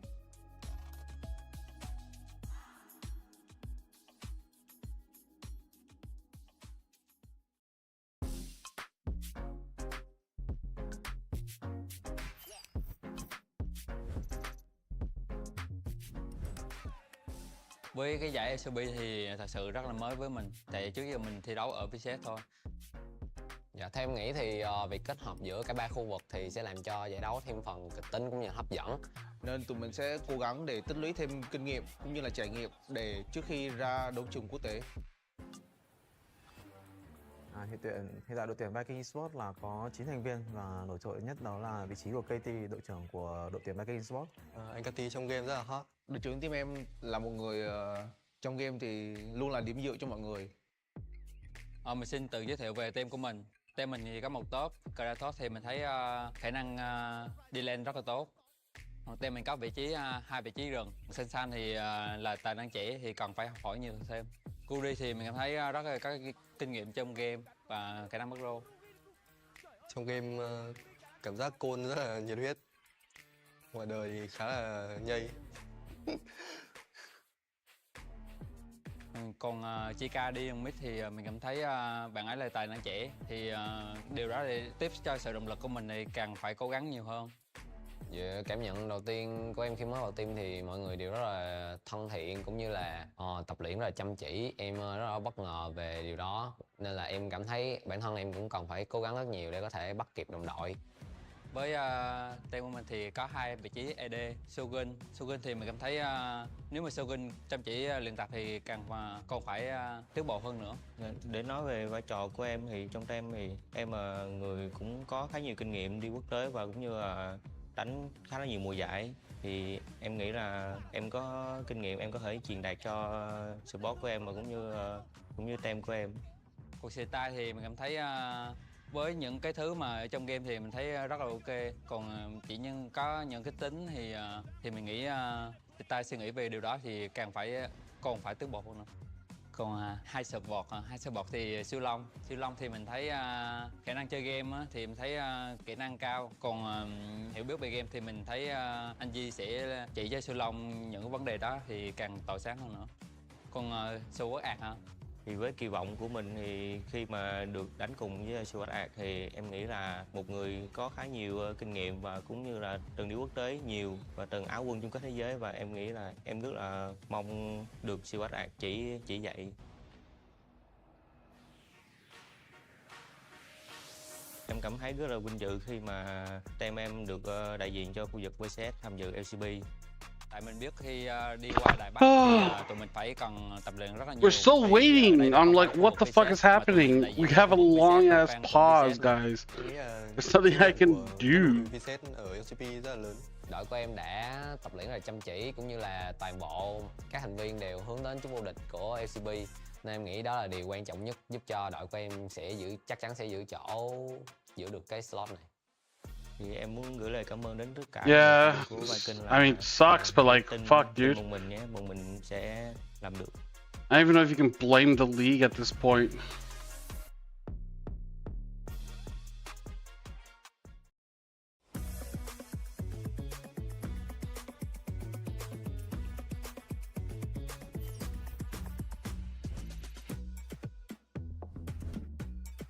在今年 LCP 是一个完整的新赛区，然后也包括很多就是越南、日本，还有我们自己。我觉得在这种赛区的话，就是会非常有竞争性嘛。而且 Yeah, we've seen this video like 20 times though. 但因为今天融入了越南跟日本，我们可能会。 If anything, they should show off like other team content. That'd be cool. 在2025的 CFO， 我觉得最特别的是我们选手都很年轻，然后他们也乐意去学习。 那就非常适合现在的这个赛制，就是全局 BP。 Like, oh, what are other teams like 有非常多的角色 making and doing? 想要给观众去看、去表现。我觉得我们的学习力跟随机应变能力是很强的，所以不用太怕他们的那些风格。可以被选上，就感觉自己肯定还有潜力哦，然后可以为团队带来很多帮助，就觉得蛮开心的。You can blame anyone you want, true. 我加入 CFO 之后，就发现跟他们相处其实是蛮有趣的，因为他们平常都会讲一些有趣的话。然后 But I mean, like, you know, like, cause CFO makes content. 红 Q 是一个 Like, just throw that up. 很年轻，17岁。那我们其实 And then, like, you can promote, like, hey, CFO has a YouTube channel, check him out. 比赛场上有没有办法发挥出来？大家都说他是未来的超新星。我希望带给粉丝们一个激进、敢打、敢操作的风格，不保守，就是打得比较进攻性一点。那凯运的话，今年也已经是他第10年在 LoL 圈了。那我相信他的经验是非常丰富，也可以带领我们队伍有一个很好的方向。 Damn, there goes Vulcan. 因为凯文比较常拉我们队员一起去沟通、讨论游戏，所以有这个角色挺重要的。项目4节的话，可能就游戏内我觉得话也算蛮多的，就是然后操作也蛮好的。我自己应该是算是老大哥吧，就有点牺牲自己，比较团队，然后因为我是上路位置嘛，我可以自己顾好我自己。那 Dogo 的话，他自己本身在 LoL 打了1年，就打出很好的成绩，然后就已经去 LPL 那边就是拼了好几年。这次回来的话，我相信他已经进步了非常多。自己在团练看到他的表现，还有他的操作，我觉得他非常那种明星的，还有领袖的气质，我觉得。车长就是游戏 Yeah, there's the bike, dude. 很积极的沟通，他的想法之类的。因为我能留在竞争力那么强的赛区，就代表自己有一定的竞争力。俊佳是一个经验非常丰富的选手，也去过很多国际。CFO is cursed. 很开心能跟其他赛区的对手交手。They really gonna make me fucking stay up until like midnight just to watch CFO win. 今年我觉得我们 CFO 应该会是一个稳中带狠吧，就是要狠的时候狠，然后会乖乖的时候就乖乖的，不会想要去乱打架，然后顺利的拿下比赛。如果能够在第一赛季的常规赛里面快速进步的话，我觉得3个国际赛我们都是能去的。那我这边就先说一下，我们一定能去世界赛。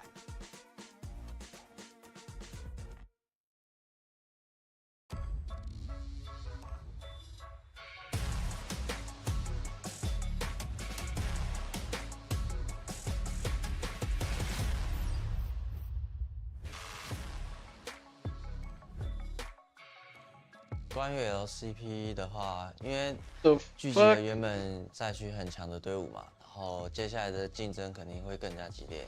我觉得跟更强的队伍，跟更强的 So we gotta work together on the emotes. 是会更进步的，而且 Oh yeah, 是 dude. 更有趣的一件事情。We need to get some fucking LCP hype, dude. 进攻性特别强，然后还有大洋洲可能套路比较多。日本的话就是相对比较保守一点吧。因为新的赛制是全局 BP 嘛，就是选过的英雄不能再选，那这一方面会需要蛮多的思考，比起过往的话。现在的游戏版本跟整个游戏节奏都是要5个人团队合作，然后就大家都得做好自己的事情，所以我反而觉得这种局面下就是个人实力会比这些默契什么的更重要很多，就是有了实力，然后磨合什么就会很简单。我们队伍是塔隆，基本上我们是无敌的存在，因为我们过往基本上都是冠军嘛。那当然，我们最后还是会依照我们的对手去调整我们的风格，因为我们算是比较全能一点的队伍。对，就是我们选出什么样的阵容，就应该打出什么样子，就是该凶的时候就该凶，该稳的时候。This is fucking crazy, man. 风的话，我觉得他是一个稳健的人。他对线方面的话， Okay. 就是基本上。You think they'll have it fixed in time? 那下路的话，我觉得就是他们打得很好，然后只要训练上有任何问题，他们也会直接说，我们也能够很直观的去面对问题，然后解决。不管是每一路，就是他只要他看到觉得哪里觉得不好的地方，他就会跟我们讲。我觉得我们现在队里比较搞笑担当应该是我们上路吧，阿志，对他会有蛮多让我们觉得他蛮有趣的地方，对。他很喜欢玩那些上路射手嘛，然后去选一些特别的英雄把人家打爆。卡萨的话就是人挺好的吧，然后常常为队友着想，不管在游戏上啊，一直想着怎么帮助队友。我们的辅助是 I don't lost. 其实 Fuck that, dude. They lost today. 赛制下面的话，辅助会冒出很多不一样的英雄，那刚好无敌会的蛮多的。那我觉得他可能会玩得更好一点，对。我觉得今年塔隆会拿很多的冠军，塔隆肯定是会参加所有的国际赛事，然后希望可以在国际赛事拿到好成绩。然后不管任何的比赛，我们都是要突破比以往成绩更好的。我就希望是一步一步来，然后我们把每个基础都打好，然后我们就可以走到更高。I don't even know what to talk about. I didn't watch the LCK match all the way, so I don't know what else to say. But I mean, like, Hanwha looks so fucking good. Are we back in?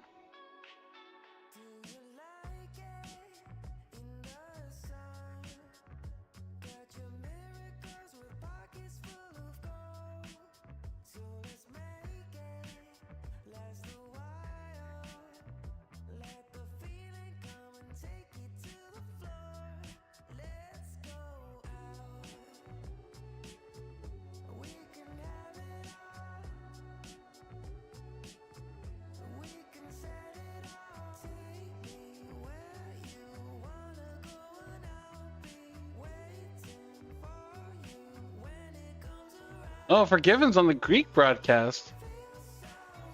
Με τις από πάνω ομάδες, δηλαδή ένα παιχνίδι κάπως θα πέρανε παραπάνω, θα βγαίνανε αυτόματα και κάποιες θέσεις πολύ παραπάνω, άρα και διαφορετικό αντίπαλο. Dude, I don't give a fuck what anyone says. I love Forgiven, dude. I understand he's like a psychopath, but fucking dude.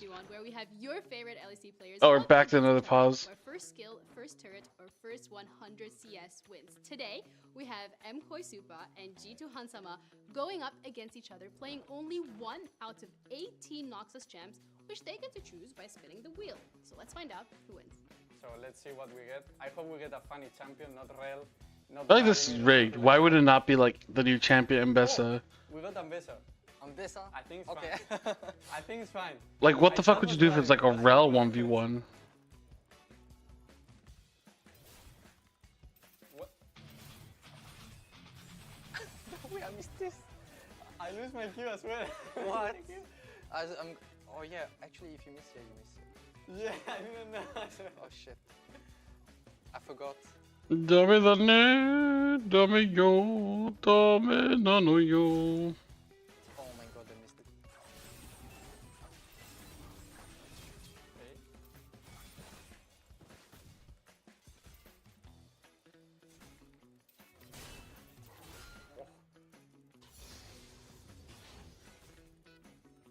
Ugh.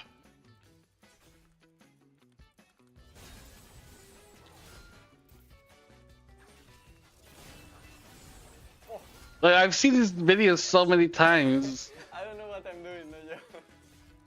But this champion looks so fun. No! But what is his damage? Actually, I don't know. Like, Yeah. this champion is weird. I played into Ambessa in lane swap and sometimes he can 1v2, it's crazy. Yes, you can.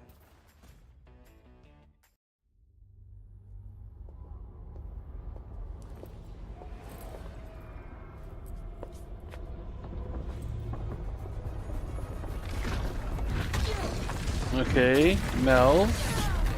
Welcome to war.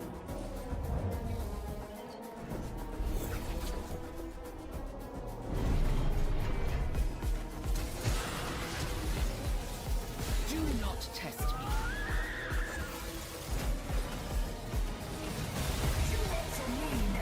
I yield to nobody. What's this? Such senseless chaos, Jinx. Yeah, I'm still waiting for Mel to have any of these cool ultis.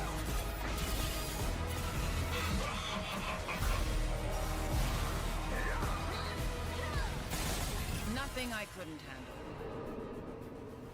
Like, I feel like a lot of those champions are just not meta.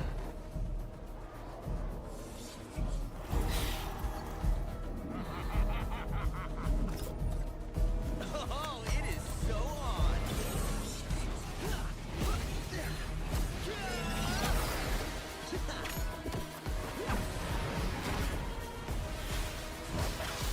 It's about to get messy.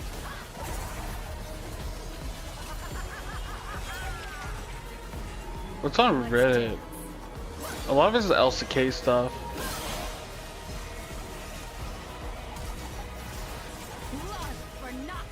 Yeah, everyone doesn't like the new skins, but I don't really care for skins that much.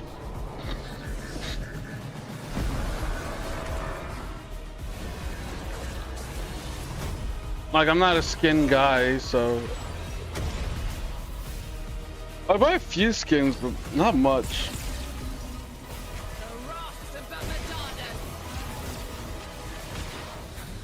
I was really tempted to get the Faker skin though. But it's so expensive. I was like, fuck, dude.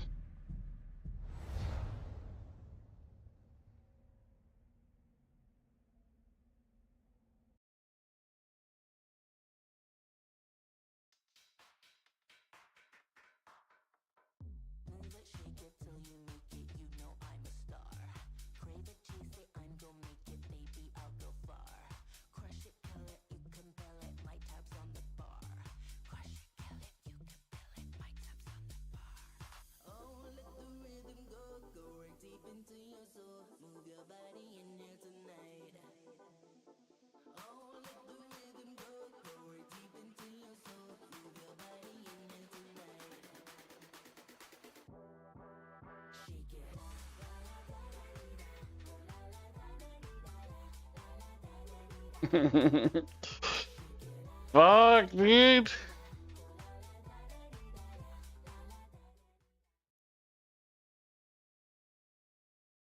Those Vikings.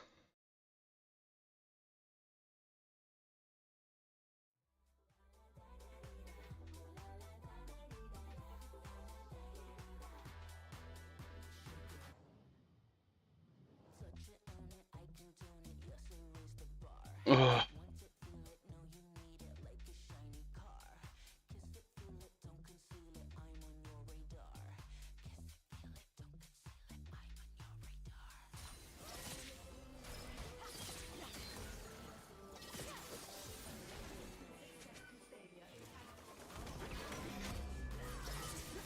Like most of the shit I want to watch, I just watch off stream on my own. I don't really do like react stuff. Maybe I should start saving it. Pause like this. I don't even know what I would watch.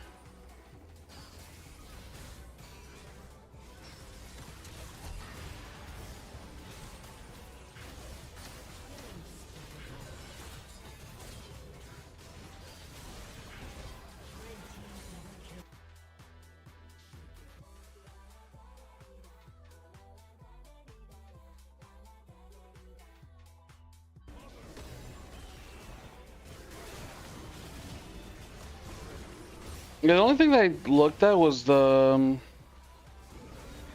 Fang. He had like a thread on Twitter about like LGL and like imports and stuff. I thought this was pretty interesting. Like I agree with everything he says. Cause yeah, if you look at LGL, like dude, look at this, dude. There's like so many Korean imports. Yeah, like even. Yeah, I don't know, man. I mean, they had a Korean coach. I don't know if he was actually coaching. Kwang is different. He counts as like Japanese. Yeah, this is Reaper was here, and they had like triple Korean. Yeah, this was fucking like tragic that they didn't win. Man, this V3 team like barely won a game. They like won like 2 best of ones or something like that the whole year.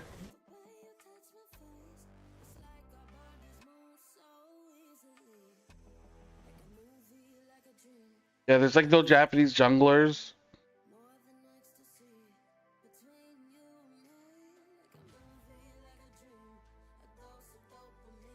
Yeah, I've always said that like LGL's only improved because of this year.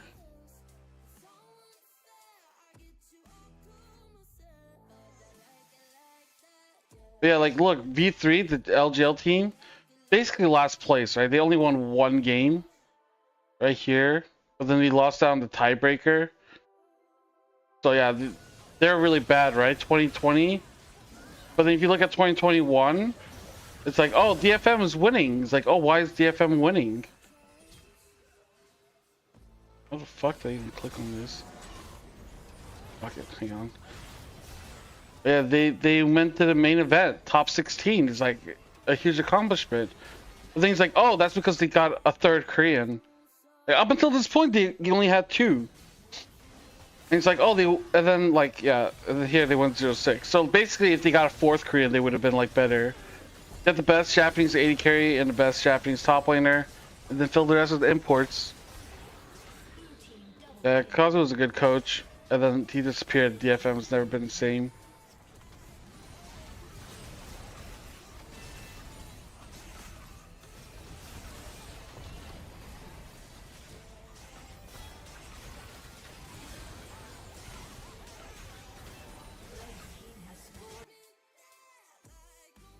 Yeah, like, not, I mean, like, LGL's, like, Uprising has always been, like, fake.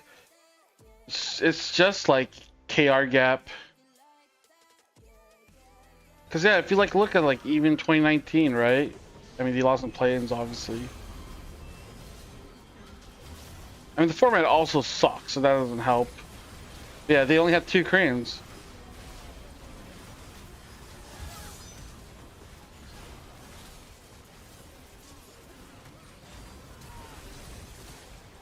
But even like, yeah.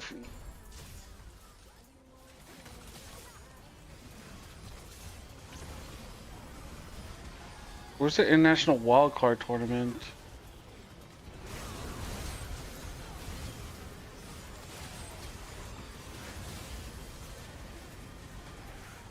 Yeah, Rampage. 2 Korean. Bottom 4. I mean, they're better than like the other teams, right? Like Saigon Joker. Yeah. Full Vietnam. It's actually impressive how much like Vietnam has improved. No import. And then here, no import. Did he?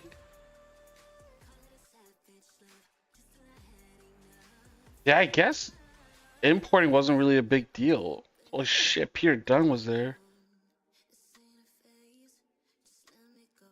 Hello, everybody. I have some good news, some bad news. So basically, the chrono break is happening, and we're getting updates as things go on about how long that's going to take. So we're not ready yet to go back into game, but we just figured let you guys know what's going on instead of having the videos play and leave you in the dark, essentially. But yes, we are going to go back into game very shortly. We're going to get a chrono break. I'm not sure exactly when that's going to be until, but we will find out very shortly. But until then, please enjoy the videos, and please stick with us because we will not be too long from now. Proving yourself in Noxus is no easy feat, and Mel will use every tool she can to do it, including her enemies' powers. In-game, Mel aims to catch out enemies, poke them down, and deal huge bursts of damage at exactly the right time. Mage players and Arcane fans, it's your time to shine. Welcome to the Mel Champion Spotlight. Any worthwhile venture involves risk. There's nothing going on, Spam. I'm just trying to fill time, but it's like hard. Ability, her W, Rebuttal. Rebuttal gives her a Okay, this could teach about Mel. Yeah, he just came back and said wait longer. And reflects enemy projectiles back at their casters. Auto attacks, waves, missiles, anything that would be blocked by Yasuo's Wind Wall gets reflected by Rebuttal. Reflected projectiles are converted into magic damage, but function as they normally would otherwise. Like this, and that, and this one, and that one. You get it. Now for Mel's passive, Searing Brilliance. Damaging an enemy with an attack or ability applies a stack of Overwhelm. You can stack Overwhelm infinitely, charging up potential damage. When this damage amount exceeds a target's current health and shields, Overwhelm detonates to execute them. Nothing I couldn't handle. Searing Brilliance also empowers Mel's next basic attack to fire 3 additional missiles after casting an ability. She can cast up to 3 abilities in a row to gain a max of 9 extra missiles on her next attack. Mel's Q is Radiant Volley. She unleashes a barrage of explosions in a target. I mean, it's good to learn about Mel, but basically. Her E is Solar Snare. Mel sends out an orb of unstable energy that files wildly as it travels. Enemies hit by the energy take damage over time and are slowed for the duration. Those who touch the orb itself are rooted. Lastly, Mel's ult is Golden Eclipse. Passively, it increases her damage from Overwhelm stacks. On cast, she unleashes her power on every target marked with Overwhelm, dealing tons of damage based on how many stacks they have. Golden Eclipse does not consume these stacks, so targets are still vulnerable to her passive if she brings them low enough for an execute. Feel my light. While this ability can hit monsters, it's only castable if an enemy champion is affected by Overwhelm, so plan your Baron steals accordingly. Mel's damage potential makes her a serious threat in extended fights. But if an opponent can burst her quickly or disengage to wait out the stacks from Searing Brilliance, they'll extinguish a lot of her power. And even though her passive is an execute, it respects magic resist. So bulk up if you don't want to get overwhelmed. I don't know, man. I'm still not like the Mel shit. Kind of fucking like either. Tools like Amumu and Nautilus won't mind Rebuttal one bit. As a backline mage, Mel will really shine for players who like to poke from safety, so give her a try if you play Xerath, Lux, Hui, or any other artillery champions. Like Hui is so strong. Like when Hui gets fed, I feel like Hui 1v9s. The Soul's Reflection. The arcane is at my fingertips.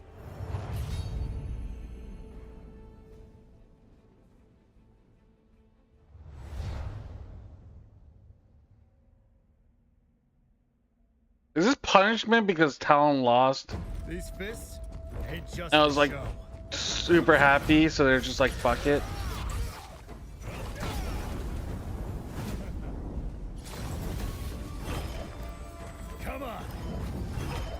Who's next?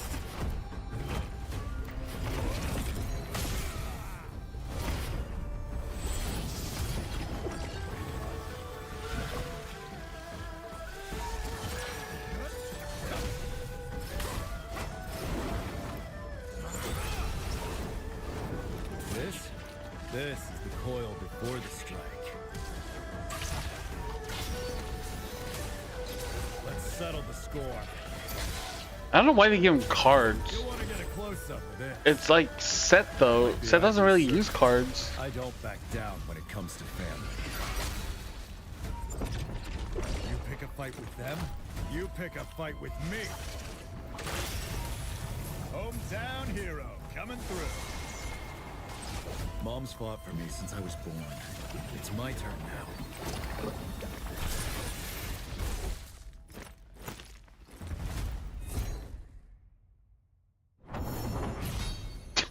Dude.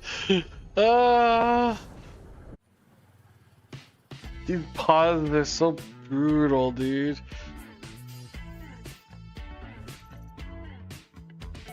Dude, if we spend all this time and then CFO wins the next 5-10 minutes. Even worse, if CFO loses after all that, I'm gonna fucking lose my shit, dude. Having a 10k goal lead partially taken away from you. Em đã tập được những cái mà về chiến thuật, về cái cách mà em vận hành đội hình khi mà bước vào trận đấu.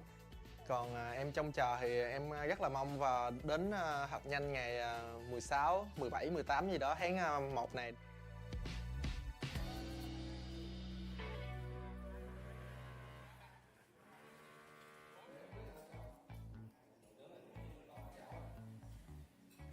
Hiện tại thì team của mình có 7 thành viên thi đấu chính thức tính cả mình. Dude, it's 10:30.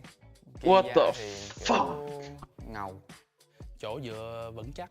Giống như kiểu khi mà mình gặp khó khăn thì cứ nhìn về gây ra thôi, thì mọi thứ nó sẽ ổn hơn rất nhiều. Khi mà em khi mà đi đường với tới lên bên kia thì em rất là để ý và rất là kiểu quan trọng về cái việc đi lên và cũng như là tìm kiếm lợi thế trên lane đó, thì điều đó chứng tỏ việc em cũng rất muốn solo kill top lane bên họ. Okay, well, update. So, despite the fact Rest cannot auto attack currently, he can, but only after he's used his ultimate. So it's only like the empowered on top of it that can attack with right now, and then he stops attacking as soon as they turn back to normal. Yeah, so, but regardless, despite the fact Rest can't attack, he has decided not to chrono bake and just to go back in the game. And honestly, they probably from this position can just win the 4v5 as long as his ult works. Because if he's able to ult, then maybe his abilities will start working again. A problem if they don't, but I guess we're going to find out. Anyway, regardless, he's decided that he will play it on. Now, if somehow, they then lose off the back of this, which realistically could happen. Yes, because Cassante, you can also see sliding around the map. So that hasn't been fixed. The auto attack issue hasn't been fixed. He's not going to be able to contribute to towers at all. So he's worthless in a side lane. So the only way that this is... They got to end with this Baron. CFO needs an out. That is the only way. And even then, all he's going to be doing is soaking damage. And if you are GAM, you'd probably just ignore him. Like, oh dear. That's a bold call. We'll see if it pays out for them. This is... As Jason Bateman once said, it's a bold strategy, Cotton. Yeah, Is that what I just heard? Yeah. Yeah. So hopefully we do get into game very shortly. But I can't imagine wanting to do this. Because to me, I think they just want to get it done. I think CFO... I mean, realistically, I did look at it. So they are 6 towers, 7k gold ahead. I'm pretty sure every lane that they were playing was winning. The only problem being that Rest is the vast majority of their bulk in the team fight. He's the one face tanking a lot of it and doing a lot of the setup and just being a nuisance. If CFO lose this game now, and potentially find themselves in the lower bracket against. Because I wouldn't be surprised if there was Dude, an argument to be made. I don't know about this. Like, I feel like How far they were ahead. Yes. he went through all the like pause bullshit. Like, if they did that like at the start, then that's one thing. I think it was they said. Yeah. So, although to be fair, it looks like he's almost machine gunning the minions. Levi's laughing at this point. Yeah. Okay, but like... Dude, this is so weird, dude. It goes down a little bit. I mean, ultimately, they have to just be trying to end. Okay, he's walking around like normal. So he's not drifting. Okay, so I'm pretty sure he just dashed. So the dash isn't actually traveling any significant distance. Well, I think he dashed onto his teammate, maybe. Let's have a look. I'm sure he'll use it. Hit the ward. Do it. Yeah, that's right. Honkyu. Big assist. They just decided to keep playing. Oh, no. Yeah, no. Okay. What the fuck, dude? Between Worlds has come out. It's the Empress to fight. Okay, so now sorry. he can Hits attack the now. Magnet Storm. He's free. He's free. Is he free? And it does look like off the back of that, they are going to just end the game. But Oh, yeah. What the fuck? I'm aware that there's a... He didn't go back at all. Okay, yeah. So I think he's just straight back to normal. All it required was another. Oh no, never mind. He's not. He's not. But either way, it doesn't matter. Doggo's in hysterics. We sat here for like 30 minutes. Okay, I mean, like, now I'm aware that the play-by-play on that last team fight was not More than 30 minutes. It was like 40 minutes or some shit. It was just mostly just for that? Oh my god, dude. Watched League of Legends Esports in Season 2. Yeah. Never in my life have I witnessed something like that. Yeah, look, it is what it is. I commend CFO for their confidence in that situation. They're still in. That was a 12-kill game, which is just the most insane part of all of that. What? I mean, yeah. I mean, CFO won. Holy fuck, dude. Yeah, when did we start the predictions? Well, congratulations to the people that predicted CFO. When it just took you 2 hours. Damage pretty low across the board. Honkyu and Aris doing the majority of it. And if you cast your mind back to the game, it was just early Dragons going over to GAM, CFO picking up all of the Void Grubs, and massive... That was fucking wild, dude. Due to the towers going down. So Honkyu and Rest were very, very far ahead because they were getting the tower plates. And then when it came to that third Reddit post about this? No, the problem is nobody watches LCP. Yeah, I mean, you can see it on the graph. Nobody's gonna give a shit. Significant.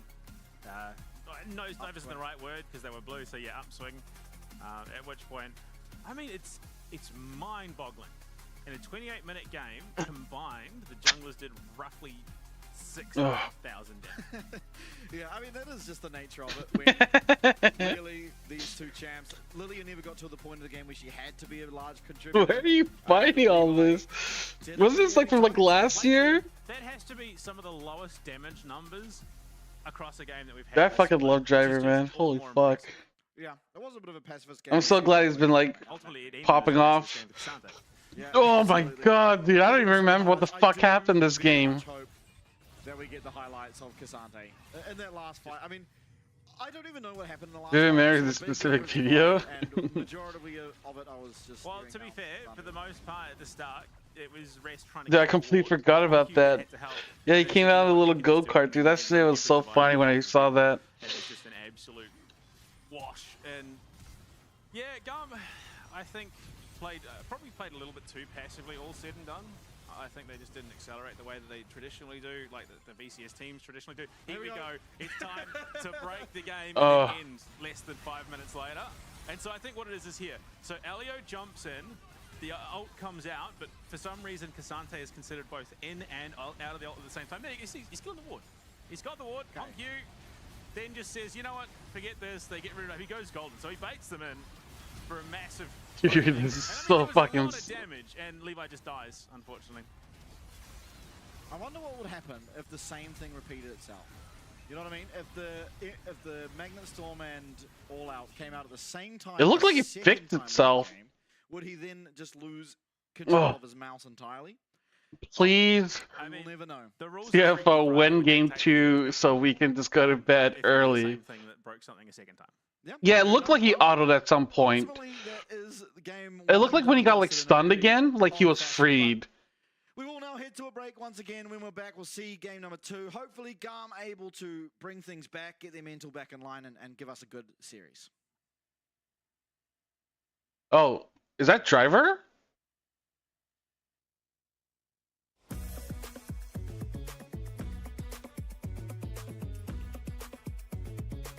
Oh, fuck, dude. All that just to be like, oh, you know what? We don't give a fuck. Let's just end the game. I wish we would have done that like sooner. 我觉得在这种赛区的话，就是会非常有竞争性嘛，而且喜新程度应该会拉得挺满。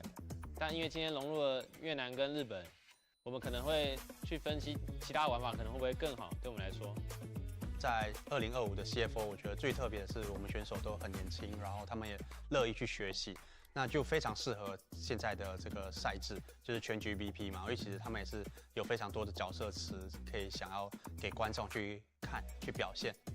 我觉得我们的学习力跟随机应变能力是很强的，所以不用太怕他们的那些风格。可以被选上，就感觉自己肯定还有潜力哦。I don't even remember what happened. Talk about. 觉得蛮开心的。Oh, that was so nice. 我加入 CFO 之后，就发现跟他们相处其实是蛮有趣的，因为他们平常都会讲一些。I hope we go to Worlds again and we showcase skill. 红 Q 是一个新选手嘛，那很年轻，17岁。那我们其实会教他非常多东西，那就是看他在比赛场上有没有办法发挥出来。大家都说他是未来的超新星。Where's Worlds this year? 粉丝们一个激进敢操作的风格，不保守，就是打得比较进攻性一点。那凯运的话，今年也已经是他第10年在 LoL 圈了。那我相信他的经验是非常丰富，也可以带领我们队伍有一个很好的方向。比较像领导者。I think the international tournaments is Korea, Canada, then China. 有这个角色挺重要的。上路4节的话，可能就。 游戏内 Canada will be interesting. I forget where it is. 算蛮多的，就是然后操作也蛮好的。 So we have like 3 international tournaments now. The first one's in Korea. The second one will be in Canada. 那德国的话， I want to say it's Toronto. 打了1年就打出很好的成绩，然后就已经去 LPL 那 I forget where. 好几年，这次回来的话，我相信他已经进步了非常多。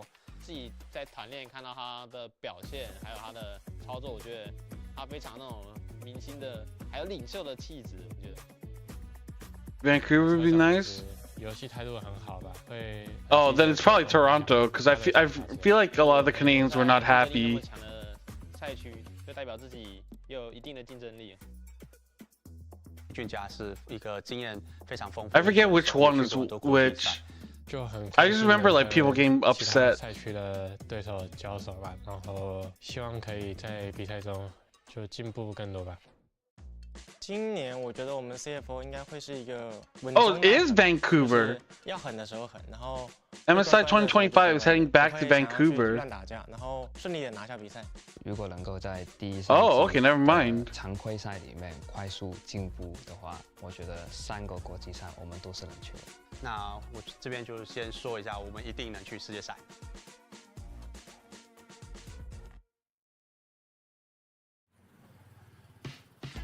Vancouver's nice? Okay, yeah. Then why were Canadians mad? I remember a lot of Canadians were mad that it was in Vancouver. Đầu tiên thì em nghĩ là em sẽ cảm thấy rất là vui vì sẽ được nếu mà được thi đấu ở LCP năm sau các thứ. Mình rất là hào hứng khi mà sắp có cơ hội được thi đấu với rất nhiều những đội tuyển mạnh ở những khu vực rất là mạnh. Em cũng đã chuẩn bị cũng như là em đã tập được những cái mà về chiến thuật, về cái cách mà em vận hành đội hình khi mà bước vào trận đấu. Còn em trông chờ thì em rất là mong vào đến học nhanh ngày 16, 17, 18 gì đó tháng 1 này. I mean, the goal is to go to all 3, right? But chances are, we'll probably go to MSI and Worlds. Yeah, GAM is Vietnamese. There's 3 Vietnamese teams. Thành viên thi đấu chính thức tính cả mình. Em nói từ trên xuống dưới. Kia thì kiểu ngầu, chỗ dựa vững chắc. Giống như kiểu khi mà mình gặp khó khăn thì cứ nhìn về Kia thôi. Thì mọi thứ Zhongyin, nhắm Khi mà em khi được Noctis is not Zhongyin, nhắm Now you cheer for them, you get the fuck out of here. You cannot cheer for them while they're playing against CFO. Those are the rules. The rules are, against CFO, you cannot vote. Em thấy anh Khánh là một người đội trưởng khá là có tâm và có tầm bởi vì Okay, Noctis, listen, I didn't know you wanted to start a fight today. luôn có những cú call mà Listen, I'm in a good mood. Let's keep it that way. Don't make me come over there and beat your ass, dude. Còn về emo thì trẻ. Whatever shithole you live in, I'll come find you, dude. We'll fucking throw hands, dude. Ares thì cũng ngầu luôn. Rất là trưởng thành về lối chơi á, kiểu như là anh là một người đi lane hay và kiểu như Your movie bad ones. Dude, shut up, man. What is wrong with you people? Nhầm Hưng thì kiểu em nghĩ anh ấy là một. This is why everyone hates you. Thú vị, nhưng mà em sẽ không tiết lộ gì nhiều. Em sẽ Anyway, fuck you out of here, bitch. LCP mùa sau. Team em nhìn ra cũng ngầu quá. Hưng thì ngầu, anh An thì dễ thương. Love chọc cười mọi người khá là nhiều, kiểu là hay làm cho mọi người có cảm giác tích cực hơn anh.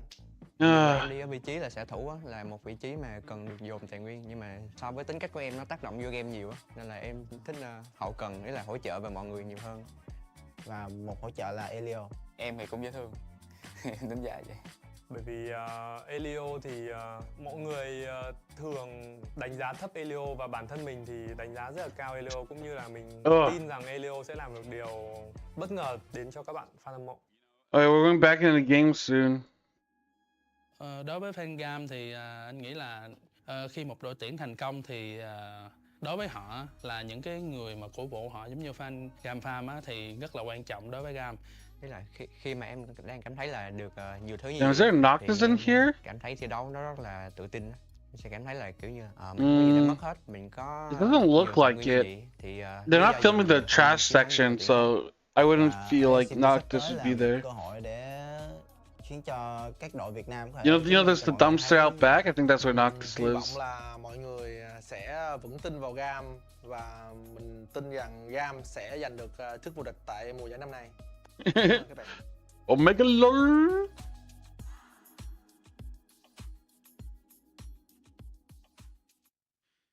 And it's time. Hey, Game number 2. We got driver in. Rest is out. CFO is still struggling to hold it together after that game. You can see it on their faces. But yeah, poor Rest, you can't get your break, eh? His champion breaks mid-game. We wait to try and get it fixed. They decide, you know what, we're not going to fix it. He can just suffer. They end the game, and then he subbed out immediately. GAM choose the blue side. I mean, has been the stronger performer in the play. It's funny how like people treat getting subbed out like it's like a huge negative thing. GAM looking to pick up their first win in the series, hopefully take us to a game 3, and follow the success of their VCS brethren, and you know, try and meet them up there in the upper bracket. I mean, GAM 4-4 on both sides of the map. Actually, they've picked up 4 wins on each. They're consistent. Yeah, consistent across the board. Whereas it has very much been a blue-sided affair for CFO. I think they're 9 and 5. 9 wins on the blue side, 5. Predictions? So I think they do all right, but definitely they're a blue-sided team. That much is for certain. Coming into it, I mean, luckily there will be no more issues with Casanti because he can't be played. Yeah. Although I mean, it's cool to see. We'll win game 2. Predictions set up. Sprinkler gone. I liked how the particles would play as well. There was just like explosions on his auto attacks everywhere. Yeah. Looked like he was using a machine gun. Yeah, it did look like he was using a machine gun. Gatling gun. It's the new Casante skin. Real warriors make their own weapons. Yeah. Not usable that game, unfortunately. Yeah, no. He's a bit of a hindrance. The way of the pacifist. He refused to hit anything. Just a good guy, Casante, really. Now, draft number 2 underway. No game-breaking bugs, hopefully. Ash, Victor, Jace removed. Ash, Victor, Jace gone. And Nocturne. Nocturne. Yeah, it'd be Nocturne over the Scanner. I think there is just enough to play around. Akali! So they're saying, look, if you take one, we're taking the other. Yeah, fair enough. I understand why Ginger's good at both of them as well. So You know, Levi's shown a tendency to like the Skarner and the Nocturne. Ginger much the same. What are you gonna first pick?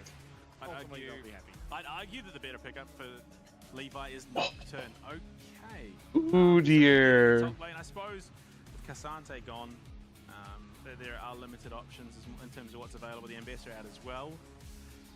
I think that might be a risk. What are we gonna play? In terms of what is available to him now in the jungle, which I mean, to be fair, we could see both yes. sort of opt elsewhere, go mid support, mid bot lane, and then. Oh, Zyra's open. Yeah. Oh, I didn't even notice. Which is now pretty much an immediate answer to both the Nocturne and the Skarner. Yep, exactly. So, Ginger's eating good. Oh, Zyra Leona. Dude, what the fuck do you even play against Udyr? I'm gonna look it up. What is Udyr weak against? Weak against Rumble Cassante. Well, shit, both those champions are gone. What the fuck? Caitlyn Elise is insta-locked?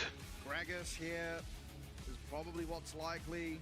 We saw him hover it. Maybe the Scion driver doesn't like both of those champs. Did you go Jax or something? Or we saw the Camille. It didn't seem like it was that effective. I mean, more Nocturne, I think, will probably clock. Oh, Swain might be interesting. Oh, but you have Zyra already. Ooh, I don't know about this.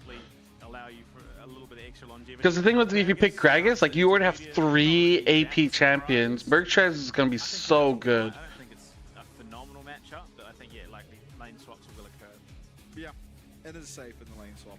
CFO will win this. Something as safe as possible. Nocturne, Skarner, Ben, right? He's probably not safe enough that he doesn't die to this bot lane being shown. Either that you should ban like Xin Zhao, and I feel like GAM should ban like Yone. Yeah.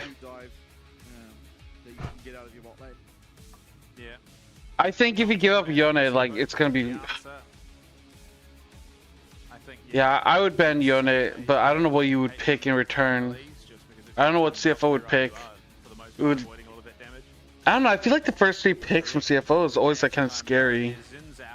So I mean, realistically, CFO are now saying to GAM, the Skarner's there, pick it because we've got their answer. We don't really mind as much. And ultimately, for CFO, if the Skarner does get picked here, if GAM do fall for the trap, Ezreal, yeah, Kaisa. Yeah, definitely agree. So we'll see. Kaisa maybe for Doggo. He's had some very good performances on the champ. This is. I feel like this is too much AP. Draven, I don't even know if Draven's good. Draven Leona, I mean, it's a pretty impressive lane.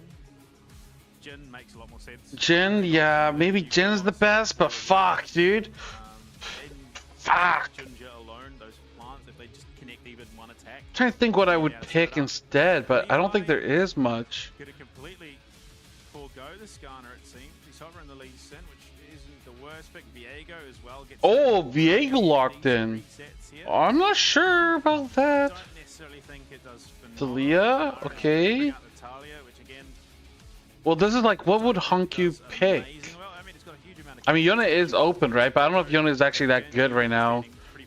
But like, if you pick like any other... Oh, Tristana Smolder? Yeah, I think, honestly, regardless of if it is the Tristana or the Smolder... Smolder might be better. The team composition we're seeing from CFO, if they are able to weather the early game storm that is Elise, they are probably just surefire to win. Because the champions... Holy shit. Is there another one? Terribly into both the Leona, the Zyra, and even the Gragas, honestly. So, I'm not really sure what the angle for GAM Yeah, get your predictions out there. I mean, I think CFO's comp, it can be good. I wouldn't even be surprised if we're seeing GAM. But I'm not sure. Oh, that's beautiful. Holy shit. What's available. I'm not totally against it, especially in a situation where there is that much banned out and there is those stakes. Yeah, driver up here. I'm gonna close predictions soon. Yeah, I don't know how I feel about these team comps. They're both, to me, like, not that great. But if I had to pick one... But I think the potential for an explosive lead to develop leans more on CFO's side. I don't know. I do think that like CFO got more of what they wanted than GAM did. It's pretty hard to play. Ultimately, Junja on the Zyra. I do think it matches like CFO's team comp more. Who the fuck is predicting so much for GAM? He's gonna have the ability to control the pace of the game, and again, similar to what we saw in Game 1, when he gets an opportunity, he God really damn, thrives, dude. and he allows his team to thrive around him too. I mean, the only problem that I'm seeing ultimately is for CFO at least is if GAM does. You guys gotta predict more for CFO. You can't make GAM look good. So there is a potential that if GAM get an early lead, they can run away with it. If TI has a good game, he's going to be applying a lot of pressure around the map. More than anything, this is not a skirmish comp though for GAM. They are looking for the picks. They want to be taking fights where they outnumber their opponents because, I mean, a head-to-head 5-man fight. Yeah, like, I know Driver's really good on Gragas, but I don't know how good Gragas is against Udyr. Like, we saw Udyr take over like the last series, you know? Kaiser from Worlds. Actually, from your individual region, but there's also a CFO one. It's Alright, we're gonna go for 2 regular lanes. I got all the PCS ones last year. Support my region, you know how it is. Alright, well, I have to do that now, I suppose. No, definitely, of course. So far, the LCP has been an absolute. Oh shit. Makes me excited for what they've Kick got. me out.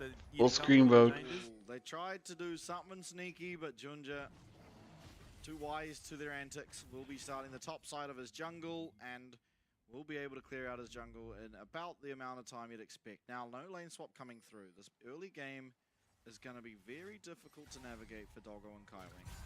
But it does mean there's no opportunity to dive a Gragas, so as long as they are... I mean, yeah, I think so too. So that's why I'm kind of confused why they would go with Gragas. Really is a little bit scary for them though, and as you're seeing now, getting walked away from the minions, and the lane's not going to be in a particularly good position for them. Honky is really good on Tristana though. Yeah, I mean, I think in limited trades, it's not the worst situation, but definitely sustained fighting, Artemis and Elio are going to have the advantage, and just sheer damage out Oh alone. my god! Yeah, nothing like 6 plants clearing the red buff for you. Damn, dude.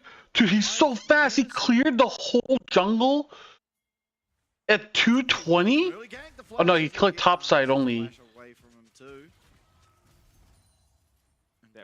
Oh, he flashed for flash, okay.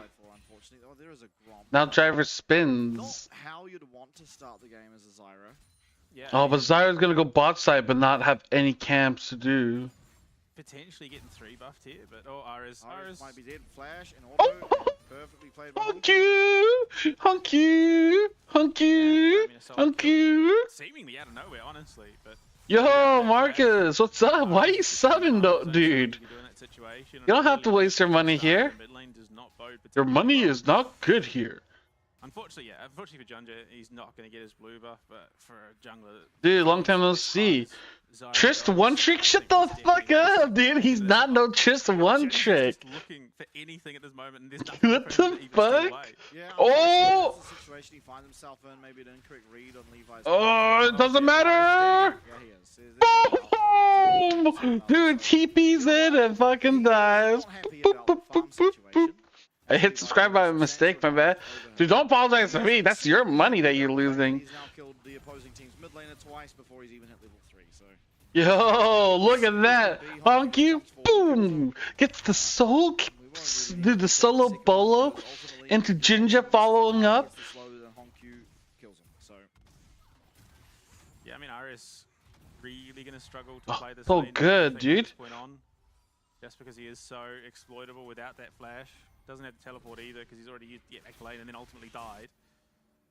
So, I mean, realistically, it probably would not be the worst idea. What's this? We're watching my team! CFO, you stupid fuck! Winning garbage!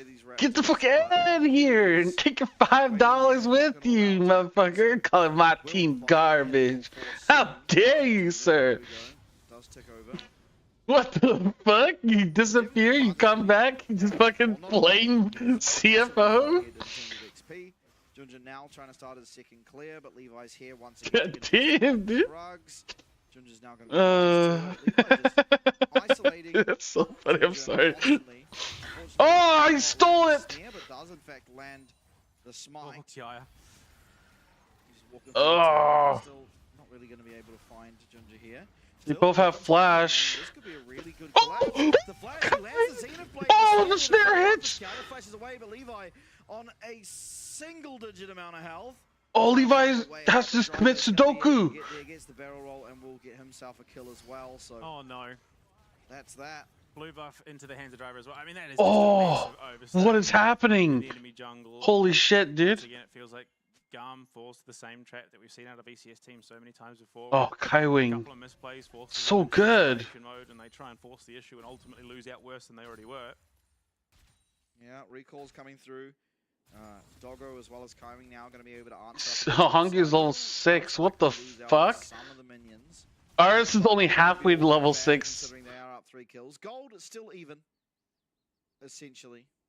Not really anything bring them apart. And a lot of that Oh shit, Kalen is smashing CS. Yo, Kale, welcome on in.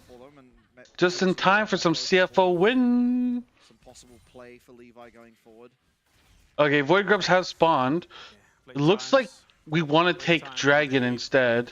The VCS fans, at least it will be PCS versus VCS in both the upper and lower brackets. True. Obviously, GAM don't somehow pull out a victory here, which is looking. It's looking rough for GAM, dude. The town play Vikings? Yes, they did. Yeah, it's a rough spot. They're not out of it for sure, but to put themselves in this position. You missed it. Rough one. Got some early downfall time, dude. Rip Bozo. So far ahead. Jin can do a lot with a little, based on the fact he has got a reasonable amount of utility in his kit, and base damages are fairly high. Damn, half his health is gone. He's now trading a lot better for himself in the mid lane. Doesn't have flash yet, so does have to be a little bit. Team 2 looking. Keelan at least seems rough. Before that flashes up, but in the current state of the lane, Tristana will just naturally push it out, and Honku most likely wants to try and find himself a recall at some point. Well, Honku, in fact, maybe overstaying in the mid lane. Levi. Oh. Flash is not going to be up, so we'll have to rely on. What the fuck? He's going to just try and trade the damage over. Ares getting over that wall.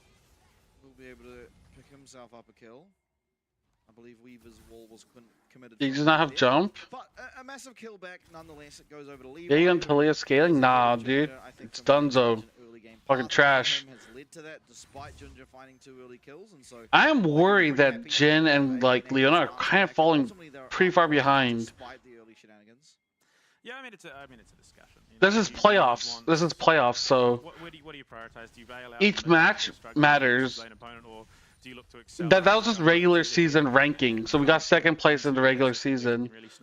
But then that seeded us into playoffs. Likely that you want Levi to get ahead because he has just been such a powerhouse in this roster. Not to say that RS hasn't been, but ultimately RS is still going to be able to contribute, even though. Yeah, these matches are important. That's why I'm like, you know, I really want CFO to win. Oh! Oh my, Doggo's in a world of hurt. Doggo's suffering. So he's Doggo's taking so much damage. It's really strange to me that they didn't opt into a lane swap. It's really, really strange to me. I think Jin, Leona ultimately just cannot interact with the Caitlyn. Especially when there's an Elise paired alongside it. Yeah, I'm not sure about lane assignments. That one kill has definitely helped them accelerate.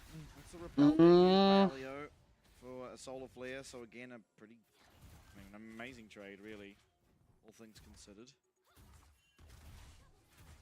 But again, Junja on the rat through this GAM jungle. If Iris is not careful, he'll find himself dying in much the same way he did earlier. It does have the flash this time, so it's a little bit less secure. But it does, I mean, objective-wise, it's not really much up. He has that priority in a 1v1. Well. Oh, nice buffer. A little dicey, but able to buffer that one out. Now, he was ready for that shit, dude. Oh shit, why is Driver so low? From that barrel, but he might just be taking out. The stun comes through, the follow-up as well. But Driver is tanky enough. He gets himself out. It's a good play by him. It's going to cost him his flash and ult, but Levi loses the same, and Junja's here to mop up this minion wave and won't be under any threat. Did he get Rod? Yeah, he has Rod. Okay. Situation. Also, we'll finish up. Yeah. So A little bit scary. scaling off the back of that. But they both burn flash. Okay, okay. Flash trade. Item does possess. CFO. Look, I don't think realistically driver going down there would have been the end of the world, but it's gold that probably would have gone a long way to helping GAM. Just Yeah, this Caitlyn is just doing work, dude. All the gold advantage is on that Caitlyn. One player has all their gold advantage. Crazy, dude. On Artemis, he's massively far. Void Grubs are up in 30, but I don't know if CFO wants to fight this. Especially if Caitlyn's going topside. Oh, shit. Rocket jump's going to be there, Kyling's here as well, but Honkyu using his jump aggressively. Junja's here. Aria's getting locked up. Honkyu might just go down to the ignite and probably will. Oh, Honkyu went down. Somehow Honkyu gets it. The bomb probably exploding. Perfect timing. So it is a trade. It's Elio who picks up their kill. For Honkyu once again receiving another 2. Yeah, but they used up like 2 ults. Ooh, this might be rough. Yeah, because Caitlyn has the advantage. Oh, that's so bad, actually. Infinitely stronger than Doggo at this current stage of the game. Yeah. And look, it's not the end of the world that gold doesn't go into the pockets of Aris, because Elio does ultimately build. Yeah, okay, they're gonna have 6, dude. This was kind of like wild to see. Thing to happen in 2025 since Cassante wasn't able to use his abilities. Yeah. Just jumped into all that shit. Off the back of it. Yeah, the bomb just pops. Ignite does onto. Oh, Elio's down. Picture in picture, and Elio, who did just get the kill, unfortunately, is taken out. What a fantastic flash blossom there. Oh! One more. Oh, blocked up. Oh. Very close. Doggo So close. I don't know what the fuck happened. Oh my god. Yeah, see, like, giving up 6 Void Grubs is rough, dude. Because now, like, this Talia's just able to, like, push so hard and so fast. Again, teleporting onto the minion means he's going to immediately be chunked out. Junja actually missed. He just takes a lot of wow, he just... from Junja. Oh, he flashed so late. Yeah. It then just allows the follow-up with the Zenith Blade from Kaiwing. Artemis can't really stay in that situation. He's good. Okay, we got the second dragon. More than that, he does struggle a little bit without. Maybe CFO gonna get Cloud Soul, but it's gonna be difficult, dude. It's gonna be difficult, my guy. The thing is that, like, GAM have, like... Yeah, Ares doesn't have that Shattered Earth, and he is going to use his Weaver's Wall to get out for the time being. They dodged away from, and even the explosive cask. I mean, Ares with some... We didn't have ult. Get him out of what was a very tight situation. Junja's here to help out as AD carry now, as he's going to get stunned up by that cocoon and take it. Oh, so much damage. Levi is not spotted just yet. They are sitting in that bush. Trap will go off. So now they have to know. They're just going to have to play it safe. Back right off. They can't be affording to take in the spot. Okay, Hunky's able to get a little bit on the mid. More plates for himself, just trying to keep that goal gap close. That bot lane, dude. Should be dropping though on the bot side of the map, which will mean if they transition into the next global. Yeah, this is why I don't like giving up 6 Void Grubs, if possible. 50 on that Drake, and 2.5 minutes on the Rift Herald means it's not happening anytime soon. Absolutely. But that is going to be the tower going down. Another. I'm a little bit worried about this Udyr though. Accelerating rapidly. Like, I feel like we pulled out the driver card a little bit too soon. I feel like if it went to game 3, then we should pull out driver. The one thing about being a hidden gold is, you know, you can notice it through items, only really from Doggo, but the players in game won't know exactly what the gold difference is. They'll see the kill score and they'll think probably. Yeah, like. I mean, Doggo's still trying to get his first item. Was Jin really the best pick? Look, it's might have been. The next 5 minutes going into that Artican spawning are going to be incredibly telling.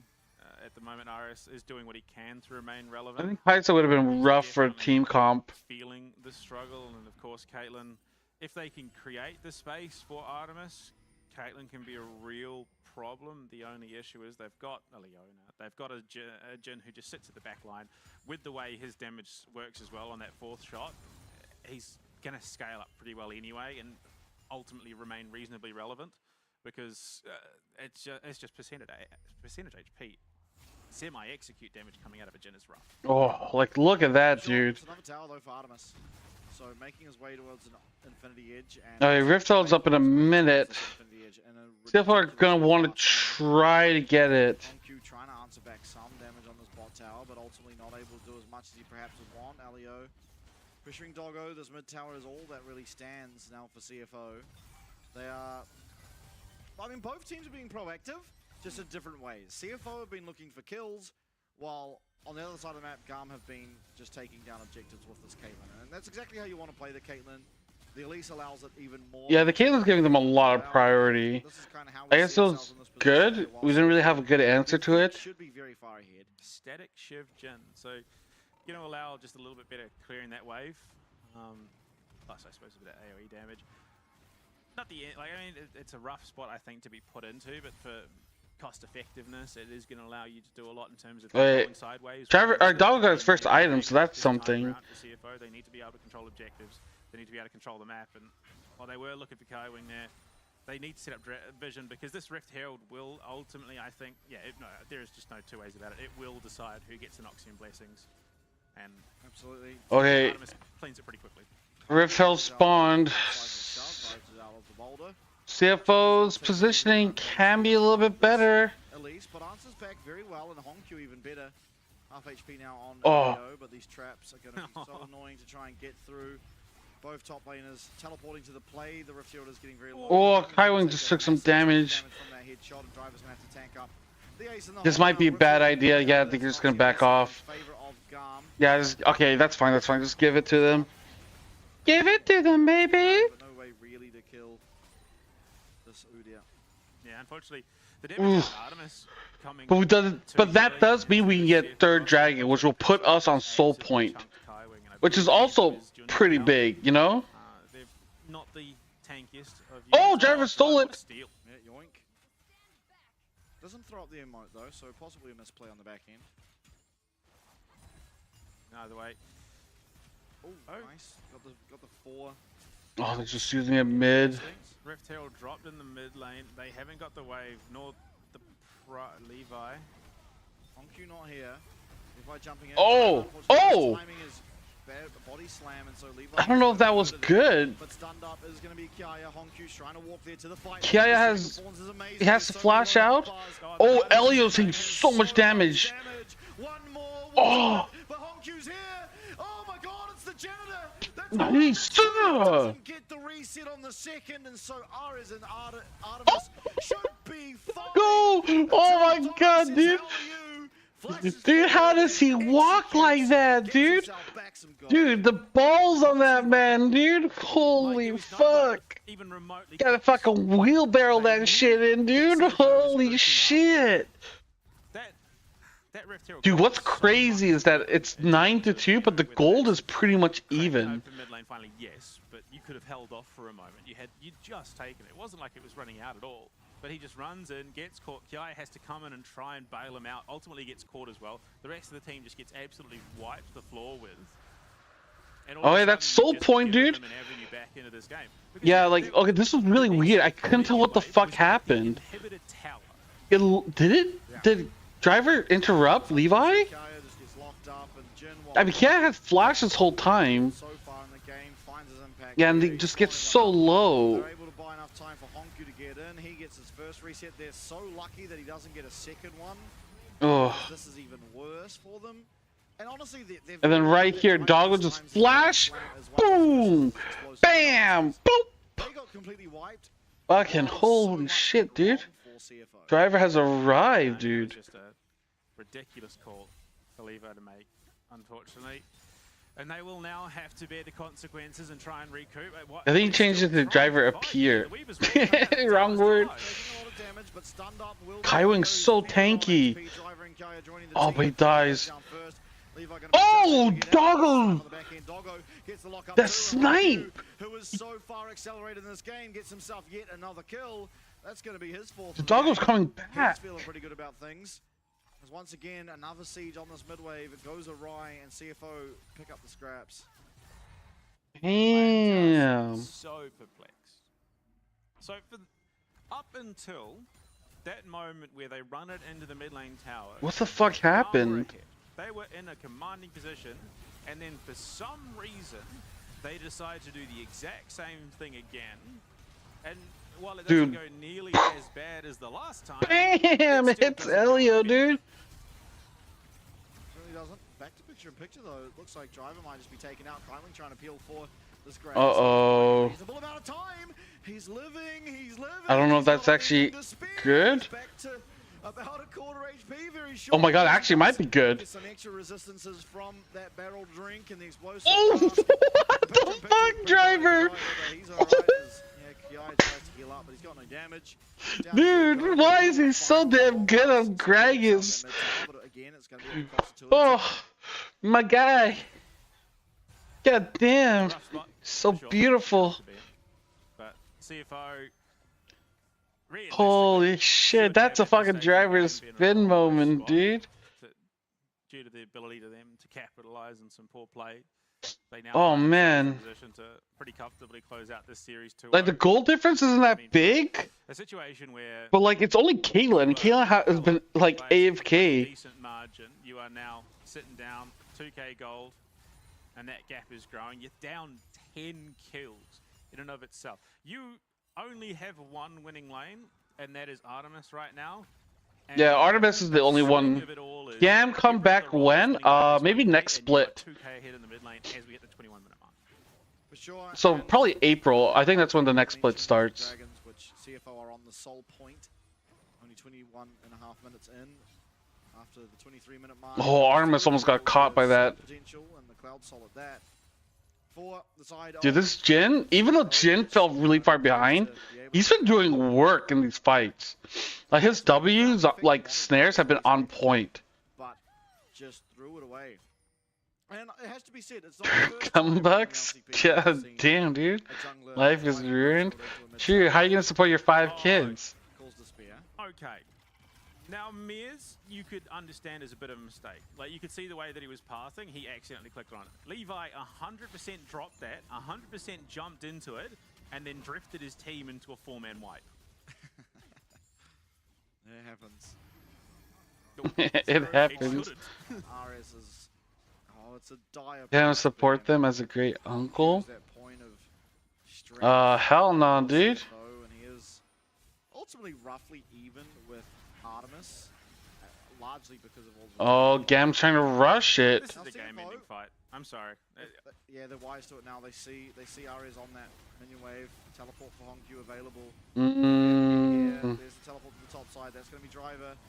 Hongyu on the bottom side of things. Solar Flare is fantastic. Here comes the curtain call. Ginger makes his way. And he steals it! Let's go! Couldn't go any worse. They just did. CFO, they get Oh, Artemis, where you going, boy? Artemis, who hasn't died yet, is completely gone. 4 people taken out. Elio, yes, Oh, yes, thank you, CFO. I can go to bed at a reasonable time. Oh, dude, it's so over. Yeah, they're going to push that in. They're going to take the Dragon Soul. Oh, and Dragon Soul. Oh, man, dude. Dude, we're slamming them, dude. Holy shit. What the fuck? Purely because of the decisions that you've made. Dude, why did they give fucking Ginger Zyro? Like, obviously it's like, you know, like, draft, and like, just because you get power picks doesn't mean you win. But the fact that Driver, Ginger, and Kaiwing get their, like, S-tier champions, to me, is like fucking wild, dude. Holy shit. I mean, it was down to like 30 HP. Dude, they all just fucking melted. There's just not the damage, unfortunately. While Artemis, yes, he offers the damage, no one is able to provide a window for him to actually find said damage. Ugh. And so, unfortunately, it's just not going to be enough.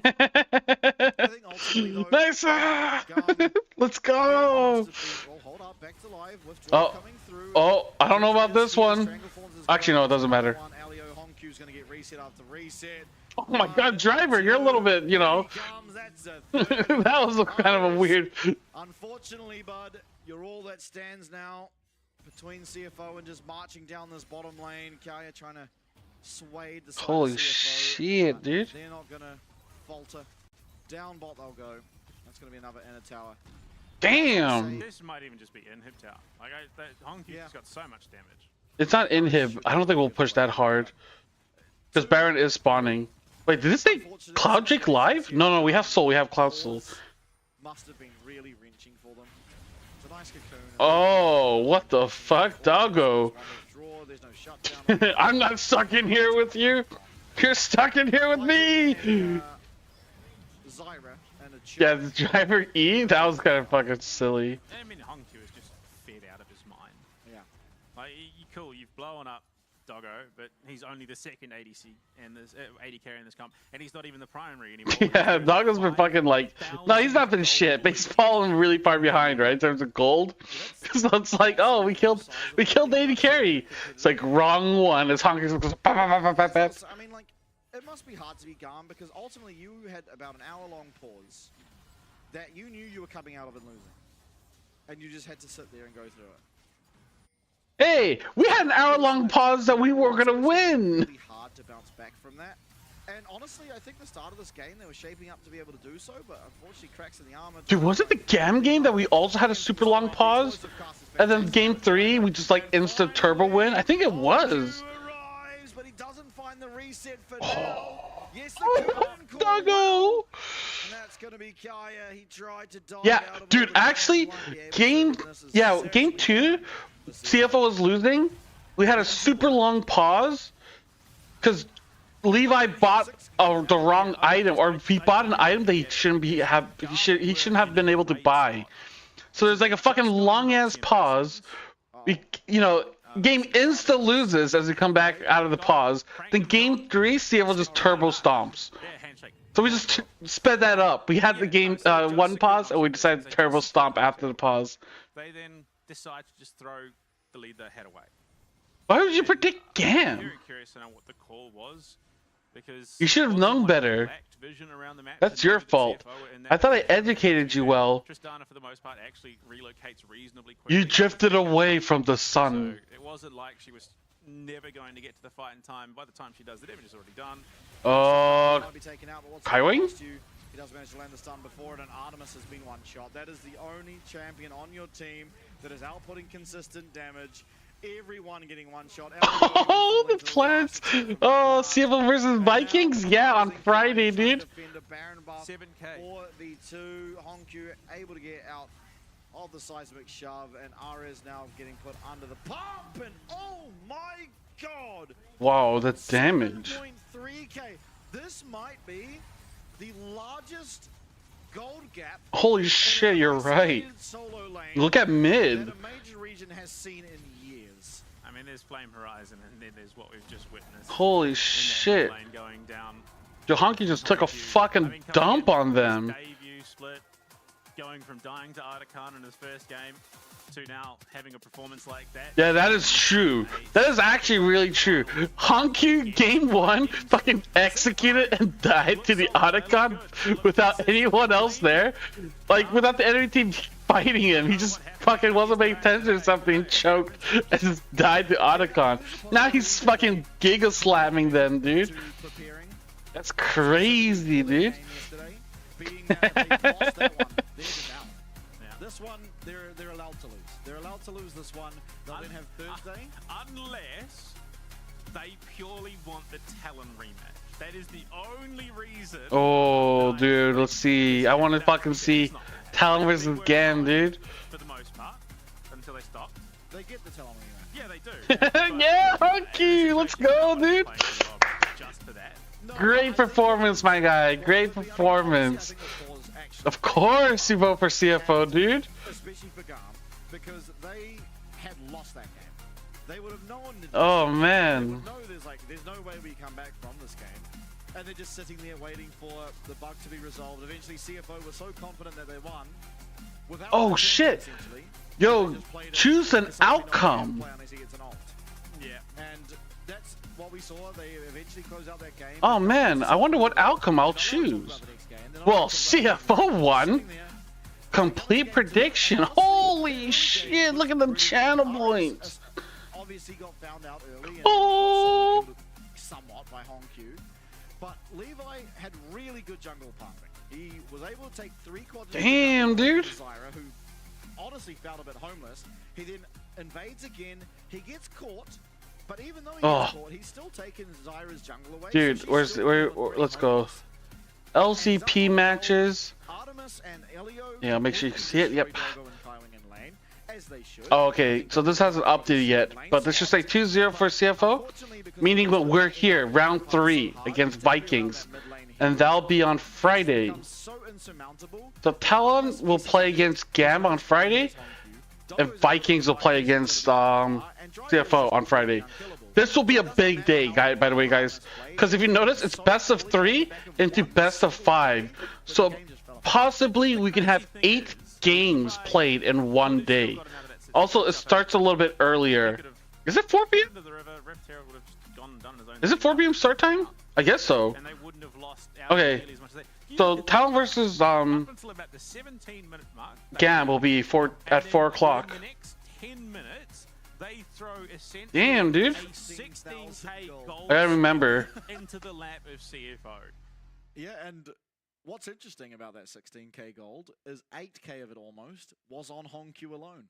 Yeah. Which is a ridiculous total. I mean, here, I like this from GAM. If they get the resets here, honestly, they don't get much off it. They don't die is important. But also, yeah, this is crazy damage. Look at that, dude. All died. At 1400, and that was Levi's. Yeah, it leaves it at 120. And it was at 120 in which Junja was able to take it with his smite. But to be like the reaction times of Junja. It wasn't even that. It was the failure to respect the fact that Driver was Dude, teleporting in. today's been a good day. Junja, yeah. You know, CFO to walk in. Holy shit, 26.0 KDA? No, they can't. Unfortunately, they can't go back in because as soon as Driver's there, explosive cast exists. So their only real play to me was to try and get that smite. Or even just split the difference. Like, so Driver's teleporting up, you just collapse in onto that gap. Realistically, there is no good situation there. Yeah, no. Which is just then compounded by Levi. Yeah, I mean, like, dude, CFO, like, I feel like we're playing really well. Like, I feel like we've improved so much.